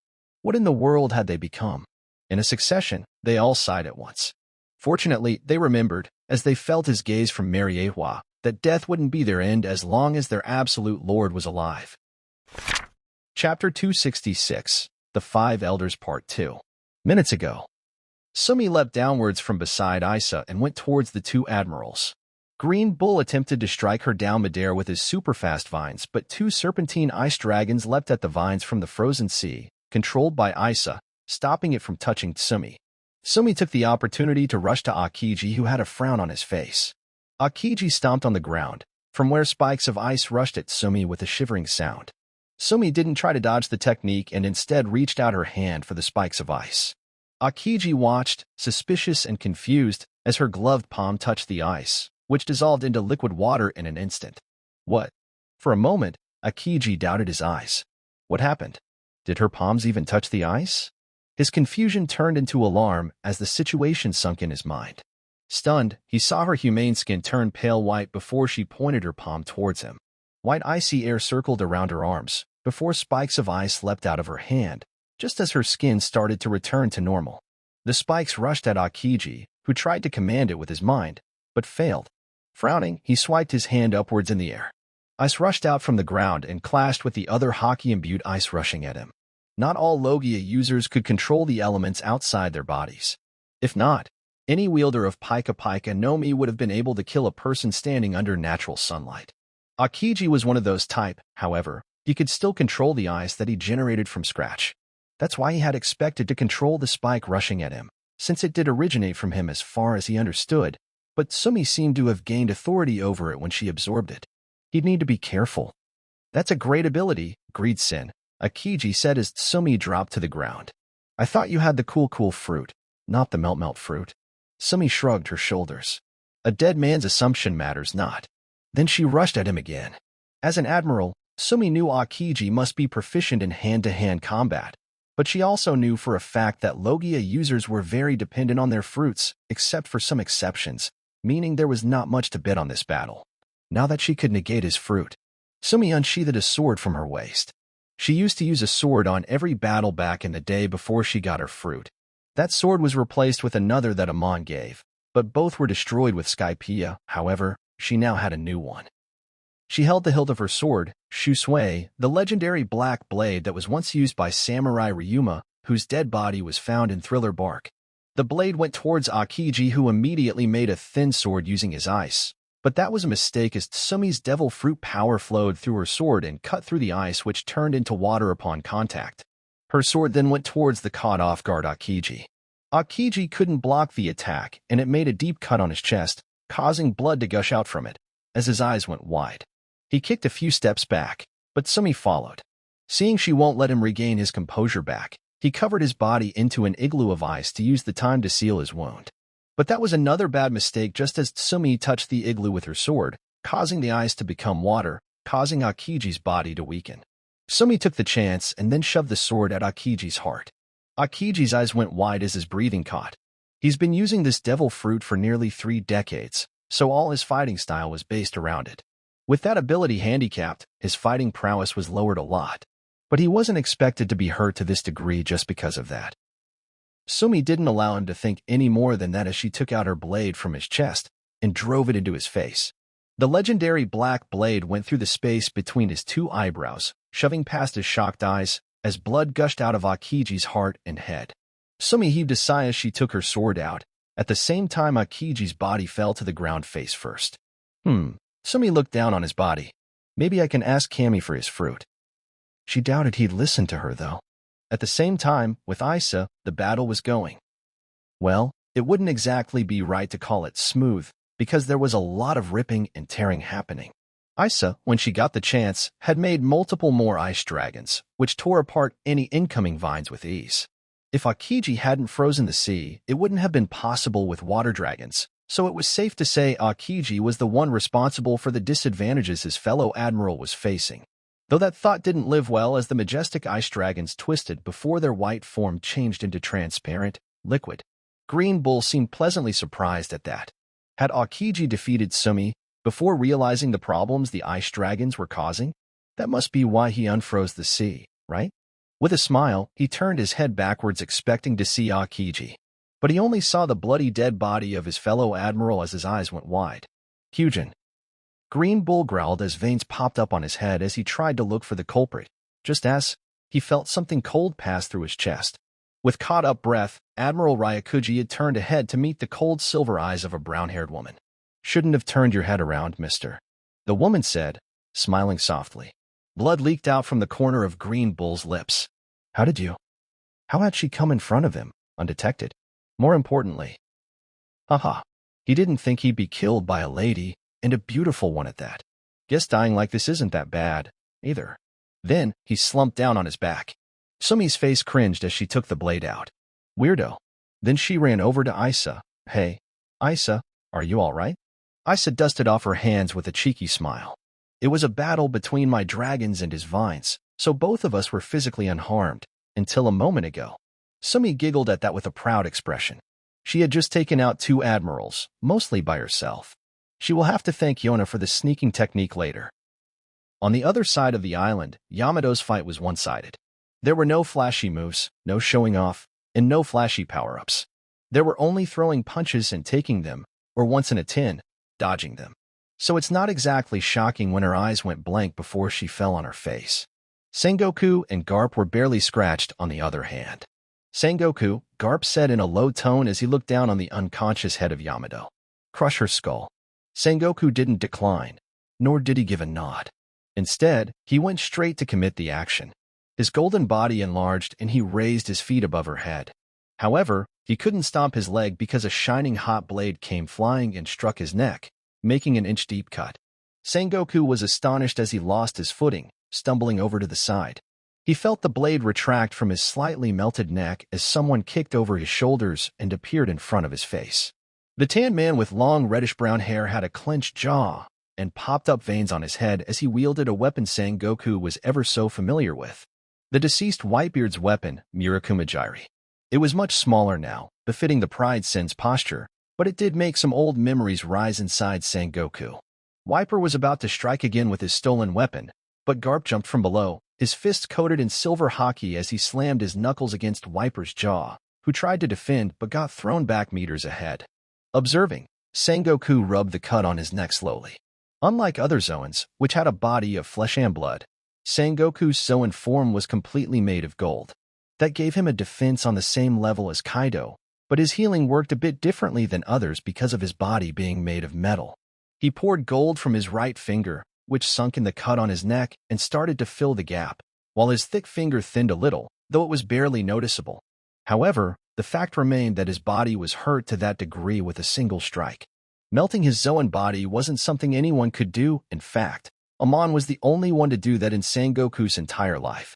Even Wiper couldn't do that in the battles they had had before. So he must have drank that oil or whatever he drinks before fighting someone strong. Heh, that was amusing, for a dead man. With a chuckle, he joined Garp in the battle. He coated his palm in shockwave before slamming it on Wiper's back, whose body shook as he cried in pain, and at the same time, released a wave of flame by his back. But Sengoku simply slapped his head with his large hands, throwing him flat on the ground away from his weapon. He picked up Wiper's body with one palm, and while Wiper tried to attack again, he squashed the man in between his two palms. The clap of his golden palms made an ear-shattering sound as Wiper only groaned in response. Sengoku picked up Wiper's flat, wide-eyed body from his palm before flicking him on the air, where he flipped multiple times as Sengoku took aim with his right palm. God's hand. As he shoved the palm forward, a wave of destructive shockwaves, in the form of an ever-going palm, left Sengoku's hand and engulfed Wiper entirely. From the outside, Sengoku saw the young man's body shake, tremble, and quiver violently, as if his existence itself was shaking. After a long moment, the strike ended and Wiper fell on the ground, his eyes blank and his mouth foaming. "I see he got you all worked up," Garp muttered from the side. "Quite a rare sight." Sengoku looked at Whitebeard's weapon on the side. "I just didn't like his choice of weapon," he said in a chilly tone. "He should have fought with just his fists, like last time." As Sengoku heaved out a breath, the sky started to darken as lightning started to crackle. "Is he finally coming down?" Garp asked, before shaking his head. "Meh, it's that annoying girl." Then, a serpentine dragon came from far with its eyes burning golden. "What the fuck did you two do to Wiper and Yamato?" the dragon grunted out. Garp cracked his knuckles. "Let me handle her." Sengoku shook his head. "It's better if we both do it. She has more than one devil fruit, after all." Garp grunted but nodded nonetheless as Sengoku raised his hand in the air and did a clasping motion. Immediately, purple ropes made of hockey materialized on the air and wrapped around Riki's entire gigantic body. She grunted and struggled before she realized she needed to shrink her size to get out. The world outside wasn't in chaos unlike usual. It was silent, so silent that even the falling of leaves could be heard. People from all over the world watched on big screens as the remaining Marines and Inhurgers fought. Everyone, even the kids, knew this battle will decide the fate of the world. There were world government soldiers even if the Marines were defeated. People knew that. But they also knew those soldiers were just for show. Heck, none of them were even as strong as an admiral, the same admirals who Amon's sins could catch off guard and kill in a single strike. Mommy, a little boy from East Blue, looking to be 4 years old, asked his mom, who stared at the big screen. What would happen if the pirates win? His mom, a young woman whose husband was a Marine soldier fighting right on that screen, held back her tears as her voice shook. "I don't know. Don't ask me." At her words, the kid stared at her. He noticed the droplets of tears on the corners of her eyes, as his own eyes trembled before he suddenly started to cry aloud. The entire world was in such a state. To general people, pirates were evil, the government was good. So it was obvious, very obvious, that they were scared, frightened, and terrified to their core as they took in the tragic possibility that after today, the world might become a slaughterhouse ruled by a tyrant pirate. Not like it's not been like that since the past year, just that the blood stayed in Grand Line and never reached the Blues, which only a few of them knew, was because Amon himself didn't let it reach. The Marines fighting on Hina's Island knew how the entire world depended on them, too. They were pressured since last week, knowing they'd have to face literal monsters in a battle to the death, more so knowing people's hope on their weak and fragile shoulders. Hina, however, wasn't one of them. Having been brainwashed by Amon almost 5 years ago, she was simply following orders even right now. She was fighting by Marine's side, up until Wiper was defeated. She then received a telepathic order that it was time to show her true colors. The Vice Admiral? A Marine soldier yelled as Hina's arm passed through his torso, black metal forming around him, locking and caging him in the process. Her cage fruit worked like a charm when used to subdue people. Before the soldier could even fall on the ground, Hina took out a gun and shot him on the head as he simply stared ahead with a shocked expression. Hina puffed out a cloud of smoke from her cigarette as she looked over the soldiers who were suddenly surrounding her, though their faces gave off their frightened states. Is that still you, Vice Admiral? A soldier, who had a devil fruit that gave him the ability to shoot out his bones in the form of bullets, said as he pointed his finger at her shakily. There were dozens of people with devil fruits around her, too. Seeing this, Hina dropped her gun and raised her arms in a surrendering motion. Careful, soldiers. It's still Hina. The guy Hina just shot was a spy from Inhergers. Hina said, breathing in from her cigarette. What's your proof? A vice admiral wielding a gun said in a rough voice. For all we know, you might have been a spy since the start. I recall you had chemistry with the Sky Emperor when he was but a bounty hunter. Hina sighed deeply. You guys, she shook her head with closed eyes before a grin emerged on her face, are not wrong. The Vice Admiral felt an immediate danger from her and shot his bullet immediately. However, the bullet simply passed through her body and came out encircled by a black cage. The Bone Devil Fruit user from before then shot out his finger bones one by one, which regenerated immediately, but the bones also came out from the other side of her body, encircled in a cage. Logia? Hina chuckled at that question. It's a simple awakening. Then, she spread her arms wide as a circle of black rods, shaped like a wheel, left her waist and imprisoned everyone. It even stopped the Devil Fruit users, the rods imitating sea stones to a degree. Without a stop, Hina picked up her gun and started to shoot everyone one by one. 2. After killing them all, as Hina filled her muzzle, still smoking, she heard a clicking sound, as if a sword had been sheathed as she looked behind her with a frown. More sins are coming towards this island. She saw the back of a bald old man. It's time for us to move. Before her severed head dropped to the ground, the 5 elders have joined the battlefield. Chapter 267. This battle was quite entertaining for Amon. However, he wasn't just sitting around either. If Shanks and Dragon wanted to attack the Einherjars, or more precisely himself, then coming to this war would be most beneficial for them. But there was no sight of them whatsoever. Amon simply wondered, just how long were they going to wait before taking action? So waiting, he focused on the battle below. Riki was forced to transform out of her dragon form to slip away from Sengoku's Conqueror's Haki conjuring technique. She dropped to the ground in her hybrid form where her body was covered in blue scales, her left torso covered in red ones, while a majestic tail lashed out behind her. She didn't wear her raid suit, which rested on her wrist. She unsheathed her twin blades while staring at the 2 old men with her golden serpentine eyes.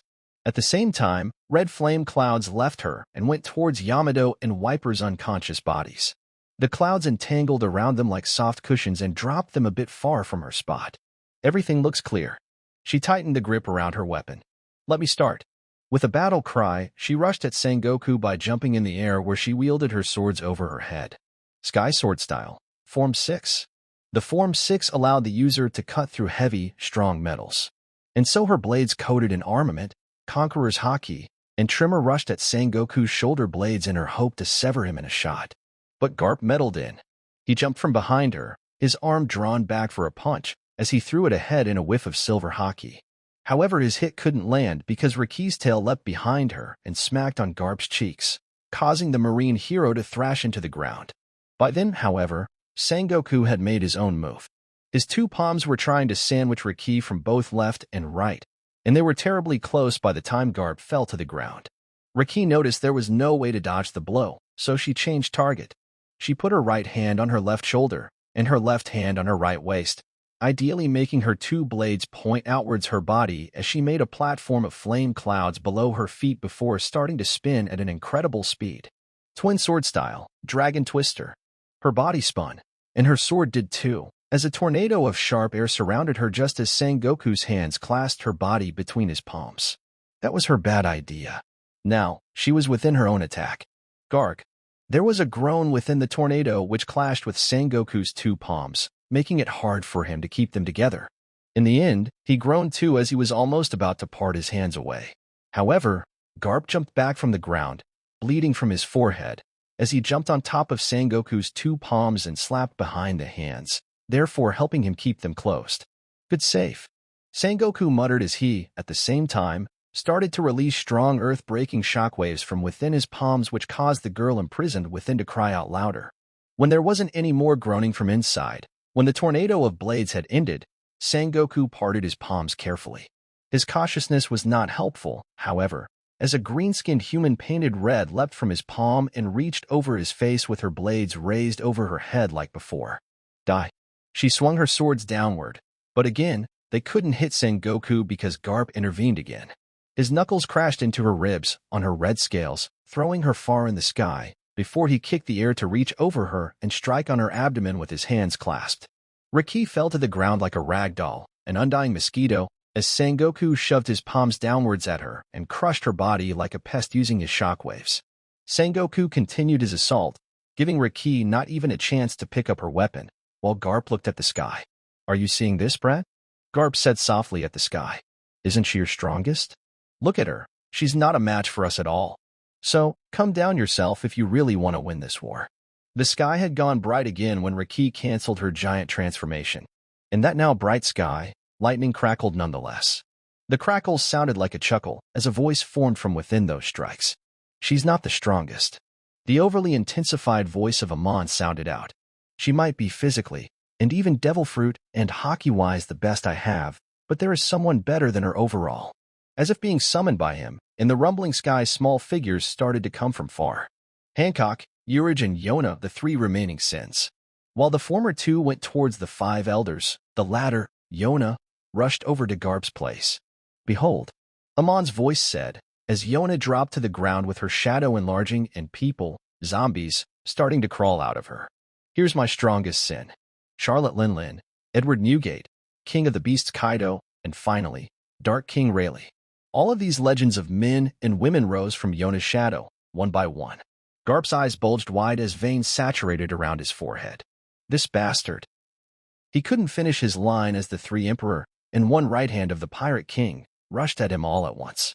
The marine soldiers realized this might not be the most optimal battle for Garp, even without the zombies possessing any haki, so they rushed to Yona and hoped to take her down, which would cancel all this at once. However, Yona's raid suit-coated body turned invisible as she dodged and attacked each one of them.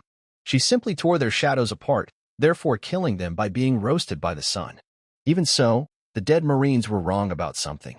The zombies this time had haki. They weren't just a body filled with countless shadows. At the same time, they were also filled with countless souls that Amon had unlimited access to because of the war. The emperors didn't exactly reach their former level in haki, and they didn't have Conqueror's haki either, but what they had was more than enough to take care of Garp. Big Mom descended her armament-coated arm towards Garp, whose silver haki returned, causing his black eyes to turn silver in color too, as he swiftly dodged the blow.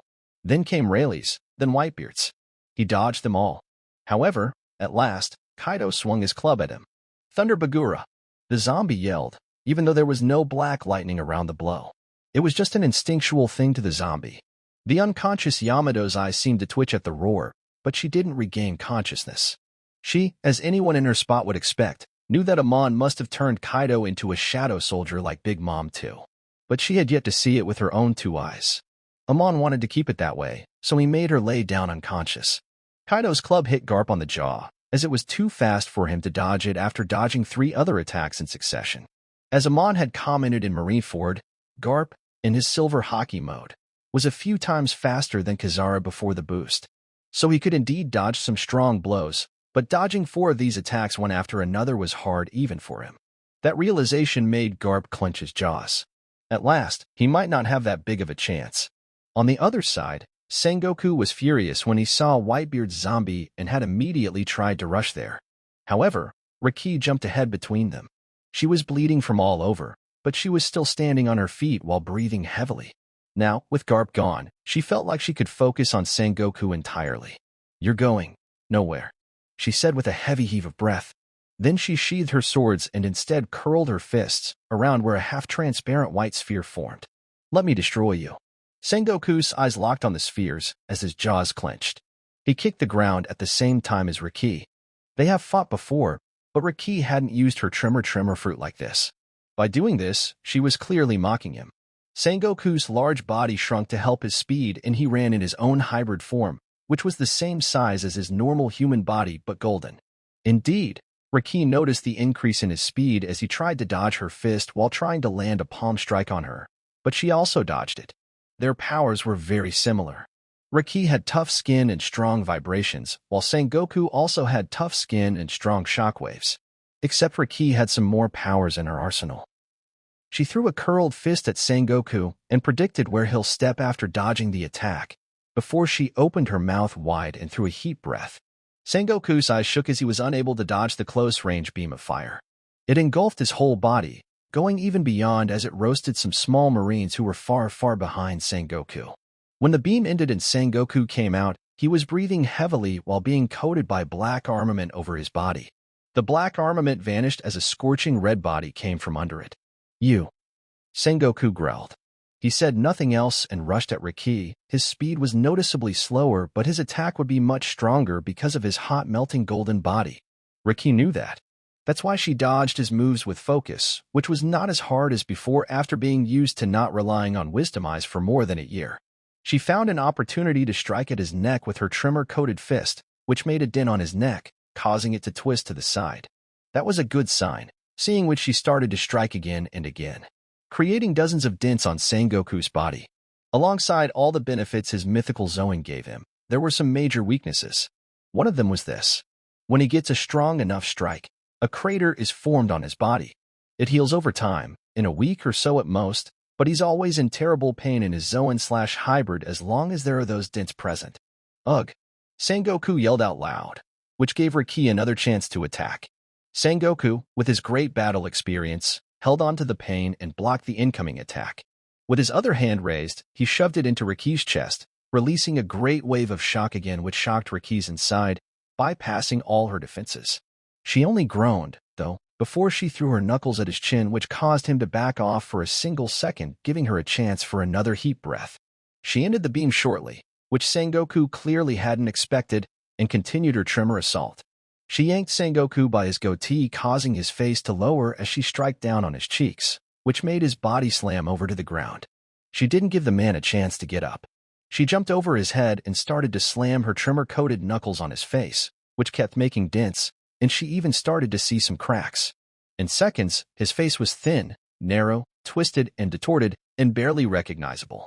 He looked like a cartoon character, but Riki didn't stop to appreciate the funny sight. She channeled light on her palms inside the round coating of tremor around her fists.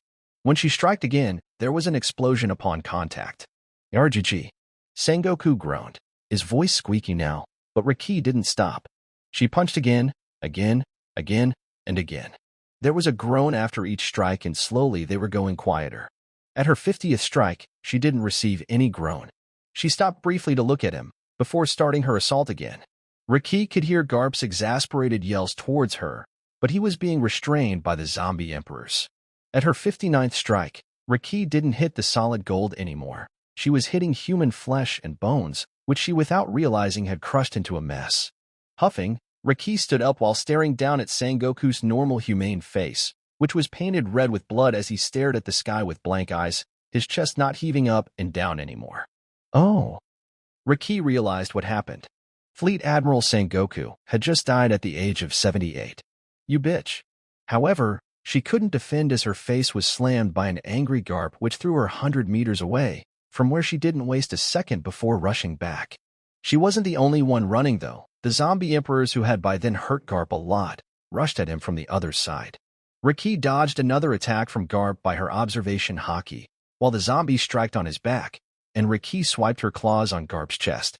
The marine hero had to split his haki on both his back and chest, meaning they were weaker than focusing on a single spot, which made his tries effortless as both Riki and the zombie's attack cut and crushed his chest and back. Garp groaned as blood leapt out of his lips.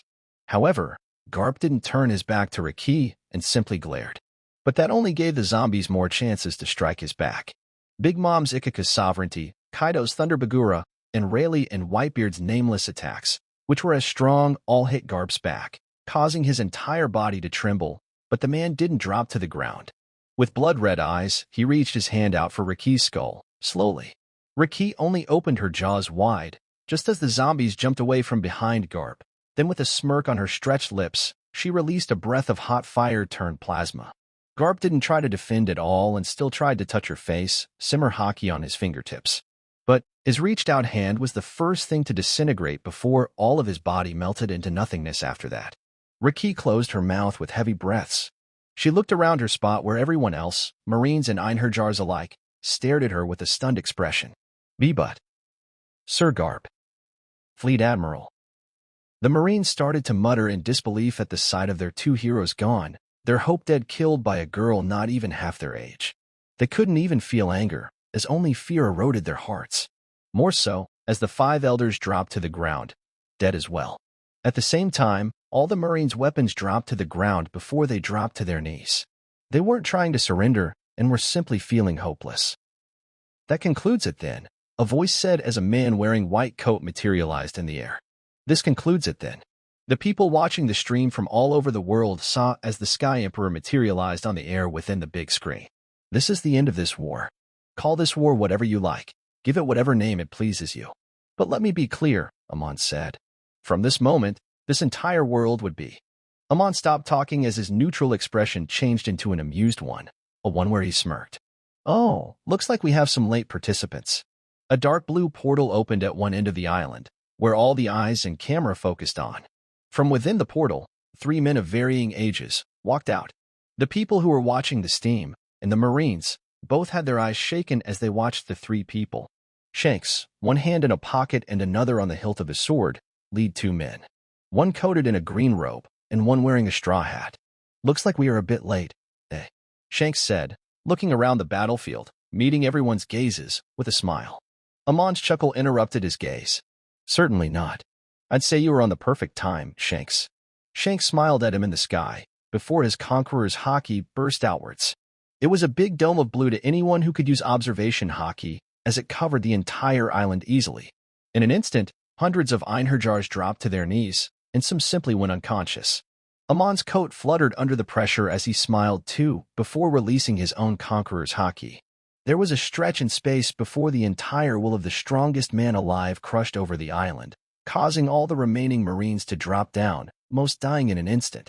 Amongst the people who watched the stream, only those who could use observation haki realized just how much power was behind that. In their line of sight, as the camera zoomed outwards, they all saw a red dome, towering over Shanks by a few dozen times. The cameras recording the war simply crackled and burst under the pressure, cutting contact of the battle from the general people who went into a frenzy immediately. Chapter 268, Monkey D Family. Amon's haki clashed as he looked down at the 3 people he's been searching for an entire year.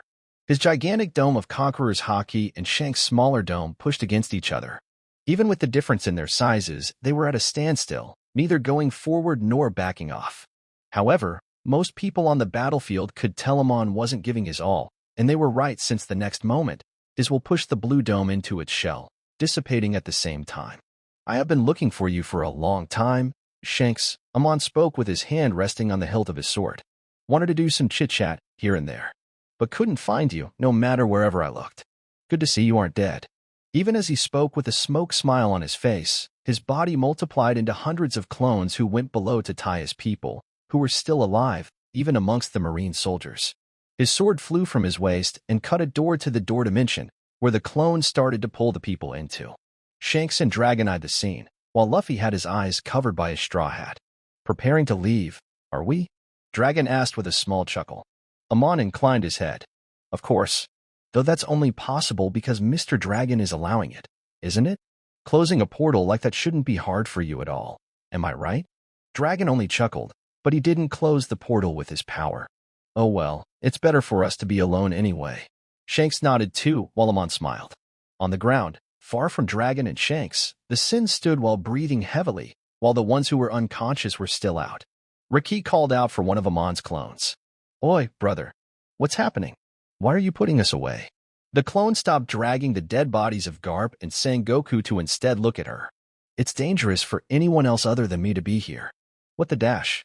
Riki couldn't finish her words before the clone she was talking to multiplied into two before coming to the sins and tying them.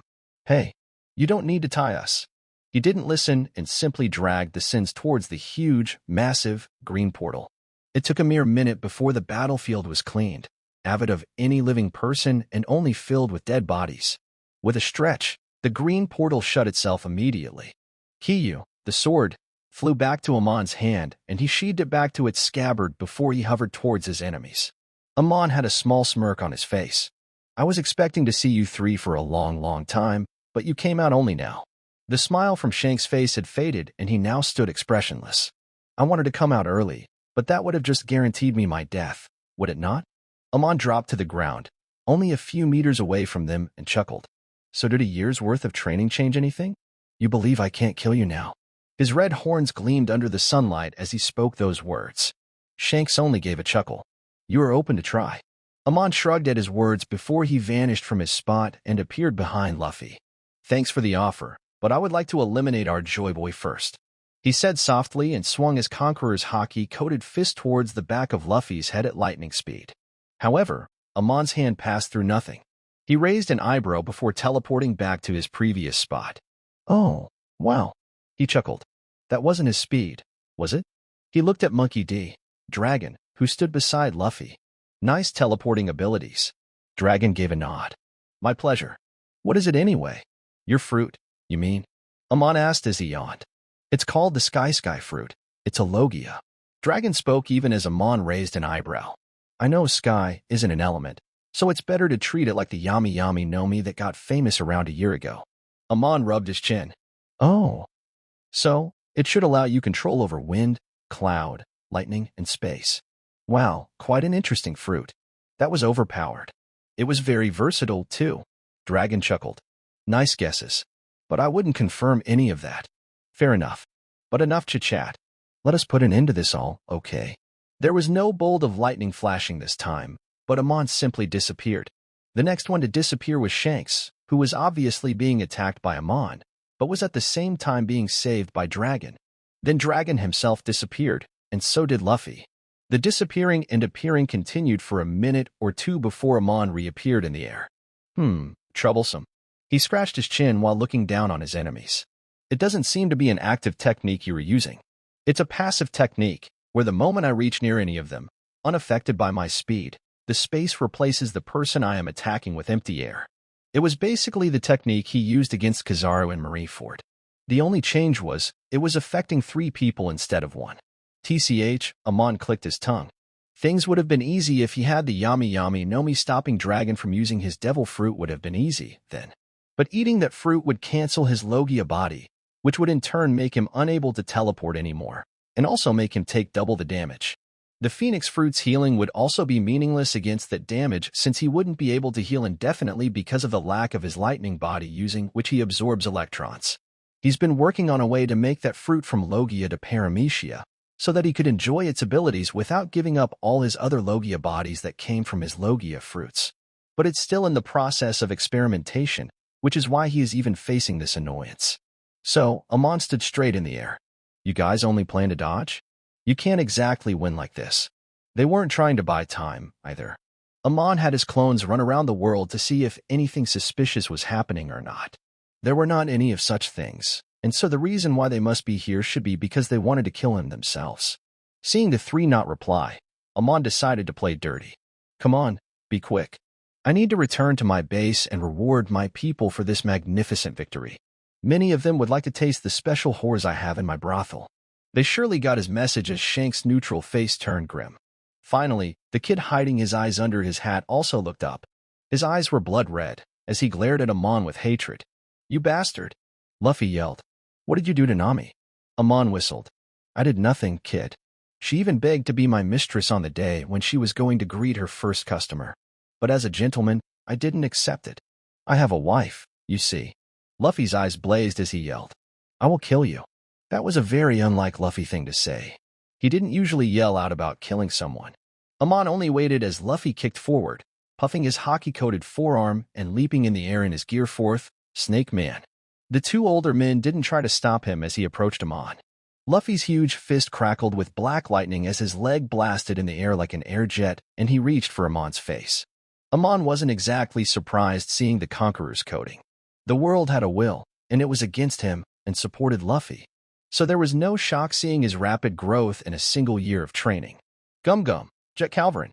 Luffy's hands stretched long like two snakes and went to strike Amon. Amon simply teleported behind Luffy and went for a karate chop on his neck. If it hit, his neck would be severed. But it didn't strike, of course.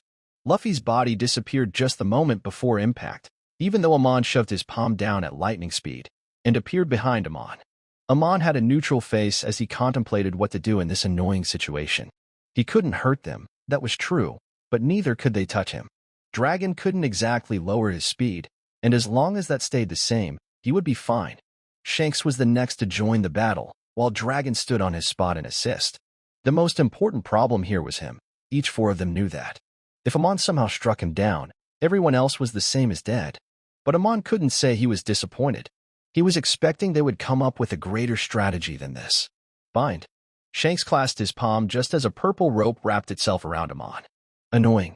That was also irritating. He himself couldn't use the third stage yet, so he could only defend against this. If he knew how to use that, he could have most likely been able to bind Dragon from far, too. To free himself, Amon immediately channeled Conqueror's haki through the bind, which caused it to decay and evaporate in the air. He was about to teleport out of the incoming two punches, however, he couldn't. Something was blocking him. He noticed Dragon smirk and grumbled in his mind.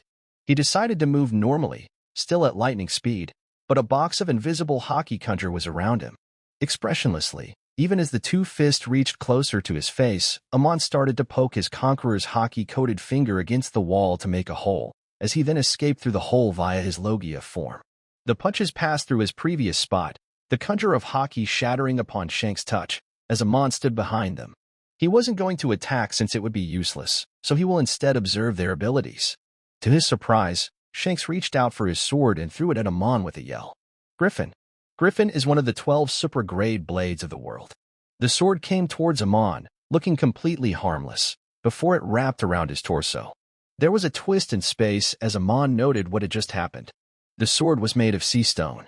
No, it wasn't sea stone, or it wouldn't be so solid yet elastic. It had the properties of sea stone but was still solid and elastic enough to not break even as Amon's body enlarged to its original shape.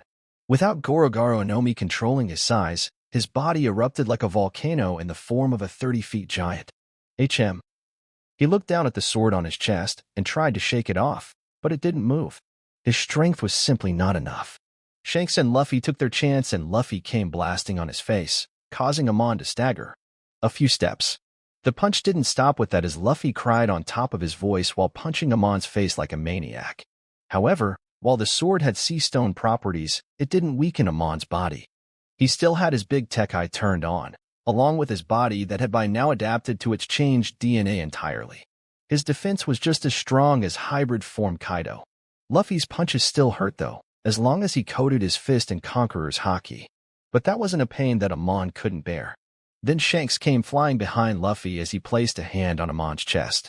Amon's face was neutral even when Luffy punched as if he was contemplating something with great seriousness, but his eyes shook when Shanks' right hand rested on his chest as he felt a pull on his haki. Amon's haki was being absorbed. With a big frown, Amon coated his Conqueror's haki on his chest. Conqueror's coating has a special armor around it, which doesn't let anything coated by it touch anything else. That's why, as he coated his chest with it like crude armor, the sword was pushed back since it was a size-changing sword. Amon immediately teleported from in between the sword, now being able to use his powers again, as he stood in the air meters ahead in his human size. What was that, Shanks? Amon asked, continuing. I thought Dragon must have stitched a hand of someone strong on your lump with his space manipulation power, but it's certainly not what I think. Shanks absorbed his haki, although it was barely even 2% of his entire reserves, and wasn't a permanent loss. That was still incredible. Shanks, his face grim, did not answer his question and opposed it with a remark. Don't you say enough chit-chat? Why are you contradicting yourself? Amon chuckled at that. True, my bad. Whatever it was, it didn't matter now. After all, he could just ask the dead body later on. Then let's finish this. Amon chuckled deeply as threads of electricity left his body and started to stitch to each other in the air. One by one, they connected and made a huge, overlapping web. It wasn't the only one, and dozens more started to form around the island in a birdcage. When the ceiling was covered, he released webs around the whole island, and in less than 2 seconds, the whole island was filled with threads of hot, very hot electricity. Every inch, left to right, heaven to earth, was covered in the said electricity.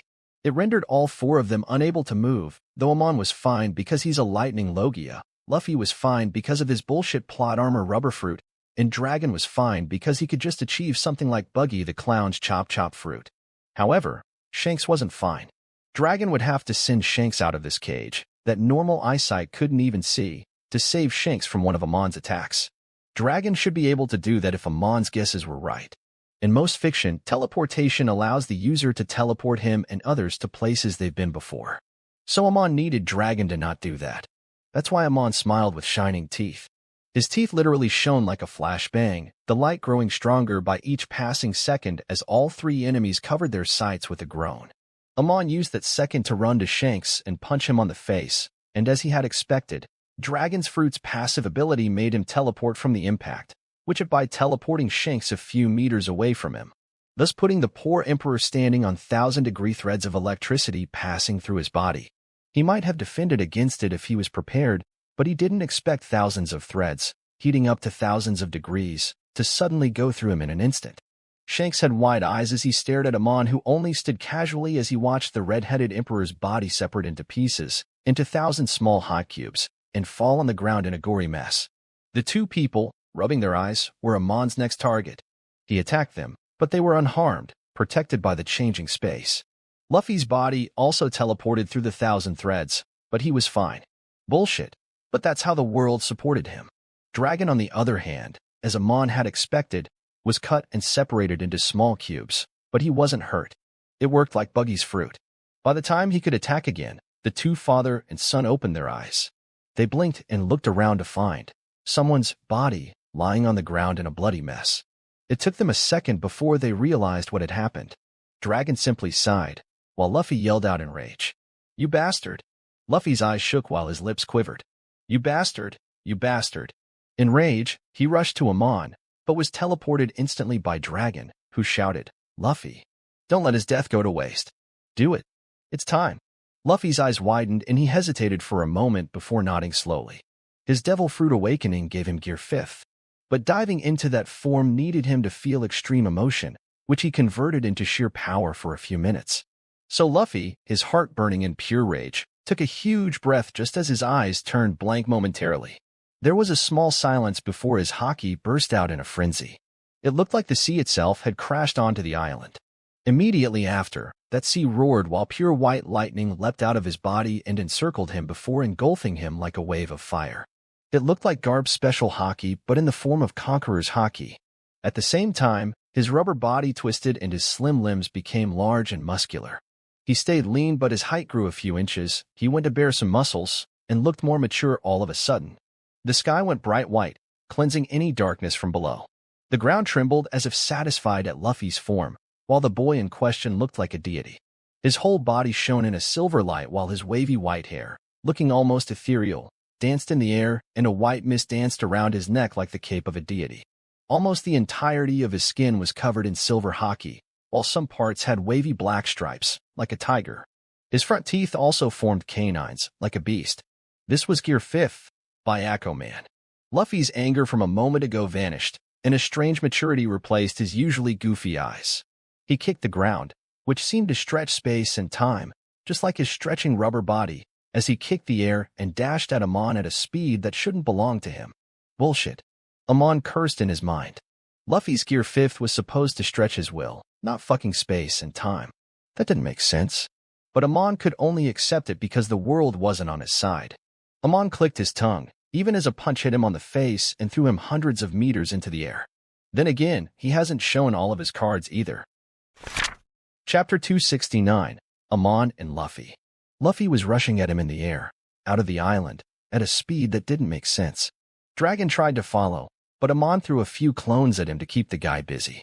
Both Amon and Luffy soon reached the edge of the atmosphere, as the rubber man kicked the sky while Amon flew simply. He couldn't reach his top speed, the reason being the concept of time was being stretched and lengthened. That's why it took him more time than ever to fly to this spot. Luffy, on the other hand, had gotten a massive speed boost, just like Garp's silver armament. Just that Luffy was faster. Either because of his bullshit devil fruit, or because his silver haki was Conqueror's coating, not armament. You killed Ace, Luffy yelled as he jumped in the air. Then you did that to Nami. He cried again. Then you killed Grandpa, and now you killed Shanks. His silver eyes looked at Amon's soul. I will never forgive you. I never asked for your forgiveness, TCH. Amon clicked his tongue. Be grateful I haven't gone and hunted all your crew mates one by one. He had only gotten Alice and Bartholomew. And shut the fuck up. He raised his palm at Luffy before he fired an explosion using his bomb fruit. Luffy dodged by kicking the air as he yelled. No use. We have almost the same speed. Give or take. Bullshit. Amon raised his hand again and a blast of plasma left it. Luffy dodged again. Now that Amon was the one seeing his opponent's dodge, he realized how annoyed his older enemies must have felt. But it mattered not. Luffy. Amon loosened his shoulders a bit. I'm sure you were informed about my powers before coming here. So you know about my multiple fruits? Luffy didn't answer and instead rushed ahead to attack Amon. I don't want to talk to you. Amon chuckled at that. As Luffy's punch came closer to Amon's face at a speed that was terribly fast, Amon raised his hand. Here, do you recognize this? A green barrier popped up in thin air as it blocked Luffy's attack with obvious ease. Luffy's eyes went wide. Why, you said you didn't hurt my friends? Amon chuckled coldly. Oh dear, I didn't know he was your friend. My bad. Luffy yelled aloud again, throwing a punch at Amon's smirking face. But another barrier appeared and blocked the attack. TCH, poor guy kept saying how you'll avenge him before his death. But look at you now, his own power is defending me from you. Amon said, sounding like a classic villain who's about to be defeated. The difference was, Amon was doing it deliberately to piss Luffy off and see what was the Chosen One's breaking point. Sad. Very sad. Luffy's arm stretched and attacked from all sides. But Amon's speed might have been reduced, but he was still the man with the strongest observation haki. He easily dodged all the attacks.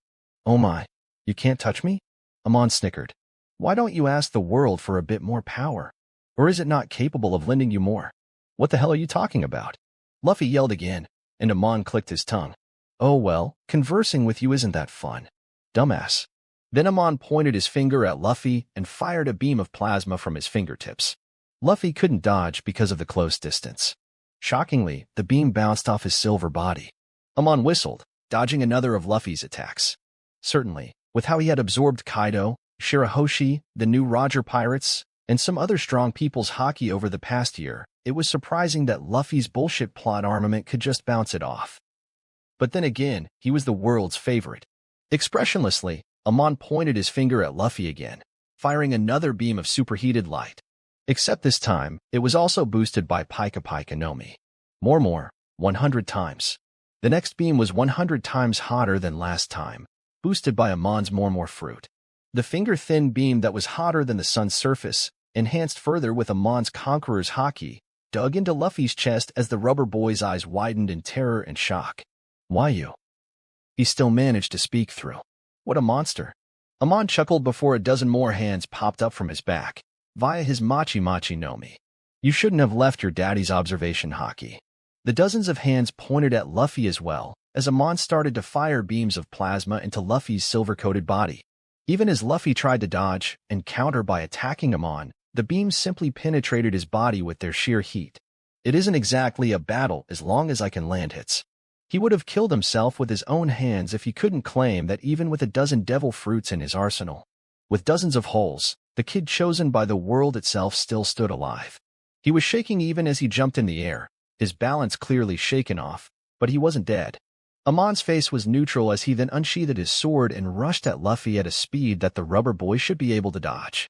That is, if he wasn't riddled with a dozen holes, while more beams burrowed themselves into his body each second. Luffy raised his arms in a defensive posture, even as Amon's sword moved from in front of him and went behind his head. With a powerful slash of his sword, which was coated in Conqueror's haki and 100x hotter plasma, Luffy's body gave in, as the sword phrased through his neck and severed his body in two. Immediately, the suppression of space and time lifted from Amon's shoulders, and the bright white sky returned to its usual blue. He didn't let the body fall in the sea below. Who knows what bullshit plot armor will heal the kid? He instead opened a gate to the door dimension before throwing the separated body in there, where the body froze in time. Amon dusted off his hands and started to watch through his clone's eyes. On the island, Dragon felt the moment Luffy died, so he was about to teleport and escape. Amon had no way to stop him. Farewell, Amon. Dragon, dodging one of his clone's attacks, spoke. Looks like I gotta prepare a bit longer before I face you again. He didn't have the expression of a father who had just learned his son had died. He instead looked like a politician who failed to get elected in an election that he'd participate in at a later date. Casually, he opened a portal and tried to teleport away. Amon tried everything, pushing his haki on the man to suppress his devil fruit, opening a room of Opiupi no Mi, and many more. But his future sight showed he couldn't stop Dragon from escaping in any of his tries. In the end, he clicked his tongue. He might not be able to kill him right here, but he at least had a technique that'll injure him even as he escaped in the slowed-down world. All the Amons put their hands on the ground, pushing their haki into the island as he chanted in his mind. More, 100 times explosion. Using his bomb fruit to explode the island, he increased the power of it with his more fruit. First, light shone before there was a brilliant explosion, which took the entire island off the map in seconds. The real Amon watched the mushroom cloud from far as he sighed in annoyance. TCH, annoying devil fruit. Is it now? Amon's body froze as he heard a voice, not belonging to anyone he has ever met, come from his back. Are you looking for this? An arm covered in white robes presented something in front of him with hands clad in white gloves. Annoying, you say? He was pretty weak, in my opinion. The severed head of Monkey D. Dragon, wearing a shocked expression, stared at Amon from the gloved hand. Amon teleported away from his spot immediately and stood meters away from the spot. He stood opposite the being clad in a white robe, face clad in a white mask, and wearing a golden crown that had incredibly tall spikes. Hello there. He spoke, sounding a bit stiff as if he hasn't spoken much for a long time. They call me Imasama. Well, they used to. How the fuck did he come out? Amon stared at the figure with caution. Chapter 270, One Piece. The man clad in white, the self-proclaimed Imasama, flung the dead Monkey D. Dragon's head behind him as it fell towards the sea, thousands of meters below. Amon's eyes followed the head momentarily before he looked back up. Ima spoke nonchalantly from his spot. As you can tell, I am not here to fight you. Amon didn't give any answer, letting Imu continue. I want to talk, if you're fine with that. So, where shall we go for a walk? Amon observed the man for a moment, before nodding. I can sense a sky island nearby. It seems to be vacant of any inhabitants. Follow me. Amon made a clone of himself as his real body instantly teleported towards the island, while the clone guided Imu. He didn't want that suspicious-looking dude to be behind his real body's back. The clone Amon sped up, in the hope to see if Imu could keep up or not, and shockingly, even as Amon went beyond a few thousand miles per second, Imu followed suit quite easily. Amon couldn't test more than that because by then his clone and Imu had reached the Sky Island. It was a children's park, huge in size, but everything was broken or destroyed somewhere. It was lacking any life forms except some wandering birds. The clone dissipated into air and Imu dropped in front of Amon, who swiftly controlled the clouds with his lightning to form a table and two chairs facing each other. Amon pointed his hand at a chair and Imu took it gracefully, with him taking one himself. As Amon sat slowly, he tried to use his future sight to see what Imu would do if he were to attack right now. However, his future sight didn't work. To be more precise, it was a blank future filled with darkness. Imu slowly took off his mask and then his tall crown as a perfectly sculpted face came out from within, his shoulder-length blonde hair swaying in the wind. I suppose you know about me already? He said, but continued without Amon confirming. People used to call me Imasama. I am the owner of the ownerless throne, the king of this kingless world. In other words, I am the ruler of this world, the sole sovereign of this entire planet since 800 years ago. I have heard about you. Amon finally spoke. You are the same person who blew up Skypea. Ima chuckled. Oh, yeah. I apologize about that, but that's the reason why I am sitting here instead of fighting you to begin with, you see? A second later, he spoke again. I was really impressed with you surviving that, and even throwing that challenge at me. So, even after I watched you kill all my people, even my 5 servants, I decided to talk to you about a proposal instead of killing you. He talked about killing Amon as if it was the easiest thing in the world. Amon held himself back from a snicker. He was interested in this proposal of his. Would it be the casual villain line, become my underling and you get to live? Or would it be something different? Something special, perhaps? Amon interlocked his fingers on the table. Proposal? I can listen to that. But first tell me, how did you come out? I believe you were locked, sealed in your little chamber. Oh, you know some deep secrets about me. Was it purely speculation? He scratched his chin and chuckled before shaking his head. Anyway, I just had a momentary chance to get out. You see, the palace I lived in was wrapped from all directions using invisible barriers made from the barrier fruit, which was enhanced with the haki of legendary Joy Boy. Anyone could enter that place, but I couldn't leave it. However, he let the words hang in the air. Each time an incarnation of Joy Boy dies, the barrier weakens a lot, until the will is passed upon another incarnation. After a moment, he continued. This has happened dozens of times by now, but even though the barrier grows weaker than ever, I cannot break out. Because the will of the world pushes against my own will, thus weakening me enough to still be affected by the barrier. Surprisingly, it didn't do that this time around. He gave a shallow chuckle. Guess it wants us two outlanders and eliminate each other. Amon's brows knitted together. Outlanders. Ema chuckled at his weary tone. No need to act so suspicious, Amon. I guessed it a long time ago. You aren't from this world, are you? I am the same. Amon simply stared at the man as he stared back.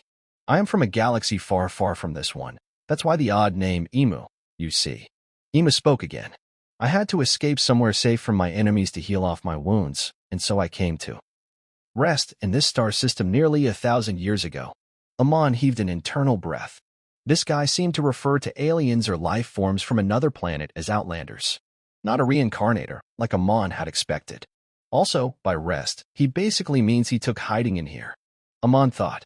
However, I haven't landed on this exact planet back then.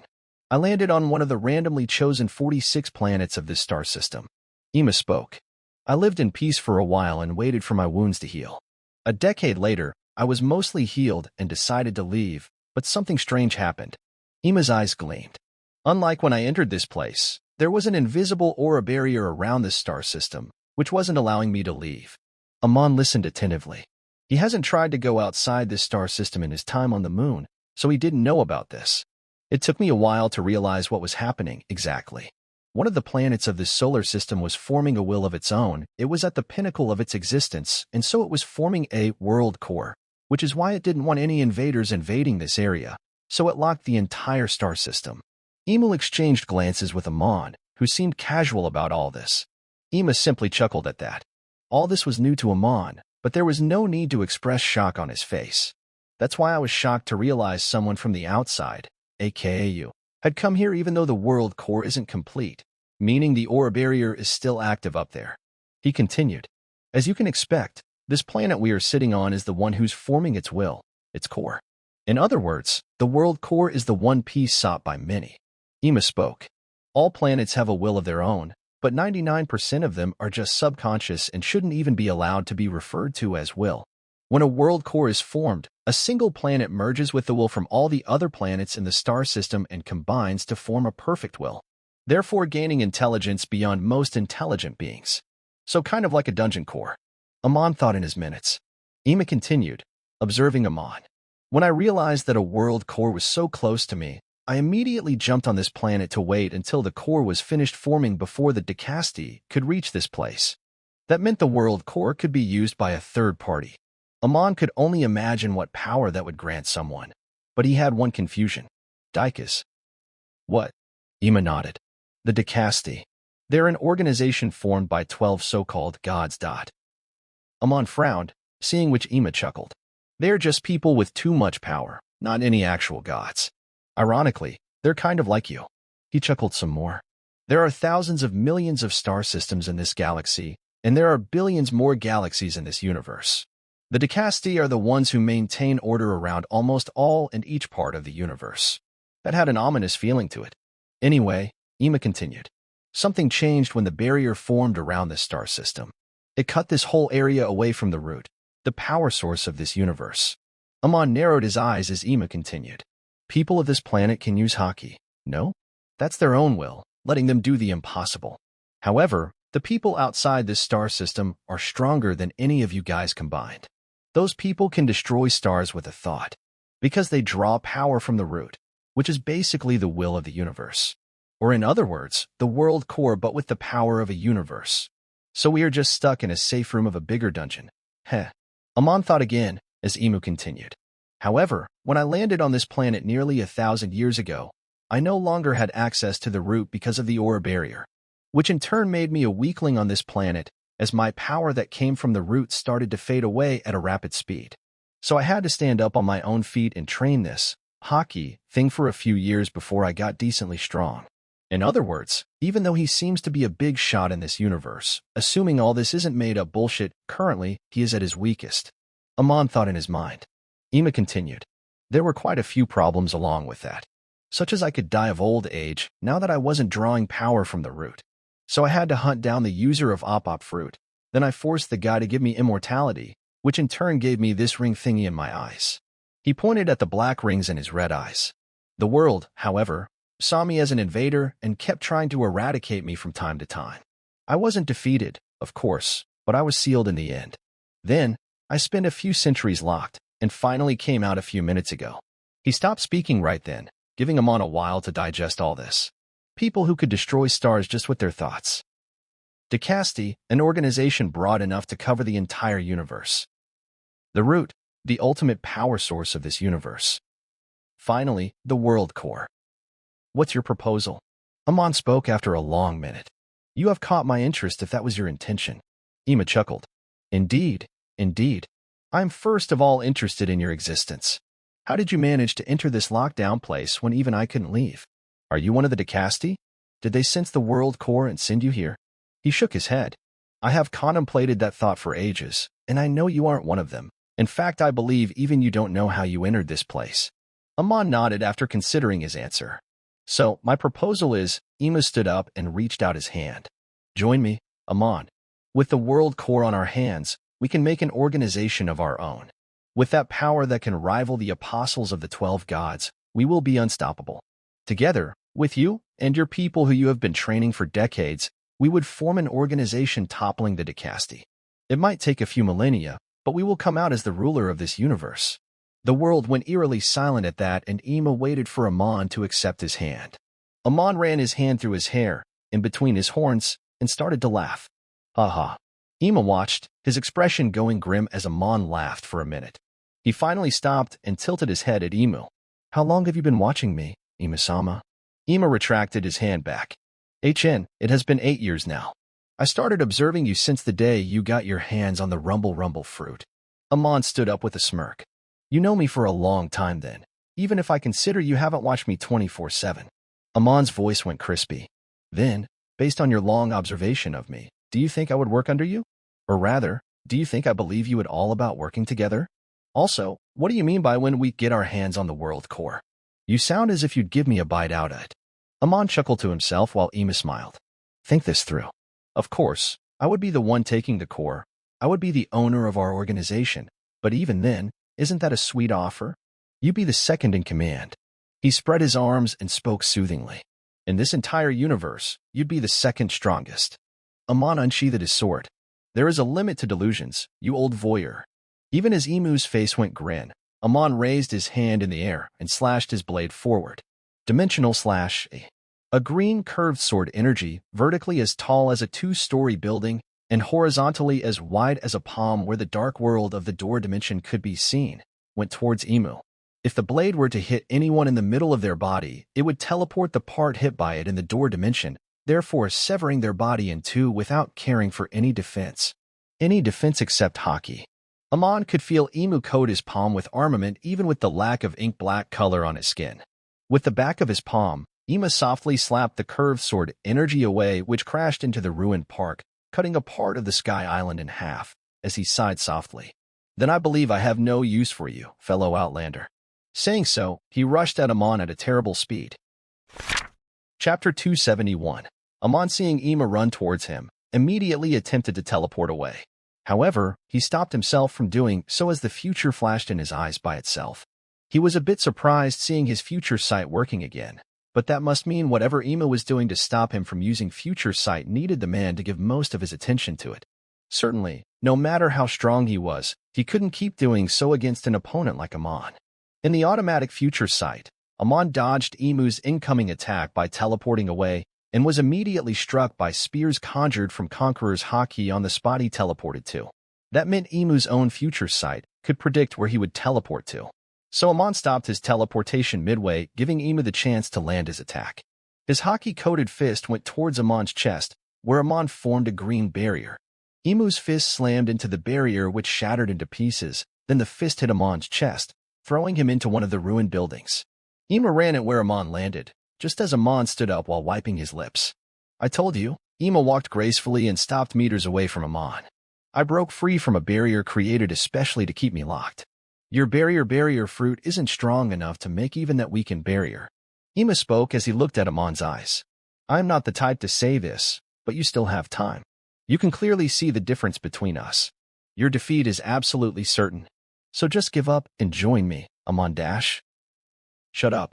Amon interrupted Emu's dialogue, just as his body multiplied with a spark of lightning, and seconds later dozens of almonds surrounded Emu in a huge circle.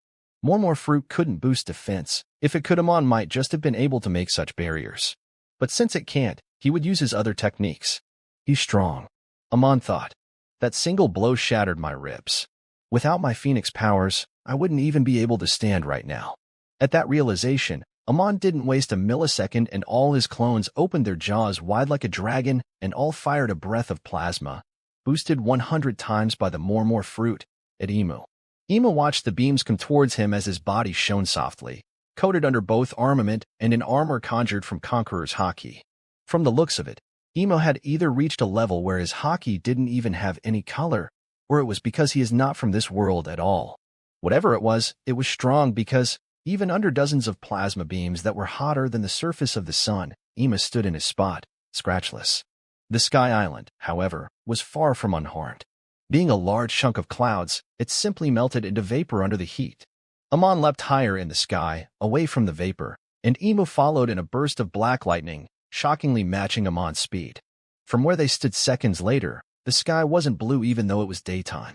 Instead, the sky was a blanket of darkness filled with millions and zillions of twinkling stars. Amon floated using his Logia body, but Emu floated by standing on a small platform conjured from his Conqueror's haki. "Can't fly?" Amon asked as he looked down on the colorless construct. If it was anyone else, they wouldn't even have realized there was something under Emu's feet. "That's interesting. I could travel, fly, teleport, at the speed of light in my prime," Emu said with an expressionless face. "Now, this is what I am left with." Amon hummed. "I see, but what is the secret behind your speed?" Amon asked. "I am more than surprised you can keep up with my lightning speed." Now that Luffy was dead, his speed wasn't being restricted anymore after all. Emu's lips stretched as he chuckled. "Well, Conqueror's coding is basically lightning too. Although it's mostly spiritual, it gives a boost to speed to anyone who can use it. But only I, a person who's been training it for centuries, can reach this speed." "I see. Interesting." Amon spoke no more and rushed at Emu again. He saw countless futures where he tried to attack, but all backfired. After all, not only Emu was stronger physically, he was stronger haki-wise too. He could match, and even surpass Amon's observation haki to a certain point. Because of that, his own future sight clashed with Amon's. Before Amon could see another future, he was in front of Emu, and so he had to attack. His forearm enlarged along with his knuckles, which was now almost as big as a human being. With a shout, he punched Emu. Amon's elbow blasted and exploded, boosting his lightning speed punch, but Emu simply slapped Amon's arm with the back of his hand. His speed was matching Amon's, but his strength was beyond his. Amon felt as if his hand was crushed under the tires of a truck. It was painful too. Letting it heal under his phoenix powers, he attacked with his other hand.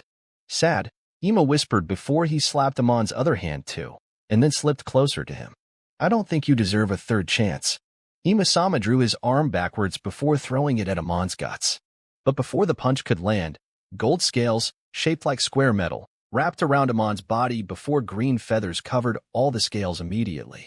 His hair turned blonde, with the back of his hair having a green tint to them. That was not all, as a transparent psychic shield made from electromagnetic fields formed all around Amon's skin like a cloak, and above that, In front of Amon's abdomen, a bunch of small square green barriers formed too. Imu's punch crushed all the green barriers like glass, and even the physics psychic cloak cracked after withstanding the blow for a moment. However, the gold armor hidden under the green feather took on the last bit of impact effortlessly. Oh. Imu drew back his hand. The Quetzalcoatl fruit. Such an annoying one. I remember the ancient user of this, that woman. Hey, would she be proud to see her descendant steal the fruit from his sister? Or would she be angry? Amon ignored all his words. He recently found this fruit on an island similar to Little Garden. He didn't tell Riki, because she'll start begging him for this fruit even though she already had a dragon zoan, so he ate it himself. With this, not only was his defense stronger, his wisdom eyes could contribute in this battle too. But that was beyond the point right now. A green elongated tail, belonging to Amon, snapped and wrapped around Imu's body, binding his arms along. Imu seemed surprised. Just like Amon, he was also watching the future constantly. However, because of that, the future has become entirely uncertain at this point. When two people use future sight, nothing is predictable. But Amon didn't only have observation haki now, he also had wisdom eyes. With his golden eyes to help him direct his movements, Amon swiftly grabbed Imu by the throat with his hand and blasted a beam of superheated plasma, enhanced by his other fruits. Mere seconds later, he had to stop firing the beam, seeing Imu's hand reach out for his own throat. He was forced to make distance, as a coughing Imu stood in front of him. Imu rubbed his throat, which was very red from the heat, even though he applied a coating of armament on top. You rascal. Imu growled, hurt for the first time, as he clenched his fist. How dare you touch my throat? Green light started to circle around his fist, as he rushed towards Amon.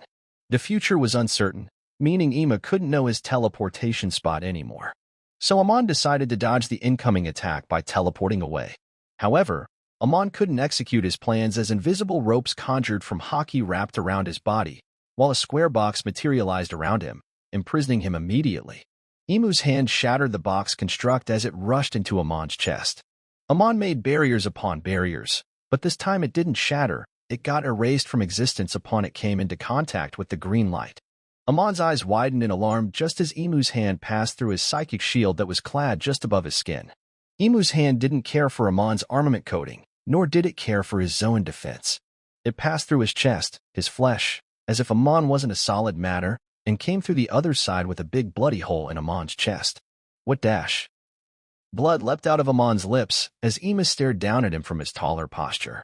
He took out his hands from within Amon's chest and stood arrogantly. I myself have a devil fruit, you see. I don't like using it, as it's dangerous to myself if I'm not too careful.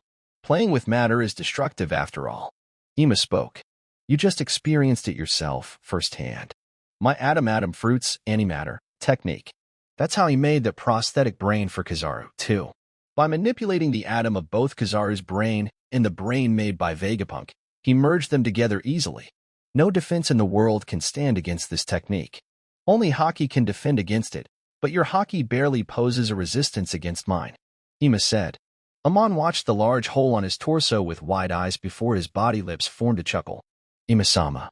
Amon raised his head, just as white flames ignited in the hole on his chest, filling it with new flesh. Have you forgotten something? I have not.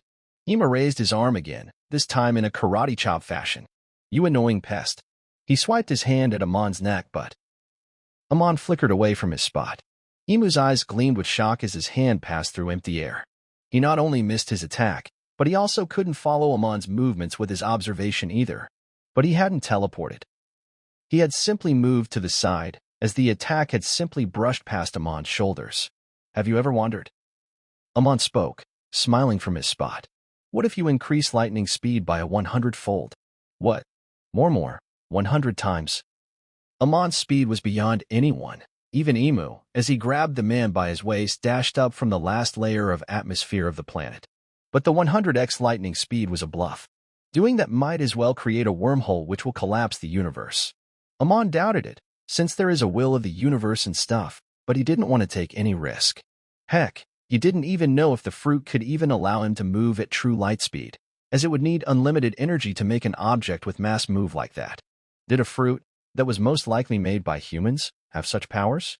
Either way, instead of 100x lightning speed, Amon only went for 2.5x lightning speed, which was very close to the true light speed. Only mere seconds later, the planet was thousands of miles below Amon and Emu as Amon punched Emu in the face to throw him off. Emu rolled on the empty space. By then, Emu had formed an invisible armor of haki to not let the space destroy his body. Emu composed himself in the empty air as he glared at Amon. "Oh wow, you can breathe in here?" Amon said. "Then again, you're not human, are you? Despite your looks." Emu didn't answer and rushed at Amon again, but Amon dodged him easily. "Unfortunately, my attacks are too weak to affect you," Amon said in a sad tone. "I guess I gotta try something else." Amon spread his palm and chanted room, just as a blue sphere, a complete circle, formed around that spot. "I am not affected by direct devil fruit techniques. The OPP no mi wouldn't work." Emu spoke, rubbing his neck. "You can run, but you can't escape from me, Amon." He can just bind Amon using his haki conjures. Amon might dodge once, twice, and even 100 times. But he would get one chance in 1,000. That'd be his end. But he's foolish if he thinks I'd allow that. Amon chuckled before he lowered his eyes at Emu's chest, starting to focus all his will on that spot. Gravity. Singularity creation. Using his gravity fruit, he made a singular point of gravity on Emu's chest as the alien's body went stiff. The pointy focused gravity on started to twist and shrink and Emu's chest started to look distorted. That alone cost more energy for Amon than this entire fight had done. But Amon was a being of energy, he could go on for a few dozen times spamming this. But that wasn't enough to make a singularity point. The previous user of the gravity fruit hadn't used it enough to awaken it, after all. So, more, 100 times. At Amon's words, there was a twist in space and time at the point where he had placed the gravity. The angular point started to shrink more, and soon it went blank. It simply went blank, as if someone had turned off the light of that singular spot. It looked like a small hole in space, a small hole that started to suck Emu's body inside. It had become a black hole. Emu's eyes went wide as he immediately tried to use his haki to force close the black hole. No use. Amon spoke even as Emu's body started to shrink inside. "It's not a direct technique of my devil fruit. The black hole is the side effect of turning the mass of a singular point of your body into 0. Emu yelled, but his voice couldn't be heard. "I don't want to take a risk. Who knows what'll happen if you're completely sucked into that hole? Maybe you'd reform the connection with that root thingy, or whatever." Amon spoke as he started to focus gravity on Emu's other body parts. "So one by one, limb by limb, I am going to tear you apart." Emu yelled more, but even his voice was being sucked into that hole of emptiness. More and more holes started to pop up around his body. 2 on his 2 arms, 2 on his 2 legs, and another on his abdomen. The black holes twisted and started to eat up Emu like a hungry shark. It took mere 10 seconds before most of his entire body was eaten up. Only parts and parts of his body remained. But his head was intact. Amon was focusing his OPP no mi to not let the black holes go on an outburst. If not, they would have torn Emu apart the moment the first one was made. "You rascal!" Emu yelled, but Amon could only see his lips moving. "You idiot!" Amon formed a black hole in Emu's skull, as space twisted before his head distorted into brain matter, bones, eyes and teeth, circling around the hole and going towards the center to enter it. With a snap of his finger, which took all his energy, he closed the black holes immediately. He watched Emu's body parts that weren't torn or eaten by the black holes float around the vacuum of space. He watched it for a millisecond before he opened a portal to the door dimension to yeet all the remaining of the former self-proclaimed sole ruler of the world into the place where time was frozen. He didn't want his devil fruit to reincarnate in this space, after all. The portal closed in silence as Amon stood alone, looking down while standing above the planet that was from this moment under his ruling, under his feet. But this is just the first step towards my absolute win, isn't it? A broader, stronger world waited for him beyond this point after all. Chapter 272, World Government. It's been around 2 hours since the live stream abruptly cut off. Not only the people on the outside world, even the people in Alabasta, where the sins were, no one had any idea of what was happening outside. Everyone had their breath held, waiting for the winner to emerge, who some of them could already guess. What they witnessed today in the war was nothing short of godly and divine. They knew the people calling themselves Einherjars were strong and were large in numbers. But, from birth, everyone was taught to believe the celestial dragons were the ultimate ruler of the world, and opposing them was basically death. So seeing those celestial beings' protectors, the Marines and 5 elders, die like that in the hands of a bunch of pirates was unbelievable for most. If not for the live stream that they watched with their own 2 eyes, nobody would have believed such news. Heck, some people doubted if they were in a dream or not, or if this was some kind of hallucination. However, that was only the people who lived in the blues. The people on the Grand Line weren't delusional enough to doubt what they saw, since they've been witnessing such power play for the past 9 months already.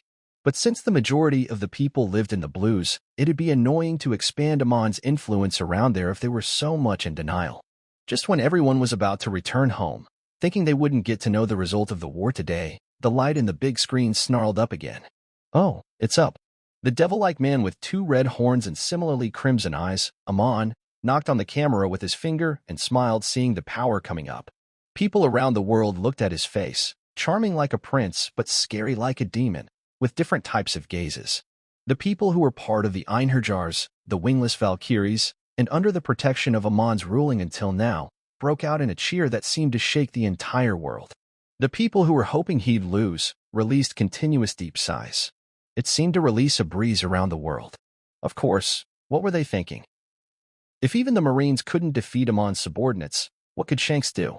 The same Shanks who's been hiding for a year.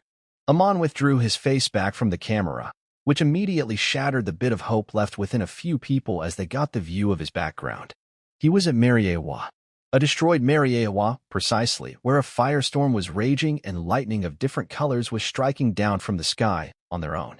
Men and women, who most people in the world had seen wearing helmets made of bubbles for their entire life, now ran with desperate cries, leaving their suits behind to not let the heavyweight drag them down. Their naked bodies dangled around as they ran, and those same bodies dropped to the ground with burned charred skin when a lightning strike fell from the sky. Everyone watched as Amon seemed to click a button that switched the camera to the rear, therefore showing them the clear view that was happening in Mariewa, the kingdom in heaven. I am possible. He's killing them, the world nobles. Wouldn't the government punish him for that? Most of the government officers should be present in Mariewa to ensure the world nobles' safety. For that reason, some wondered if those people could do something about Amon. However, don't be stupid. This side is proof enough that the government is in no shape to care about their death. The people who have already accepted the reality simply scoffed at that idea. The strongest government soldiers, the cipher pole, had been thoroughly destroyed, killed, and tortured in the last 9 months, as far as the normal people were informed. The organization has been rebuilt with new recruits, but even their strongest could barely match a vice admiral's strength. At the same time, the other government officials would rather run for their life than risk it all for some dying pigs. Though in the camera, people did see some normal officers still rushing inside the fire to try and save the rulers of this world, but they couldn't even defend themselves when continuous strikes of lightning fell on their heads and caused them to burst like watermelons. Boom, there goes another one. Yikes. The man behind all this chuckled to himself, and since people couldn't see his expression, they could only imagine his evil grin as he watched his weak and defenseless opponents get butchered like livestock. The people gasped at his words. How could he take this as a joking matter even as hundreds of people were dying? I was thinking why he hasn't killed those pigs already. Amongst the crowds in an unknown part of the world, an old man, weak and skinny, spoke as tears rolled down his eyes. I have been waiting for this day. Kill them. Kill them all. I am on your side. As the old man yelled, throwing his hand in the air, the people watched him with their eyes shaking. Shocking them, more and more people joined the old man in his cheers as all their dark memories of the world nobles flashed by their eyes. Kill them all, Sky Emperor. No, no. The old man shook his head midway. Calling him an emperor wouldn't work, since he was now the ruler of the world. His eyes shone as he recalled what Amon's people referred to him as. Kill them all, got Amon. What? Got Amon, kill them all. Despite the reluctance and shock of the majority, the words spread like a frenzy, and a small portion of the people in the world, a very small portion of them, yelled out Amon's name in a cheer. As if he could hear their cheers, Amon snickered some more and the camera shifted to his face again. From paradise to the new world, currently 0 marine bases remain. Amon spoke to the camera. The blues, however, still have some marine bases intact, which I don't like at all. At the same time, I don't like needless blood shreds either. You have a week worth of time on your hands, Marines. Surrender, flee from your bases, and run far, far from your base. Because from this moment onwards, this entire world, is under my rule, and no one who dares to oppose me will see the sun of the next day. Indeed, the world now had a new ruler. The people on Alabasta were getting worried at each passing second, as it's been almost 7 hours since Amon sent them back. Seconds ago, their eyes had shone with hope when a huge gate opened in the air of Door Dimension, just before the whole island was pulled out of the dimension. They got worried when they realized the kingdom of Alabasta now stood on the soil of Redline, and some of them could see a burning city very far from their position. What's happening? The people of the whole kingdom were scared for a moment, some hugging each other. But just as a lone figure rose in the sky, standing in front of the dusk sun behind him, everyone's shoulders loosened. A civilian boy, looking to be in his early teens, yelled, "Did we win?" At his question, everyone all started at the figure with expectancy. Because of the sun just behind him, people couldn't see his face. However, as the sun slowly sunk in the western sky, the toothy smile on their ruler, Amon's face, became vividly clear to everyone. What do you think? That wasn't a question, that was an answer. An answer that by then, everyone had already foreseen coming. In succession, everyone yelled out in a cheer just as, at the same time, the people who partook in today's fight dropped on their backs with a relieved sigh. Chapter 273, Shanks' Power. When Amon entered the castle of Alabasta, he was immediately hugged by a grinning Vivi. "We won. I can't believe we won." She hadn't participated in the battle today, since Amon saw no need to, but she's been a great asset in the past 9 months with Pluton. What's so hard to believe? Amon put a hand on Vivi's waist and started walking while she leaned her head on his shoulder. It's just so unbelievable, Vivi spoke. "I was taught to respect the world nobles from birth, taught that they were the invincible ruler of this world. At one point I had a goal to reclaim our position in Mariewa as one of the 2020 kingdoms. But look at it now, we are the sole ruler of the seas." She hugged his arm tightly. "It's been almost 8 hours since the Sins returned. What took you so long? Did that Shanks guy pose so much threat that you had to spend 7 hours behind him? Or have you eliminated the world nobles?"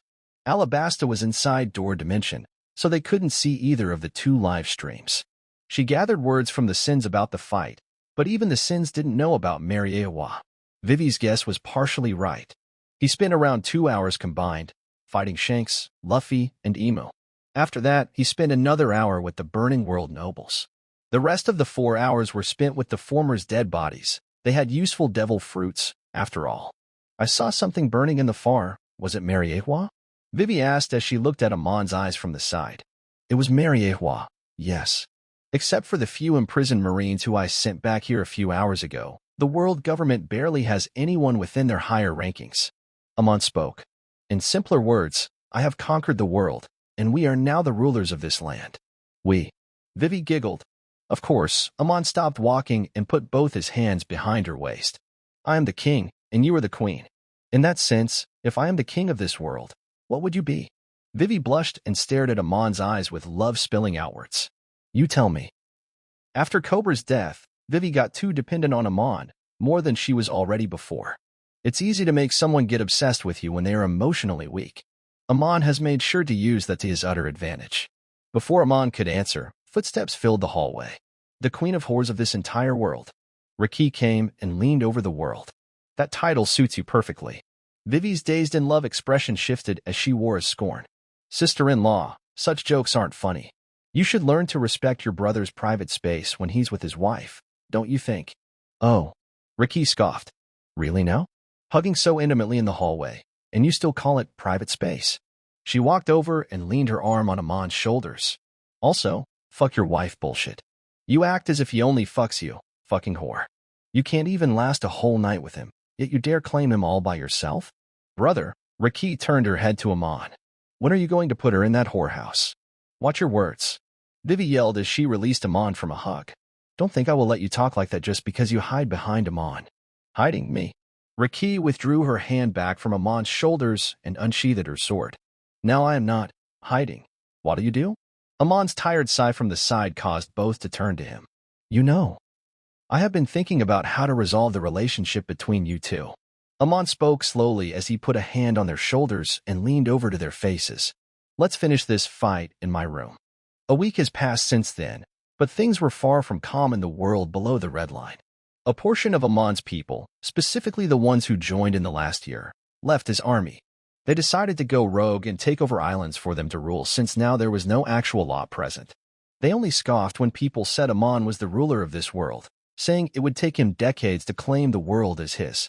But the larger portion of people didn't leave, and they were smart not to do so since each person who left had the news of their death printed in tomorrow's newspaper. Big News Morgan had lost consciousness from internal pleasure when he saw Amon destroying Mariewa. He's been writing about that for the last week, and because of that everyone in each corner of the world knew about the change that happened in the world. There have been countless attacks on Amon's territories, but his main base, Alabasta, was entirely intact. After all, not many people could climb the Red Line along with their whole army. Amon was in his office in Alabasta, inside the castle.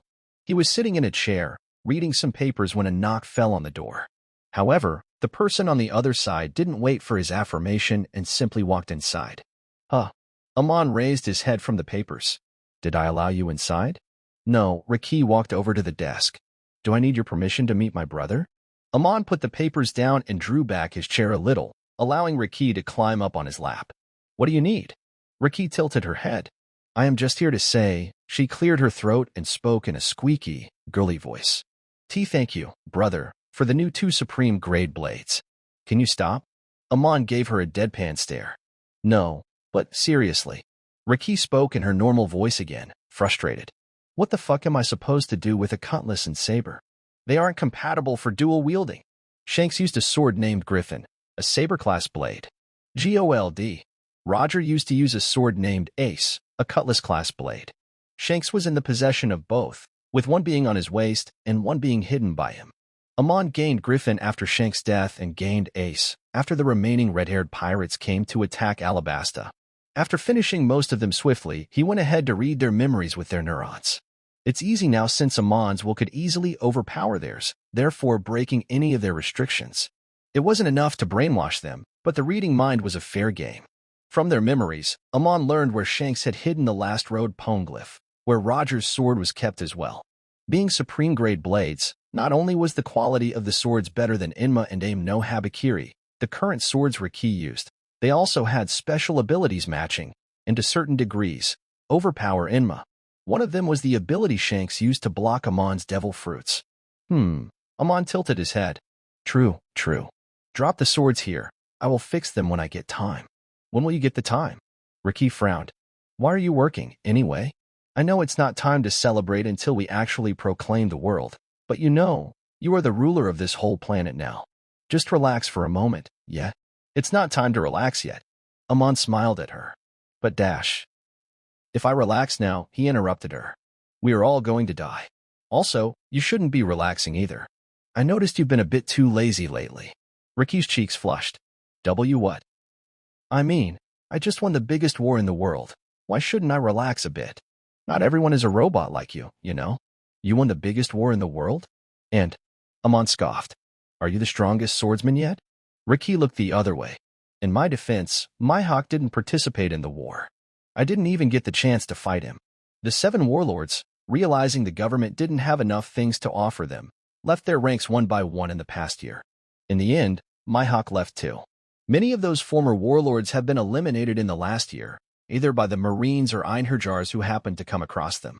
Though some of them instead chose to switch sides and join Amon, Hawkeye Mihawk is sitting on his island leisurely and training Zoro. A nice excuse.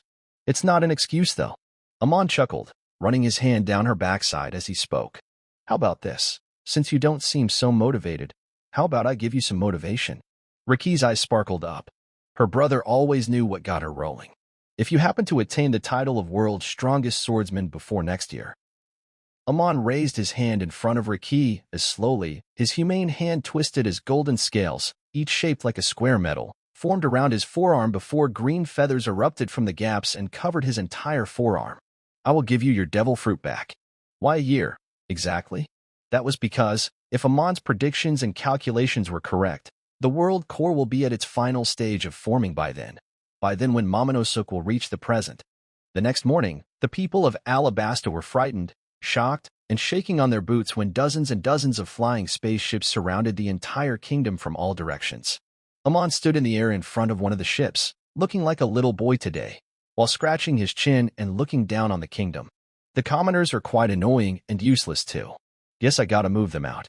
He should drop Alabasta on the sea and form something like the Mariehua for him and the important people. That was a must. He, his sins, his cult, some servants and stuff, should stay here while everyone else should go rot on the sea below. With that decided, Amon turned his head at the spaceships again. He spoke towards the ship, bigger than other ones, and a step ahead of them too. Park above the red line. I will come to meet you there. Okay, sir. A language that only Riki could understand amongst the Alabastians spoke from the ship as the ship started to move and started at land above the red line. The red line covered the entire world vertically, and horizontally it was still bigger than multiple Alabasta-sized islands combined. So the spaceships easily landed. Little Amon followed them, and while they slowly landed one by one, Amon brought a comfy chair from the kingdom and sat while sipping juice. From the spaceships, a woman walked over. She had glossy, shining white skin and pale white hair as if they were ice. She also carried a blade on her waist that released icy energy outwards. She wore a skin-tight purple battle suit, compact with many kinds of gears, which covered most of her body except for a diamond-shaped boob window on her cleavage. She walked in front of Amon and put her right hand above her chest. Hello, sir. Pleasure meeting you again. This was the Queen of the Moon, 5. She, like her race, had ice powers. If she had haki, which she didn't, she could match Akiji easily. Despite people looking down on non-auto weapons in her area, she still used a sword because of her royal family tradition and was therefore a capable swordswoman. She in fact had taught Riki swordsmanship when Amon and Riki went to the moon years ago. Indeed, Minusha, you look the same as always. Amon inclined his head, speaking the same language as hers. She was 50 this year, but she looked like she was in her early 20s. Such was the wonders of extraterrestrial races and medicines. I can say the same for you too. The woman spoke in an accent where the hard words were soft, even in her own language. Oh, why thank you. It wasn't intended to be a compliment. She said, you are as short as ever.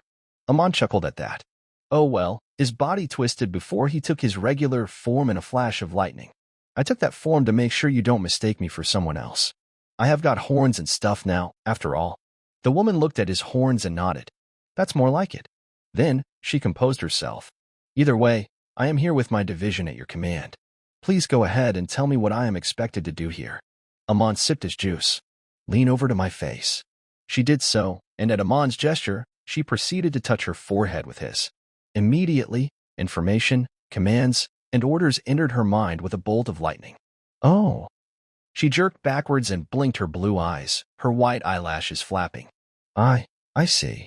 She nodded. I had presumed you had already conquered this planet, and that was why you were trying to expand your ruling to other planets. But to think you only conquered this world now. She sounded a bit surprised. How strong are the people of this world, anyway? Amon hummed. The stronger people of this world have been eliminated, and the ones who remain. You'll realize their strength when you start to complete my orders. Amon said. The other division leaders will soon be here, too. I am just giving you a heads up because I like you. For that reason, I expect greater results from you. Her orders contained many things, but in short terms, she was supposed to calm the raging population down with a power play and, as a whole, establish order around the world under Amon's name. Amon could, by himself, do so. But it's better if this job didn't require his attention, because he's got a lot of training to do in the meantime. The woman, Minusha, fell in a deep thought before slowly nodding. I understand. It's not exactly something hard. Precisely. You guys have done so before, and have experience in this stuff. That's the reason why I called for you guys, instead of ordering my people here. Amon nodded his head. Do as I say, and I can guarantee your moon will stay as one with the most resources. Minusha placed her right hand above her chest again, a form of showing respect in her place. Thank you very much, sir. I will start immediately. All right. Amon nodded and was about to dismiss her before he recalled something. Oh, is your daughter old enough yet? Wasn't she 14 the last time we met? HM, so she should be around 19 years old now. Sir, as I said, without marrying her, you can't do anything to her, Minusha said. I am a mother first, before your subordinate. Ah, sad day. Anyway, Amon waved his hand. You have a year in your hand. Things will go nasty after that, so I hope you, along with the others, will be able to calm everything in this year.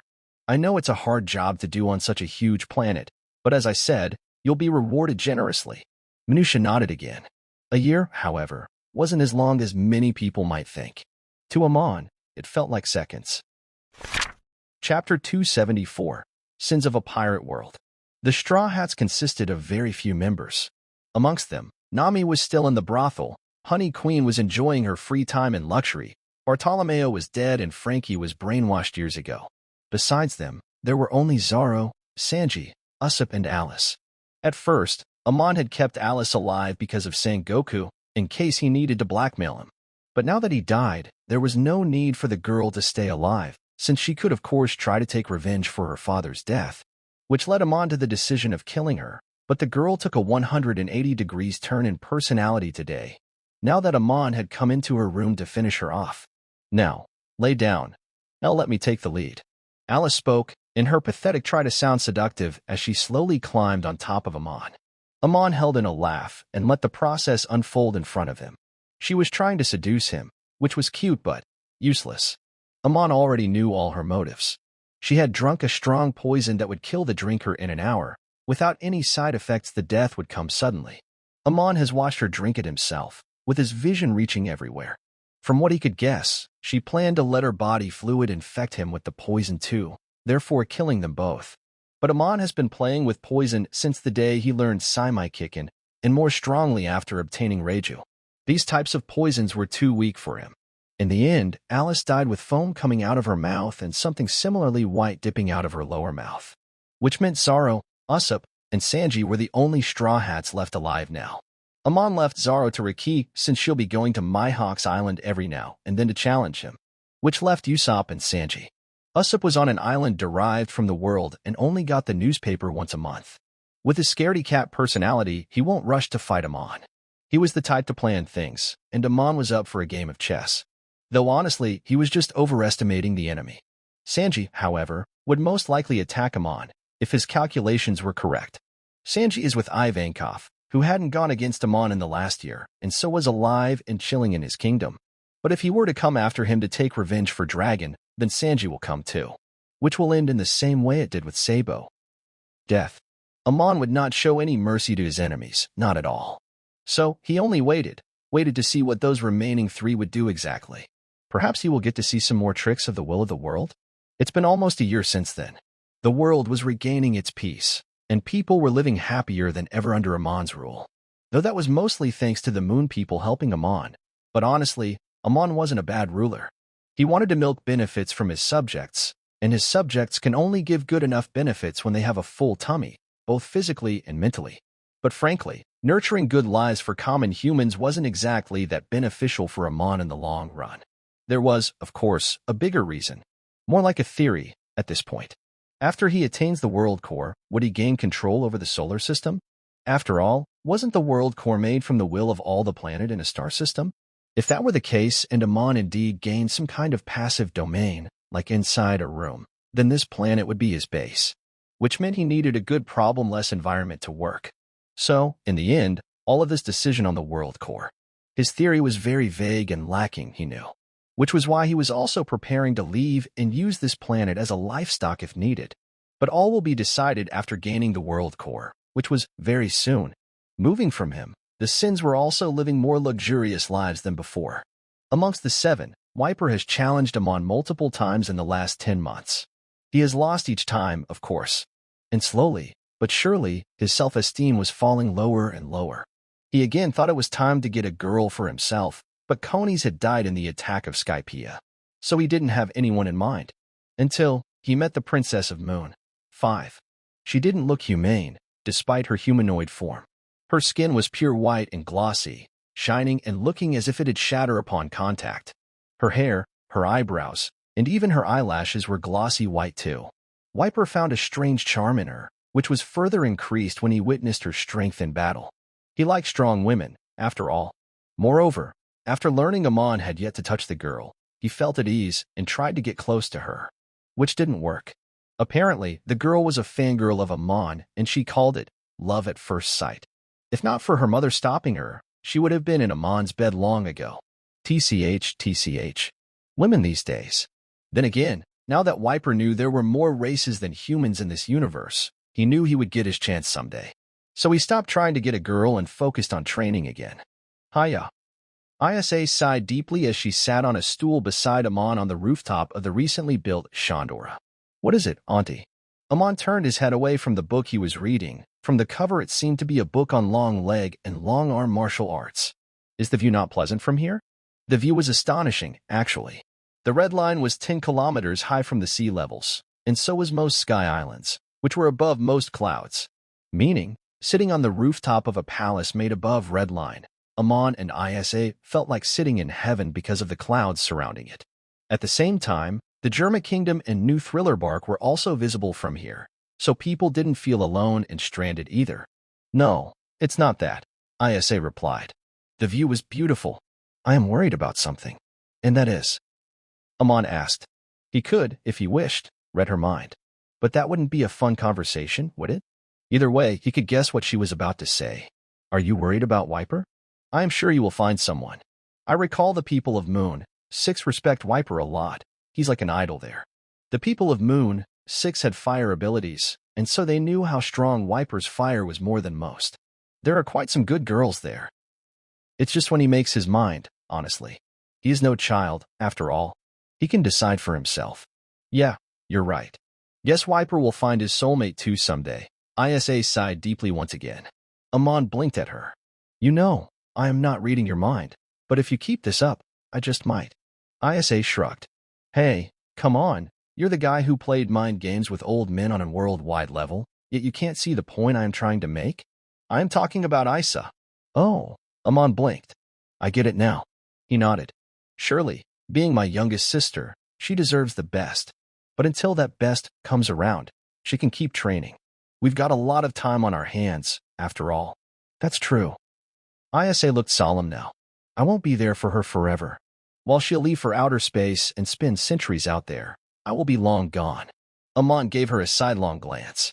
The longevity formula was done. It took Amon a great lot of work and money to fix Seraph, but it wasn't impossible. She wasn't in her best even now, after 2 years, but she had managed to get back most of her lost data with the help of Clank Clank fruit, which he made her eat. So the research on ancient giants and regular giants had continued effortlessly. By now, she, Judge, and Vegapunk, who Amon kidnapped a year ago, had figured out a way to make a formula that let humans live longer than ancient giants, which was around 600 to 700 years.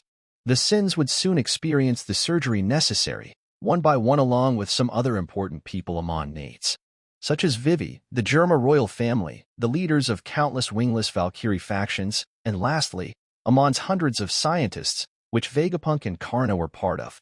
Vivi would rule this world for him when he'll be absent.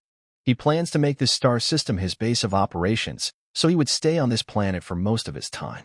But of course, there'll be times when he would need to be outside for years, or decades, even since he wasn't delusional enough to conquer the universe in a few months. In those days, Vivi will watch over, though Amon will change her if needed, such as if she grew too wise because of old age. The other people mentioned were also of similar reasons. They would rule the world under him, taking the load of work off his own shoulders.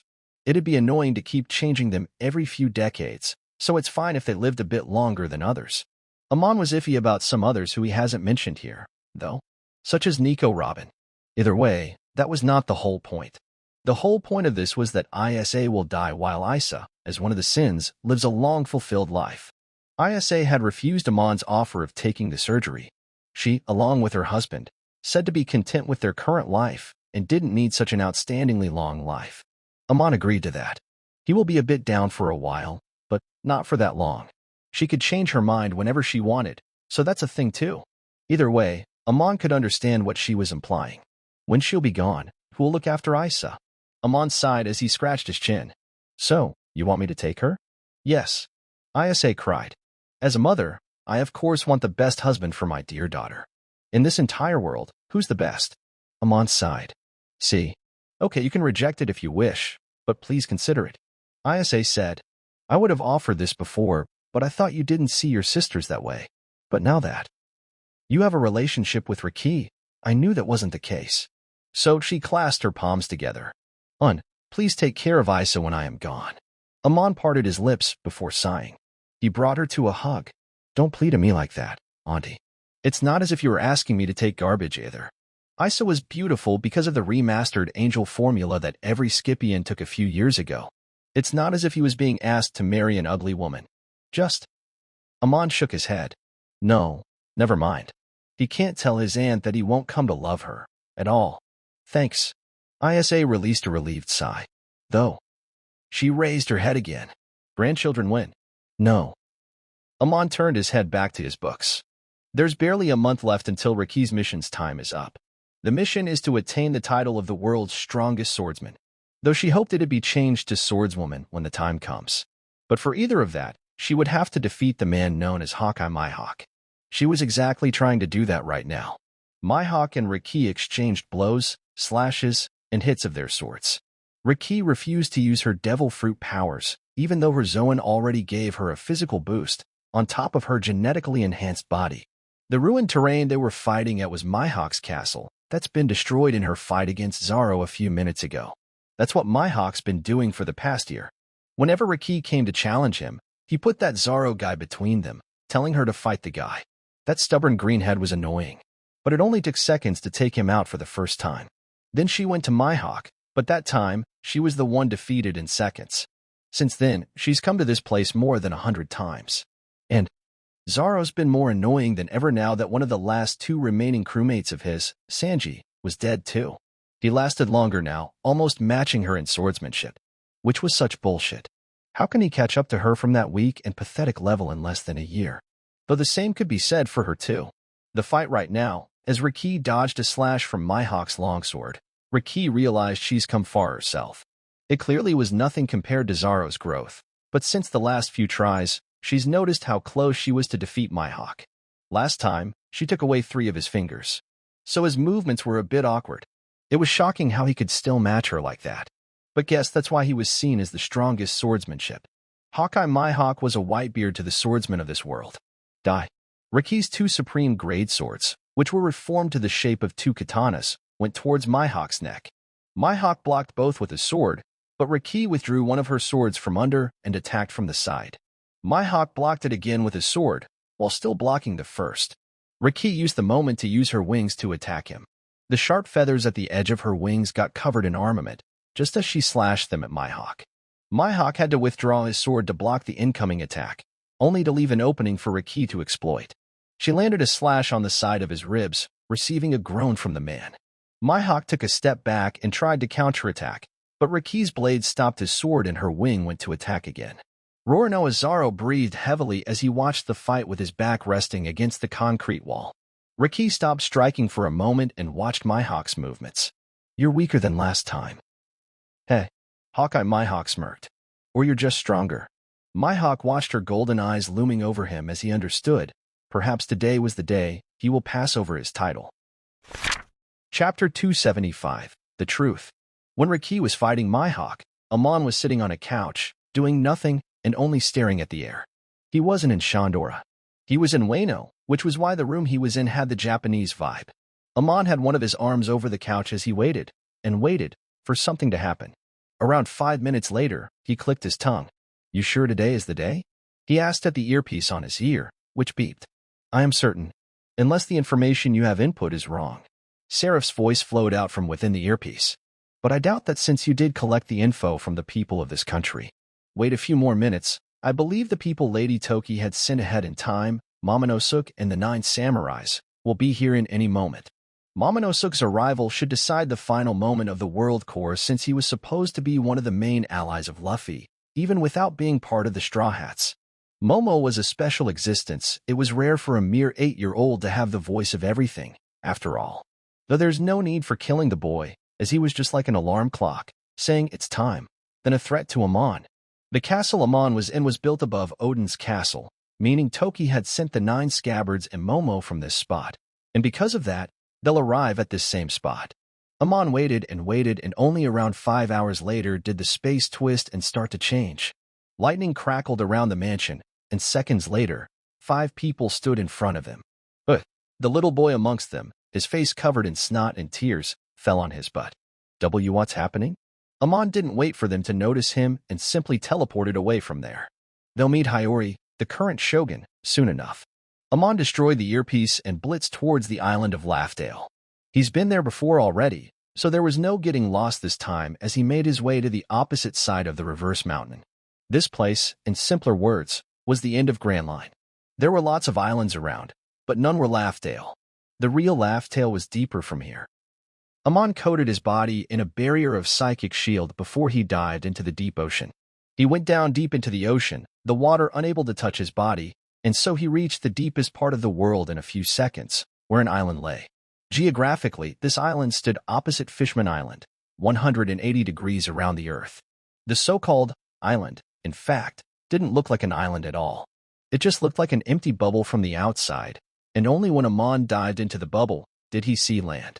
Inside the bubble, the outside was all white. There stood an island on a seashore, trees, and contained everything a normal island does, such as trees, rocks, and more trees.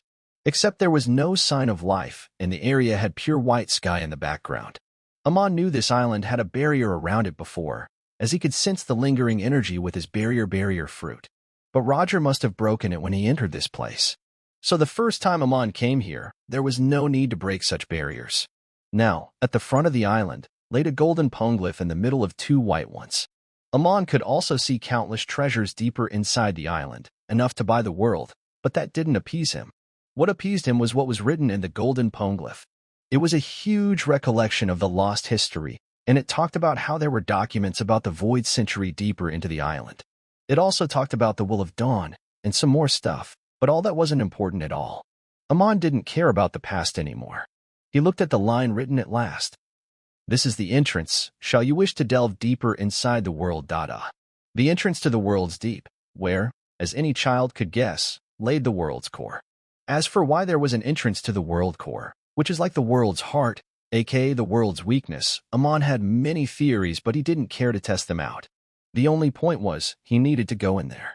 However, to unlock the entrance, one needed to break the 3 poneglyph, as stated in one of the 2 white poneglyphs. Then, some kind of lock would present itself in front of Amon, and he needed to provide the keys in there, which were the 3 ancient weapons.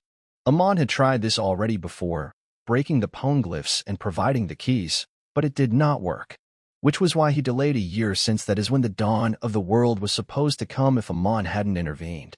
Every time Amon left the island, the broken poneglyph repaired themselves, which was annoying.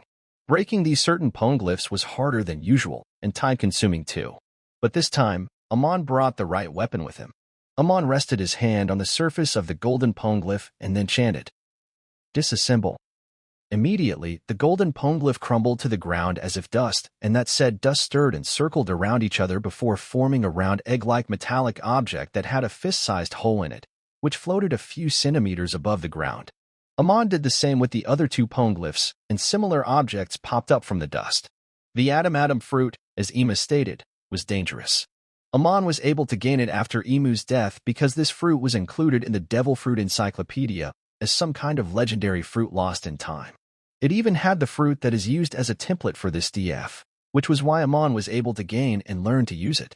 This fruit could harm and kill the user if he isn't careful, which was why Ema didn't like devil fruits, as he believed they only gave power in exchange for terrible weaknesses.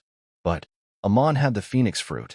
He could heal off any self-initiated injuries that the Atom fruit might bring, and with that, he had gained enough control to pull this technique off. After confirming the locks, Amon opened a portal to the door dimension and took out 2 keys. They were in actuality the hearts, 2 actual beating hearts, belonging to Pluton and Uranus. Inside their mechanical bodies, the ancient weapons had hearts made of half metal and half flesh and blood, which Amon had retrieved. Taking out these parts wouldn't diminish the weapons, as these keys were recreatable if one had the blueprints, which Amon did. Amon slowly placed the 2 keys inside the locks, signifying which part fits where. They made a clicking sound, and the egg-like structure closed itself. Now, only the lock at the middle was still open. It was Poseidon's lock. Luckily, from the instructions given on the white poneglyphs, Poseidon didn't need to give their heart in there, since, after all, Poseidon was a living creature instead of a machine. Poseidon only needed to sacrifice a fitting body part. Amon, who was now Poseidon because of stealing Shirahoshi's powers, had to do just that. He grabbed his sword and slashed it on his wrist, causing his hand to separate from his arm and fall to the ground. He grunted softly, and while white flame engulfed his wound, he grabbed the severed hand and placed it on the lock. It clicked, and seconds later, all three locks started to spin midair. They came close to each other and made a clunk sound before they slowly sunk into the ground as if the earth was water. Amon waited, hearing mechanical sounds coming from deep below before the ground below his feet parted and revealed a huge gate enough for a truck to enter. A smirk found itself on Amon's lips seeing this. Finally, it worked. He was right about the time, as none of the other times he did this had a gate like this opened. Previously, minutes passed, and the egg-like locks simply came out from the ground again, giving Amon back the things he put inside. Without wasting a second, Amon jumped down into the endless tunnel. He was already at the bottommost part of the ocean, and even then, he fell down for almost 3 minutes. He didn't increase his speed deliberately, in case he misses something, and let the drop be natural. The tunnel he fell through was dark, and it narrowed the deeper it went. But it wasn't deep enough to touch his body, and before it could grow that narrow, Amon's legs hit the ground and the dark surrounding lit up. Amon didn't feel any pain upon the impact. This was too light to worry about. So he started to look around him. With the surroundings lit, he could see the huge marble hallway he was in. It was enormous, in one word. In height, dozens of ancient giants could climb on top of each other, and only then would they be able to touch the roof. And in length, there was nothing seen in miles upon miles except for white marble tiles, which nobody would believe to be made naturally. Amon took a deep breath, and the moment he released the breath, hundreds of his thunder clones were running around in all directions to look for something. One of his clones happened to find what he was looking for, and so he went there immediately. The clone sank in his body as he stopped in front of the huge, human-sized round shining white ball with engravings on it that floated a few inches above the ground. It was a ball with the engravings of all the islands and seas of this world. It even contained the red line, though white in color. In simpler words, this was a globe of this planet. This was the world core. Now, it wasn't finished forming, as Amon could see some parts of it broken or missing, but Amon didn't need it to be finished forming. Emo had said, world cores are more intelligent than humans, once they are formed entirely. More so, if these things will become solid, it won't scream, die die you die, inside Amon's head. It would simply kill him, with just a thought. Amon needed to devour it before that happened. But what am I supposed to do? He tried using his future sight, but the future was blank white. The will of the world, the bit of it that was formed, was blurring his future. With a click of his tongue, Amon first threw a clone at the huge globe. The clone simply phases through it. With another click of his tongue, Amon sighed and softly placed his hand on top of the globe, with the lack of any choice. Apparently, that was a bad move? He wasn't sure. It felt as if the thing was sucking him in, sucking his haki in, sucking his willpower inside to empower itself. It was doing what Amon planned to do with it. Amon resisted. No matter how enormous and strong a world core might have become if it formed entirely, it was still like a sleeping giant right now. All it was doing was subconscious. Amon just had to make sure he didn't lose concentration, which was easy by keeping his neurons charged. It was like a wrestling match, and finally, after what felt like an eternity, the core stopped sucking on him, but his haki wasn't sucked dry because of his resistance. Instead, the huge human-sized globe twisted and shrunk into a small tennis ball-sized round-shaped fruit? A fruit. It still looked like the world core from before, but now it had a stem, a curved white stem. So, am I supposed to eat it? Amon scratched his chin. This was suspicious. So this is One Piece? Was he really supposed to eat it? Or perhaps, was this a trap made by the world? He could indeed feel a great power inside the fruit, but maybe his body would explode if he were to eat that? Overflowed by too much power. Not like I have anything else I can do with it. It's not as if he could make someone else try out one bite. It might as well just work like devil fruits, and so whatever powers it had would be transferred to the first person who bites it. With a shrug, Amon picked up the fruit. He, however, couldn't eat it because the space around the hall twisted and a huge blue portal opened up high in the air. BLZ's tea. People started to walk out, floating in the air. They wore blue armor, looking like jellified water, and smooth like the surface of an eggshell. There were 24 of them, and each had a weapon on their waist. They were being led by a woman as beautiful and flawless as the sun, while her blazing blonde hair flowed in the air. She raised a long sword that had an orange blade as she eyed Amon with indifference. Amon, Monarch of Plain, 3548. You are ordered to put down the world core, hand it over to us, and follow us to custody. Oh. Amon, who's been gawking at the guests, looked down on the fruit in his hand. So this really is the world core. I was getting suspicious if I got scammed or not, Amon said as he raised his head again. By the way, you are. The woman observed him for a moment, seeing him play with the fruit on his hand leisurely as she spoke. I am one of the Dicasti, the officer in charge of the galaxy for 68, which is the one this planet is situated in. I am the apostle of Apollyon, the god who holds the symbol of star. Oh, wow. Amon sounded nonchalant. Didn't think you'd answer me, miss. So let me get this clear. You are the space police of this area. The woman stayed silent. Wait, am I a criminal now? The woman lowered her weapon at this. No. The Dicasti's connection with this star system was severed around a millennia ago. So everything that happened here until now is overlookable. So even if you have indeed committed an action that goes against our policy, you won't face any charges as long as you hand over the world core. Amon contemplated for a moment.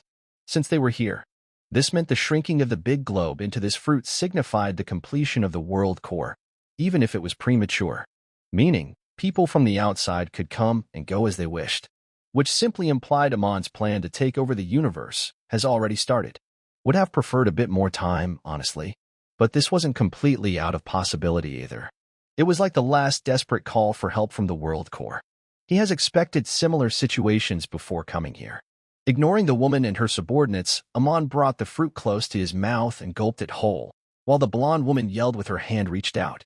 Amon couldn't hear her words as a hot feeling of ecstasy filled his entire being. MHHMM. Amon breathed out, clenching his fist, as colors of multiple lights ran through his body, his veins, and his bones. He felt his devil fruit power, which he never noticed felt so distant, so unattached, as if he was borrowing those powers from a container, simply clicking in with his existence, as if now they were a part of him, just like his haki. His body kept glowing while the people from the outer world covered their eyes and backed off. The glowing finally ended and Amon stared at his palm as he closed it into a fist and released it.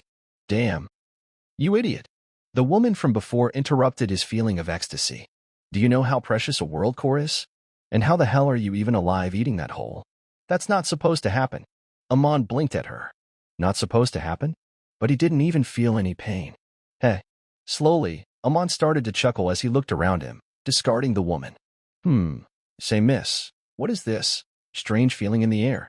Or is this just something new because I ate that fruit? Don't ask me. The woman raised her sword at him again. I'm not sure what's up with you, but guess I have to bring you back alive. Amon watched her as a foreign power, the same thing he was just talking about that was filling the air like gas, entered the woman's body as he felt her existence grow stronger. Amon scratched his chin. Is that the root, or whatever? Even as he spoke, the woman rushed at him. Her speed was astronomical. She was faster than Emu. But Amon was faster too. He didn't dodge, however. He simply said 2 words. Time pause. The world trembled, and under his command, the time around the whole star system stopped. The woman froze in time as Amon's lips stretched into a grin that evolved into a burst of terrific laughter. He had theorized this before, but he didn't think it'd actually be true. So eating the world core did give the eater control over the star system. Amon didn't feel like attacking the planets would damage his body, or attacking his body would damage the planets or sun, but he did feel a certain type of connection between him and this star system. But he will worry about that later. Because now, STA. The woman, who was supposed to be frozen, moved as her orange sword started to shine. Status release.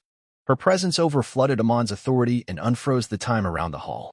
If Amon had eaten the fully formed world core, he felt like someone of her stature wouldn't be able to undo the frozen time. But the situation was already more than in his favor. Seeing her rush at him again, Amon spoke another time pause, as the time froze for the second time. Oh, he will get so used to this.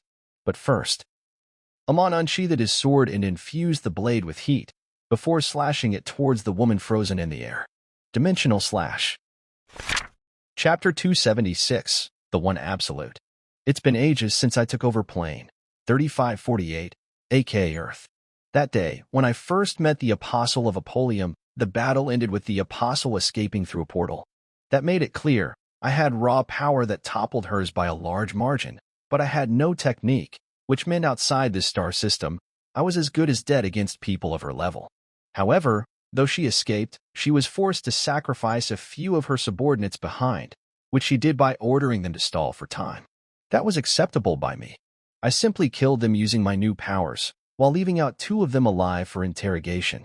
From them, I learned how to draw power from the root. A part of me honestly believed I would not be able to use the root's powers since I am an outer life form. But then again, don't parasites live off by eating off the host? The host has no direct way to stop the parasite either. Though comparing the universe with a human body isn't exactly smart, it's the truth that they do share quite some similarities. Anyway, my next actions were to build a galactic army, while also gathering as much information as possible about the universe. I had no time to waste. I knew that the apostle must have reinforcements. I doubt that the 12 gods only had 12 apostles. That woman said she was in charge of galaxy for 68, meaning there were at least 468 more people on the same ranking as her. I had to be prepared in case she was to attack me again, with the help of people as strong as her. And I had to do that fast. That woman had referred to me as a monarch. From her 2 subordinates, I learned that a monarch was simply the strongest person on a star system. People with a strong enough connection to the root apparently could read something called record of certain places. From what I understand, it's a record of general information, like how many people are in this place, whose name is what, and some bunch of stuff. One could even see the record of past events and future events. Though the future is very vague and is rarely accurate, unless one had a very deep connection with the root. That woman had used that technique on the solar system by utilizing her connection with the root, which was how the apostle was able to decipher my name, and also the fact that I was the strongest in this solar system with just a glance. That was good news. It meant I had no challenge in my solar system that I should worry about, and so I started to conquer all the 48 planets present in my star system. Only 16 of those planets were inhabited, though, so it didn't take much time to take over them all. It's clear that I was not in any position of playing around, so when Usopp tried to start a rebel on the Earth, I killed him immediately, while also making a good example out of him. Zara was dead, too. Riki killed him, which after I gave her his and Mihawk's sword mastery, via Paw Fruit. At the same time, since the invisible aura barrier around our solar system was now gone, space pirates from outside started to attack this place, in the hope to loot us. Though that was but a mistake on their part, as they only became training dummies and bags of valuable information. Some of them were stronger than the Sins, but that's why I was here. In the meantime, I spent my time training, trying to connect with the root. The others could easily do so, Riki, Wiper, and even someone like Isa. But I was the actual Jenny. Wait, is genius the right word? Well, I am basically cheating, so maybe not. Because of the World Core, I could connect and even draw powers from the root not long after I was shown a demonstration by the Decasti hostages. Riki was grumbling back then, though not as much as I was expecting. Perhaps, giving her the Quetzalcoatl fruit back made her quite happy. She was happy to exchange her Azure Dragon fruit with me, too. In truth, I had actually given her false hope the first time I told her I would give her the fruit back. I had no way to extract devil fruit from a person without killing them. But, as I had said, my devil fruit powers felt more real, more a part of me, so they were stronger than ever. I could enhance their powers with my Haki and root powers. So I was able to give her back the fruit, as promised. Speaking of which, as I had said, my devil fruit powers were mine now. They had become a part of my existence, just like my Haki. So what I gave Riki was, well, a part of me too. I hate to say it like this, but I can probably kill her with just a thought if the situation comes to it. Then again, will such a situation even happen ever? Sniff? As I stood between Riki and Isa, I realized even if that day was to ever come, it will be a long time until then. Be brother. Riki cried with her face buried on my chest, Isa standing under my arms, too. Isa was silent though, simply staring ahead with dead eyes. Like that, we 3 watched the 2 dead bodies laid in front of us. Isa and Bob. Their bodies were filled with wrinkles, and their hair had turned gray. Now, their weak and old bodies were lying on the ground with small smiles on their faces. If it was anyone else I would have said, look at the bright side, the lovers died a natural death together. But it wasn't anyone else. Truthfully, I myself felt quite sad. Isa took care of me most of my childhood. She gave me her food, her clothes, and her love and care. I still remember the day when she gave me the apples that belonged to her, even though I had already sneakily eaten most of them. Most importantly, she saved my life when I was at my weakest. A deep sigh left me. At least I managed to give her and her husband a painless life. Even in old age, their health was never bad, their bones never hurt, and they never felt like they were old at all. Good medications do help, I suppose. I looked at the two girls on my sides. They looked the same they did decades ago when I took over the world. Their personalities were also the same. They were stuck at times, while the people around them were withering away. Then again, did the same not apply to me as well? The outside region was ridiculously powerful. As Amon had thought, there were more than a dozen apostles. No, that's an understatement. There were millions of them, all strong enough to annihilate star systems in a matter of minutes. They had ranks amongst them, too. The woman Amon met at first was a mid-ranker. She was decently strong, but there were stronger apostles. Apostles were people who received the blessing of one of the 12 gods, therefore gaining a few of their powers along the lines. But even with such great powers, there were people the Dicasty couldn't afford to kill or capture. They were called the Fiends, basically criminals. Amon was declared a rank 9 Fiend when he first ate the World Core. There were 10 ranks amongst the Fiends, with 9 being the lowest and 0 being the highest. When Amon learned about this, he planned to recruit people of the same rank as him. He didn't need anyone stronger than him on his team, after all. While he researched around to make that plan a reality, he learned interesting news. Apparently, there were quite a few groups that were against the Dicasty. That meant if Amon were to make his own faction, he would automatically have them after his neck. Amon, however, did not care about that. There were countless treasures in the universe, even treasures that could destroy galaxies with a swing. To compensate for the lack of his faction's power, he just had to hunt some of those treasures.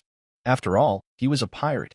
ISA died around 5 decades after Amon decided on this, and since then, it's almost been a century. Currently, Amon sat in his office that was located in a space station hovering over Earth. He was meddling with some paperwork currently. His clones weren't like shadow clones, and all bodies were controlled by his single mind directly, so he couldn't just dip the workload to one of them, since all of them were essentially himself. To think I will miss Robin one day. Amon sighed softly as he blitzed his eyes through the lines on the paper before giving a signature at the bottom right corner. Why do you look so tired? A feminine voice spoke from the side, as Amon raised his head to find Riki lying on the couch beside the invisible wall that showed the bright galaxy. You barely need to spend 5 minutes on a daily basis after paperwork. That's why you don't have any assistants anymore either, since they'd always be slower than you. I should be the one looking tired, you know. Amon put the paper down and picked another as he spoke. You won't get it, kid. Kid. She deadpanned. Dude, we are only 2 years apart in age. She dropped her head on the couch again. Anyway, what's up? Been a while since we talked like this. I would have said the sky is up, but we are not on a planet. Amon laughed to himself. Jokes aside, I wish I could say I am doing fine. Happy that you returned, but you only brought workload for me. Riki eyed him as he put down all the papers aside, finished with work. Riki clicked her tongue. Workload? It took you 3 minutes. Brother, stop complaining all the time. You aren't a child anymore. Amon shrugged and walked towards her from behind the desk. I don't want to act like some old grandpa.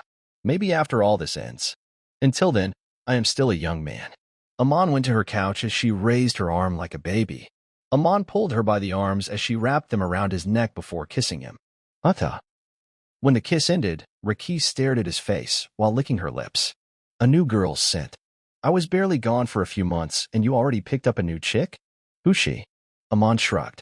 She's the champion of a battle-oriented race. Red skin and stuff. Challenged me to a duel, and when I won, she challenged me to a more intimate duel. I won again, though. Now she and her planet are under the Einer jars. Riki giggled. So you've been having fun whilst I was gone? I guess. You can see it that way.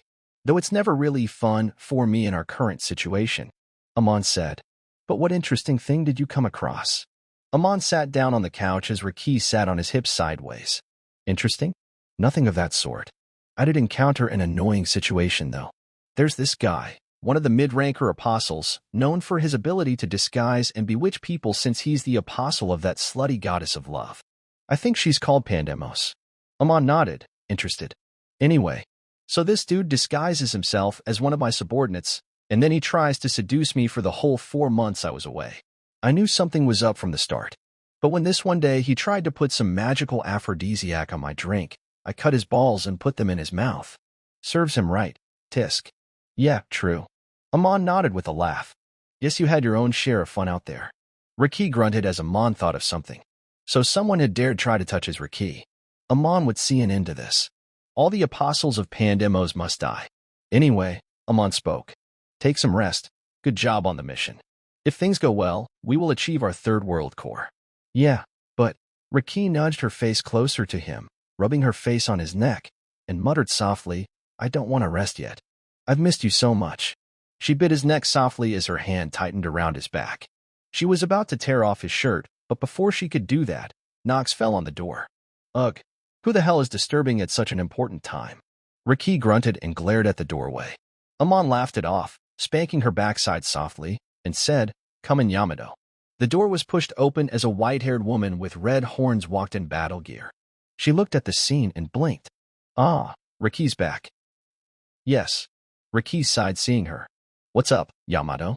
We were about to fuck, but you just interrupted us. Yamato smiled. Then I will come back later, dash. It's fine. Leaving now is basically interrupting us for no reason. Riki waved her hand as a smirk slowly formed on her lips. Besides, you can join us too. Yamato didn't look embarrassed, unlike how she used to look at first. She's been in this same situation dozens of times before, after all. Well, we can do that later on, but I am here to say something. Yamato scratched her arm. Seeing her suddenly nervous stature, Amon looked at her eyes, but she looked the other way. Yamato sighed and met Amon's eyes. I want to quit. Riki gasped. Huh? Wait. What? She jumped off Amon's lap and ran to Yamato, putting her hand on her shoulders. Yamato, is there anything wrong? Did someone say anything bad to you? Was it brother? Did he say something? She looked genuinely worried as she stared at Yamato's golden eyes with her own. Amon only shrugged from the side. Oh well, so do I drop you in Wano? Hey. Riki turned to him with a disapproving frown. Don't encourage her idea. Calm her down or something. Yamato lowered her head and shook her head. It's fine, Riki, and no, Amon. Not to Wano. By quit, I meant I want to quit the fighting and stuff. I am sure others can handle it themselves. From what I see, meaningless blood is being spilt, and I am taking part in that. Meaningless blood. That's what it had seemed to anyone higher in the Einherjar rankings.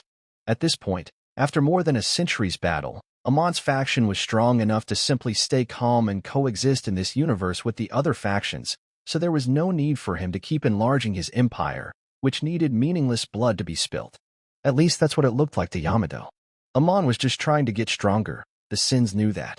The Sins were fine with it, but someone like Yamato, whose heart was too pure, wouldn't be able to keep watching this happen. She's in love with the people around her, which was the only reason why she stayed until now. But recently, one of her friends, a non-human, had died in a battle. In one of those meaningless battles. So she finally decided to quit. But I am not leaving, though, Yamato said. Just put me on some other team, okay? Anything works, even the ones doing paperwork or something. I just don't want to keep fighting like this. Riki opened her mouth to say something, but she had nothing on that. Yamato was strong, a valuable asset to this faction. If she quit fighting, the Einherjars will lose a powerhouse. But at the same time, what could Riki even tell her? She can't really force Yamato, unless Amon wanted. She turned to glance at Amon, who shrugged his shoulders again. It's fine, Yamato. I thank you for your service on the battlefield until now. Amon spoke. But since you don't just want to leave us, then become my assistant. I am tired of all this paperwork, anyway. Blinking away her surprise, Yamato nodded again, smiling softly. Thanks for keeping me around. I would have been sad if you were to just drop me on Wano. Amon smiled and waved it off. The blood of warriors runs through your veins. It'd take a while, but you'll return to the battlefield as it is the place you were born for. Amon thought. Anyway, he cleared his throat. Come here, both of you. Let us reunite. The World Core is the unification of the will of a whole star system. It takes almost a millennia to form, and only certain planets can form such cores ever in eons. When a world core starts forming, it collects the remnant will of the deceased and merges them to form a new, bigger will, which becomes the will of the world. Since it takes almost a millennia, billions and sometimes trillions of remnant wills are collected on one spot. The root is called so because it is like the root of a tree, with branches spread to cover the entire universe, as it is the start of the universe, the initiator of the Big Bang. To the root, world cores are what helps in forming a new branch from another old branch. The root seals off a small point in one of its old branches and then lets the point collect powers from its inside, instead of using the root's own energy. Over a millennium, it collects trillions of wills and merges to form a world core. When it is fully formed, though, the root's influence strengthens on that area more than the other parts of the universe. After that, the root guides the power stored within the world core to spread like a web and form new branches, which causes the world core to slowly diminish in the cost of helping the universe to expand.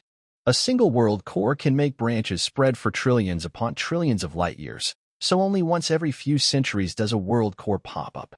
Anyone who gets a hold on a world core, however, is immediately considered a Class 9 fiend, which is raised upon further observation.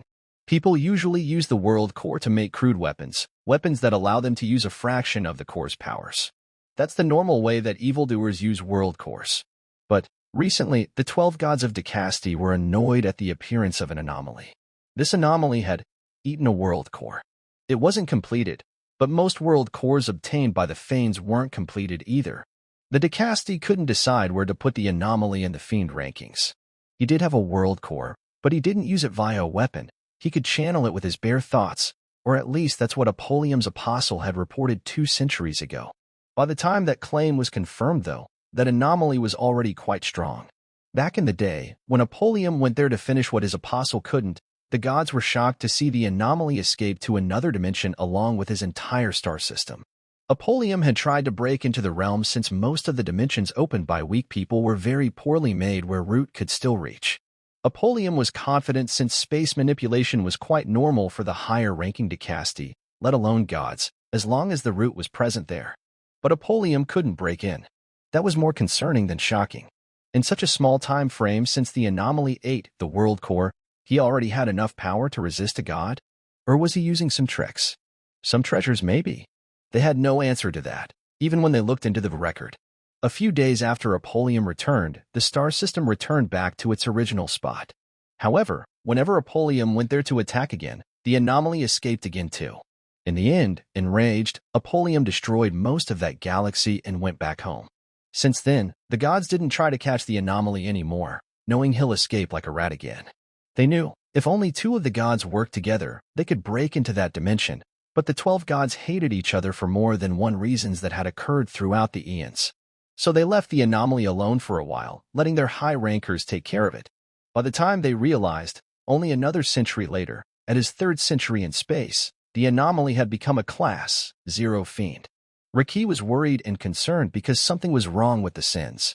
They all felt different, suspicious.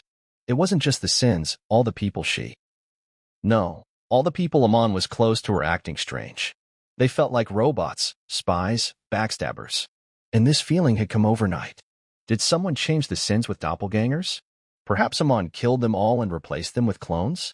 Improbable, but it wasn't impossible. So she went to Amon's office and burst in. "Brother, have you noticed?" Amon, who looked to be deep without contemplation, blinked at her question. "Oh, you mean the irregularities in the people? Don't worry about it." "What? What do you mean? Hey." Riki went to him and jumped on his lap. "It's creepy, you know. What's up with them?" Amon stared at her eyes for a long time, before saying in a chilly voice, "You're going to still pretend?" "What?" Riki grunted. "What the fuck? What the hell does that mean?" "Oi, explain. You're creeping me out." Amon only stared at her face. "The root. The will of the universe. You are finally taking action against me yourself. You want to eradicate me? Bro, what the hell? Stop pretending to be Riki." Amon spat out the words. "I am surprised how good you're at pretending to be her, while the others are still somewhat discernible." The sword from his waist, Kiyu, also joined in. "Yeah, stop it." Riki's patience finally broke as she turned her head into her hybrid form and slammed it into Amon's forehead. Amon hissed, but didn't block. "Bro, stop being a weirdo. Are you doing some kind of roleplay? Why wasn't I informed?" Riki said. "Don't tell me you forgot." "Oh." Amon rubbed his head as he looked at her face, this time a bit surprised as he blinked. Aha. I see." He nodded. "I get it now." "What?" "You're a part of me." Riki blinked as her cheeks went slightly pink. "Stupid brother. Stop acting like teens. We are too old for this." "No. I mean literally," Amon said as Riki's blush grew. "I gave you my power ages ago. which is why you're almost like a parasite too, since that power has interpreted too much with your existence. Huh. Ricky's blush vanished. What the hell are you saying? Amon sighed. You have noticed it, haven't you? The people around me have been acting strange. Ricky nodded. That's because the will of the universe sees me as a threat and wants to subtly erase me by using my own people. It's affecting my people's minds directly. They will be trying to kill me soon, very soon, using any way they can. Ricky frowned. Seriously? But it seems it can't do that to you. Amon said. Since I gave you my Quetzalcoatl powers. Ricky frowned. That wasn't his power. He only had the power for around a year. But she got the gist of his words. Amon is some kind of self-accepted parasite, and since he gave her his power ages ago, it has integrated around her existence to make her kind of like a parasite too. Kind of, not entirely. But that much was enough to apparently keep her safe from Root's brainwashing. So, she scratched her chin. You are under some kind of kill warrant coming directly from the Root, and now I am also a part of it. Ah, yes, indeed. Now that I think about it, isn't that romantic? Ricky deadpanned. It's not. We are going to die. It's the will of the universe. It will keep hunting us until we're dead. Amon shrugged. Meaning we just have to eradicate it before it gets the chance to eradicate us. Ricky sighed. Eradicating the Root? Did you hurt your head? I'm not saying it's impossible. I know you can achieve anything you plan, but eradicating the Root is the same as sinking the boat we are riding. Amon nodded. True. True. You've grown smart. But that's not what I meant. I mean, what if I eat the Root? Ricky thought of it for a second, before shaking her head. I don't think it's possible. World cores are the size of a hand. The biggest one you ate was football size. To eat it you had to enter your giant form. While you can probably become as big as a galaxy, I am not sure. But the physical manifestation of Root, even at the core, isn't something you can just put in your mouth and swallow. It has its branches all over. It won't go inside your throat. Hey, I didn't mean it literally this time. Amon chuckled. Well, anyway, I'm going to escape from here. The people around me are becoming dangerous. I was planning to leave you too, but now that you seem like you're okay, I guess I will take you too. Hope we can make things faster with your help. Ricky nodded and simply put her head on his chest. Anything for you, my lord. She giggled. Indeed, this was annoying. Life-threatening even. But Ricky believed her brother could pull anything off. It's been. Well, Amon had stopped counting time. A part of him knew how long it's been, but he just felt old if he thought about it. It's been a long, long time since he and Ricky left the Einherjars, and today they have done the impossible. Guess they're finally dead. Ricky said as she walked through the blue portal followed by Amon, leaving the background where dead bodies of the 12 gods lay bloody. But, you sure you want to do this? Ricky asked as the portal closed and she walked at the edge of a ring-shaped platform. I have an ominous feeling about it. That's why I have you here. Amon chuckled as he started to strip. On the ring-like platform they were standing on, at the empty area in the middle of the ring, something deep blue existed. It was the size of a small pond, and looked as if it was a huge round ball of something that imitated water, a huge round ball of something that looked like blue energy. That was the physical manifestation of the will of universe, a will so vast that it covered the entire universe. Arg, looks like it's angry. Ricky winced, feeling the intent on her skin. Brother, are you sure? Diving into that ball is basically diving into the core of Root's will. You might have eaten quite a few world cores, but this thing is what makes world cores. It would devour you. Amon laughed and explained. Think of it this way. Some parasites can enter a human brain and eat it up from inside, and even take over the control over the body. A human can squash it between their palms if they get a hand on it. But as long as they can't, the parasite is invincible. It's the same for the Root's core. It can't do anything to the parasite unless it gets a hold of me. I am just that strong at this point. Which makes the Root, in simpler words, hopeless. Stop comparing the universe with the human body. It will get you killed. Ricky said. The Root might not be able to communicate, but it does have a solid will of its own. It's smarter than any humans, and even monsters like you. You're just getting yourself killed, brother. Amon chuckled at that, as he took off his underwear. You say that after you have helped me for so long? Anyway, dear Ricky, watch my back. If things go wrong and I die, guess I will meet you in the afterlife. There's no afterlife for us, though. Ricky said with a sigh, but Amon simply jumped at the core. Watch over for any irregularities. Yelling that, his body sunk inside the pool as if it really was water. Sigh. Riki rubbed her temple and stared at the pool with concern. Not long after that, the space shook around the area as blue energy curved into projections of monsters, people, and the gods she and Amon had just killed. They were the irregularities who will try to stop Amon by pulling him out of the pool. Ugh, how am I supposed to handle them all? It seemed the beings made of universal will wanted to rush inside the core and bring Amon out. Meaning he was alive, at least. Riki sighed and unsheathed her blue and golden sword. They shone brightly in this place as she clashed with the projection of a god she just killed moments ago. The god of cosmic thunder, Jove. Their clash caused the stars in the far to shake and burst out, but that wasn't enough, of course. There were dozens of more projections. Riki's body multiplied as she utilized one of her many abilities gained from the DNA of different kinds of aliens. Her physical clones, all of them, went towards the enemies, stopping them from reaching the core. Riki had little hope Amon would come out unscratched, but she had absolute hope that he would come out. So she was going to give her all. That's what she thought at first. But something changed. The blue ball and the blue threads of the root spread all around, changed in color. It became red, crimson, and bloody red, as the energy that was as tranquil as the Dead Sea before raged out like an eruption of a volcano. The eruption released a burst of red energy which eradicated all the blue projections, while Riki stood unscratched. Did he do it? Riki asked in her mind as her eyes glittered. She looked at the red ball of will as she tried to sense Amon inside it, but she couldn't sense him at all. The will of the root was too thick to do so. She dropped to her knees to lean over, but the red pool that looked like boiling lava started to calm down. Riki got scared. Did the universe overpower him? But then, something truly unexpected happened. Words started to appear in the space, floating all over, and at the same time, she started to hear sounds too. Iamtheon.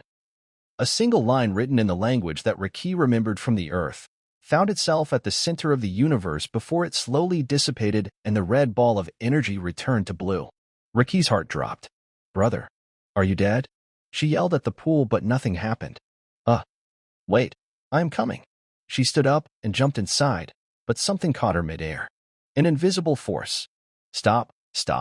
A voice, Amon's voice, talked from all over the directions.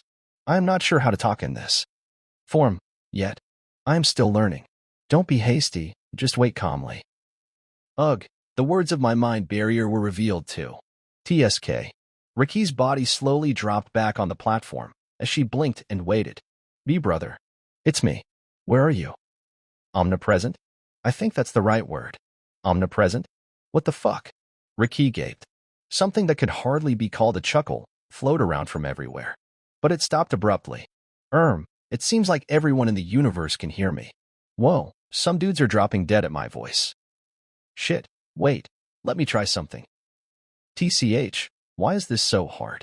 Riki saw the incomprehensible movements of great power before blue energy started to gather in front of her. Ugh, another projection? Riki grabbed her sword again, but as the body formed, she stopped. Oh, look, it worked. Amon, looking the same as always, spoke. But I am naked. Can I form clothes too? Cloths formed around his body. Oh, wow. Brother, Riki cried as she jumped at him. She tried to grab him on a hug, but she simply phased through him. What the dash? And fell on her face. Amon held in his laughter. My bad. I need to enable mass too. He nodded. It should be fine now. Riki stood up while rubbing her forehead as she watched Amon inspect his body, and then look around like a blind person seeing the world for the first time. Brother.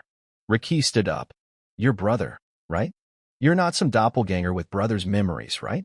Amon turned to her and hummed. Perhaps. Okay, how do I explain this? Well, basically, I changed bodies. My previous body was destroyed inside the root, and now I am the root, and the whole universe is me. As long as I exist, the universe would exist. As long as the universe would exist, I would exist. In simpler words, Amon smiled. I am something like a true immortal now. Oh, also omnipresent. Omnipotent, too. I am not sure about the omniscient part. I think I will have to activate something for that.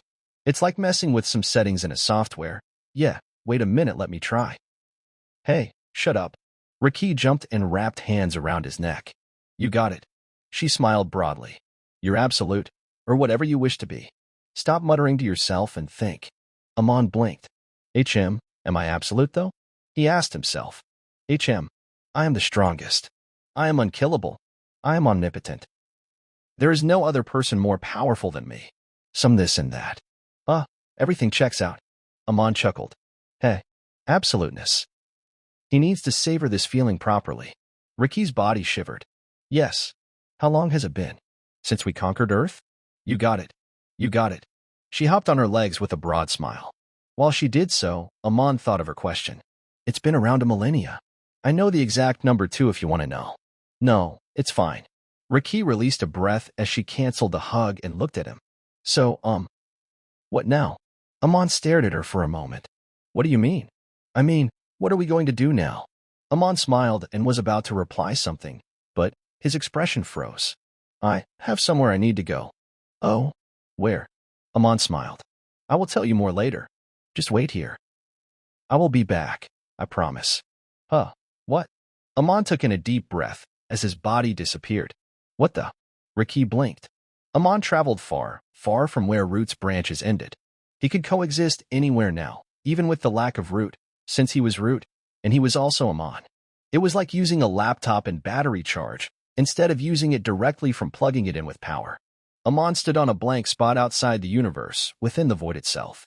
Using his powers, both his individual one and the ones he owned as Root, he spoke to the void, releasing his authority and claiming it as his domain temporarily. Show me all other versions of myself. Nothing happened. Something was supposed to happen, since void is the emptiness connected to all universes, meaning even Amon's home universe. Show me all alternate versions of myself. Nothing happened again. Amon started to get worried. January 2nd, 2021, Earth, morning, he spoke. Show me city. This time, his command did work.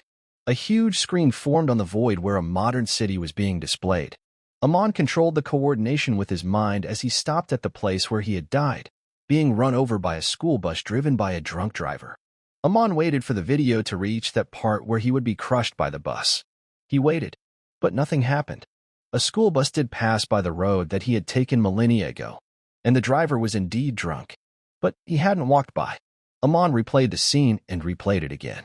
Nothing changed. He then fast-forwarded. Maybe another bus was the one to hit him? But nothing appeared. The day cleared up, the sun rose, and everything went peacefully. What? Amon had a large frown on his face as he tried to decipher what had happened. Exactly. A few moments later, he started to look for his old broken house. It was there, but no family was inhabiting it. Did I put the dates wrong? The dates were right. Then what the hell? Then Amon searched for his family members by their personal details, and he found them. It was a strange feeling seeing them like this. He almost didn't recognize them. They looked so distant, so unknown to the current him. But they weren't living in any shabby rundown house. They were living in a mansion. The same mansion Amon used to live in before his father died, which had happened around 5 years ago from the year the video was showing. But his father was right there, eating breakfast with his mother and older brother. He, however, was missing. Amon spoke after a long silence. In how many worlds, universes, or timelines do I exist? The answer came to him by itself. One. Which one? This one. What the fuck? Amon chuckled. What am I then? The formation of some fragmented memories? Is this a dream? Neither. Then, you're from a world where you have ceased to exist. Why? Omnipotent means oneness. You can only exist on a single timeline, on a single world, since you are now an omnipotent being. To put it simply, your death was premature. You died, in all timelines and dimensions at the same time, because you have become omnipotent, and you have become omnipotent because you have died. After a long silence, Amon sighed, which became a chuckle. What's the meaning of all this then? He started his journey because he wanted to become absolute. True.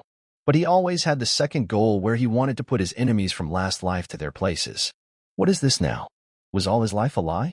Guess omnipotent beings can also experience existential crises. He would probably be able to make a timeline where he does exist, and everything that he went through will be continued. But he could tell that it'd start another paradox. The bigger reason being, well, his family was fine, happy without him. From the looks of it, now that he didn't exist, his father didn't die. Meaning, in a sense, his presence had killed his father in his first life. Feels bad, man. Should I turn off my bad emotions entirely? He didn't get any answer from his omniscience. Guess it didn't decide things for him. No. Amon sighed. Whatever. He snapped his finger, opening a portal back to his home, to Riki. It's been a while since Amon was gone. Like 5 minutes. Riki was getting anxious. He was acting differently than usual. Was it a side effect of merging, or whatever he did with the root? How did he do that, exactly? Ugh, where did that bastard fly off to? Just as Riki was getting impatient enough to go berserk and burst some galaxies, a portal opened in front of her and Amon slowly walked out. Then again, I could have just materialized in front of her than using a portal. I am omnipresent. Amon muttered to himself as he walked. Ugh, it'd take a while to get used to all this. He could just wish to be able to control and get used to all this, and it would happen. He knew that. But that wasn't fun, was it? Brother. Riki ran to him, wrapping her arms around his waist as she stared up at him. Bastard brother.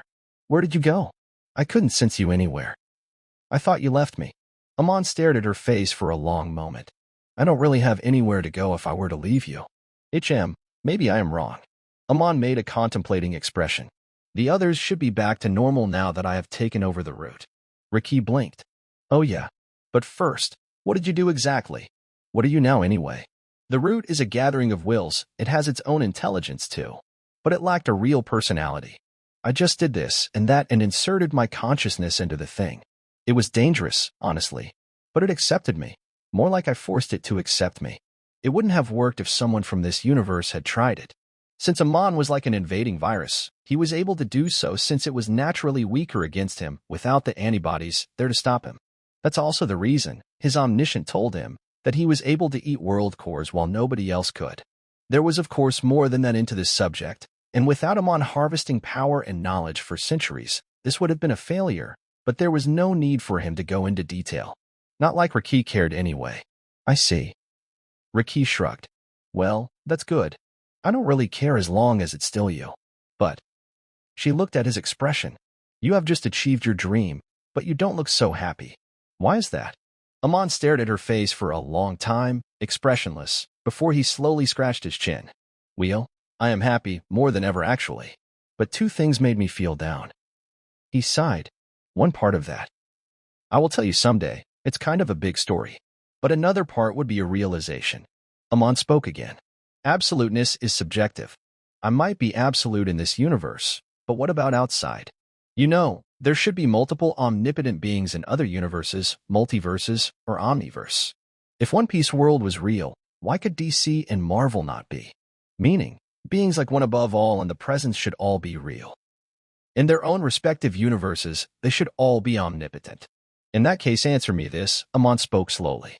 If 2 omnipotent beings were to fight, in a place where both their omnipotence worked, who would come out winning? Riki thought for a moment before shrugging. I don't know. Isn't that a paradoxical question? Exactly. Amon nodded. But what is a mere paradox to an omnipotent being? His death was a paradox too, but he perfectly understood it in a way normal beings wouldn't even be able to think. I might be absolute here, but against another omnipotent being, I am not. So, even if I have indeed fulfilled my goal, there's still much to gain. Riki sighed and rubbed her temple. So, what are you going to do now? Amon pointed a finger upwards, beaming. I plan to go beyond. What else? I plan to go beyond the barriers of omnipotence. Riki deadpanned. Could anything even be beyond omnipotence? Sounded like bullshit to her. Either way, Riki took his arm. Well, guess we're gonna waste a few more millennia like this. Hey, whatever as long as I am with you. Amon ruffled her hair. For starters, let us make this little universe into an omniverse. From there, we will keep moving forward. Moving forward in an endless journey. An endless journey towards power. That was a goal that Amon liked a lot. That's the end of this tale. I appreciate you for watching the series and making it to the end. Thank you, and goodbye. I'll see you later. Peace.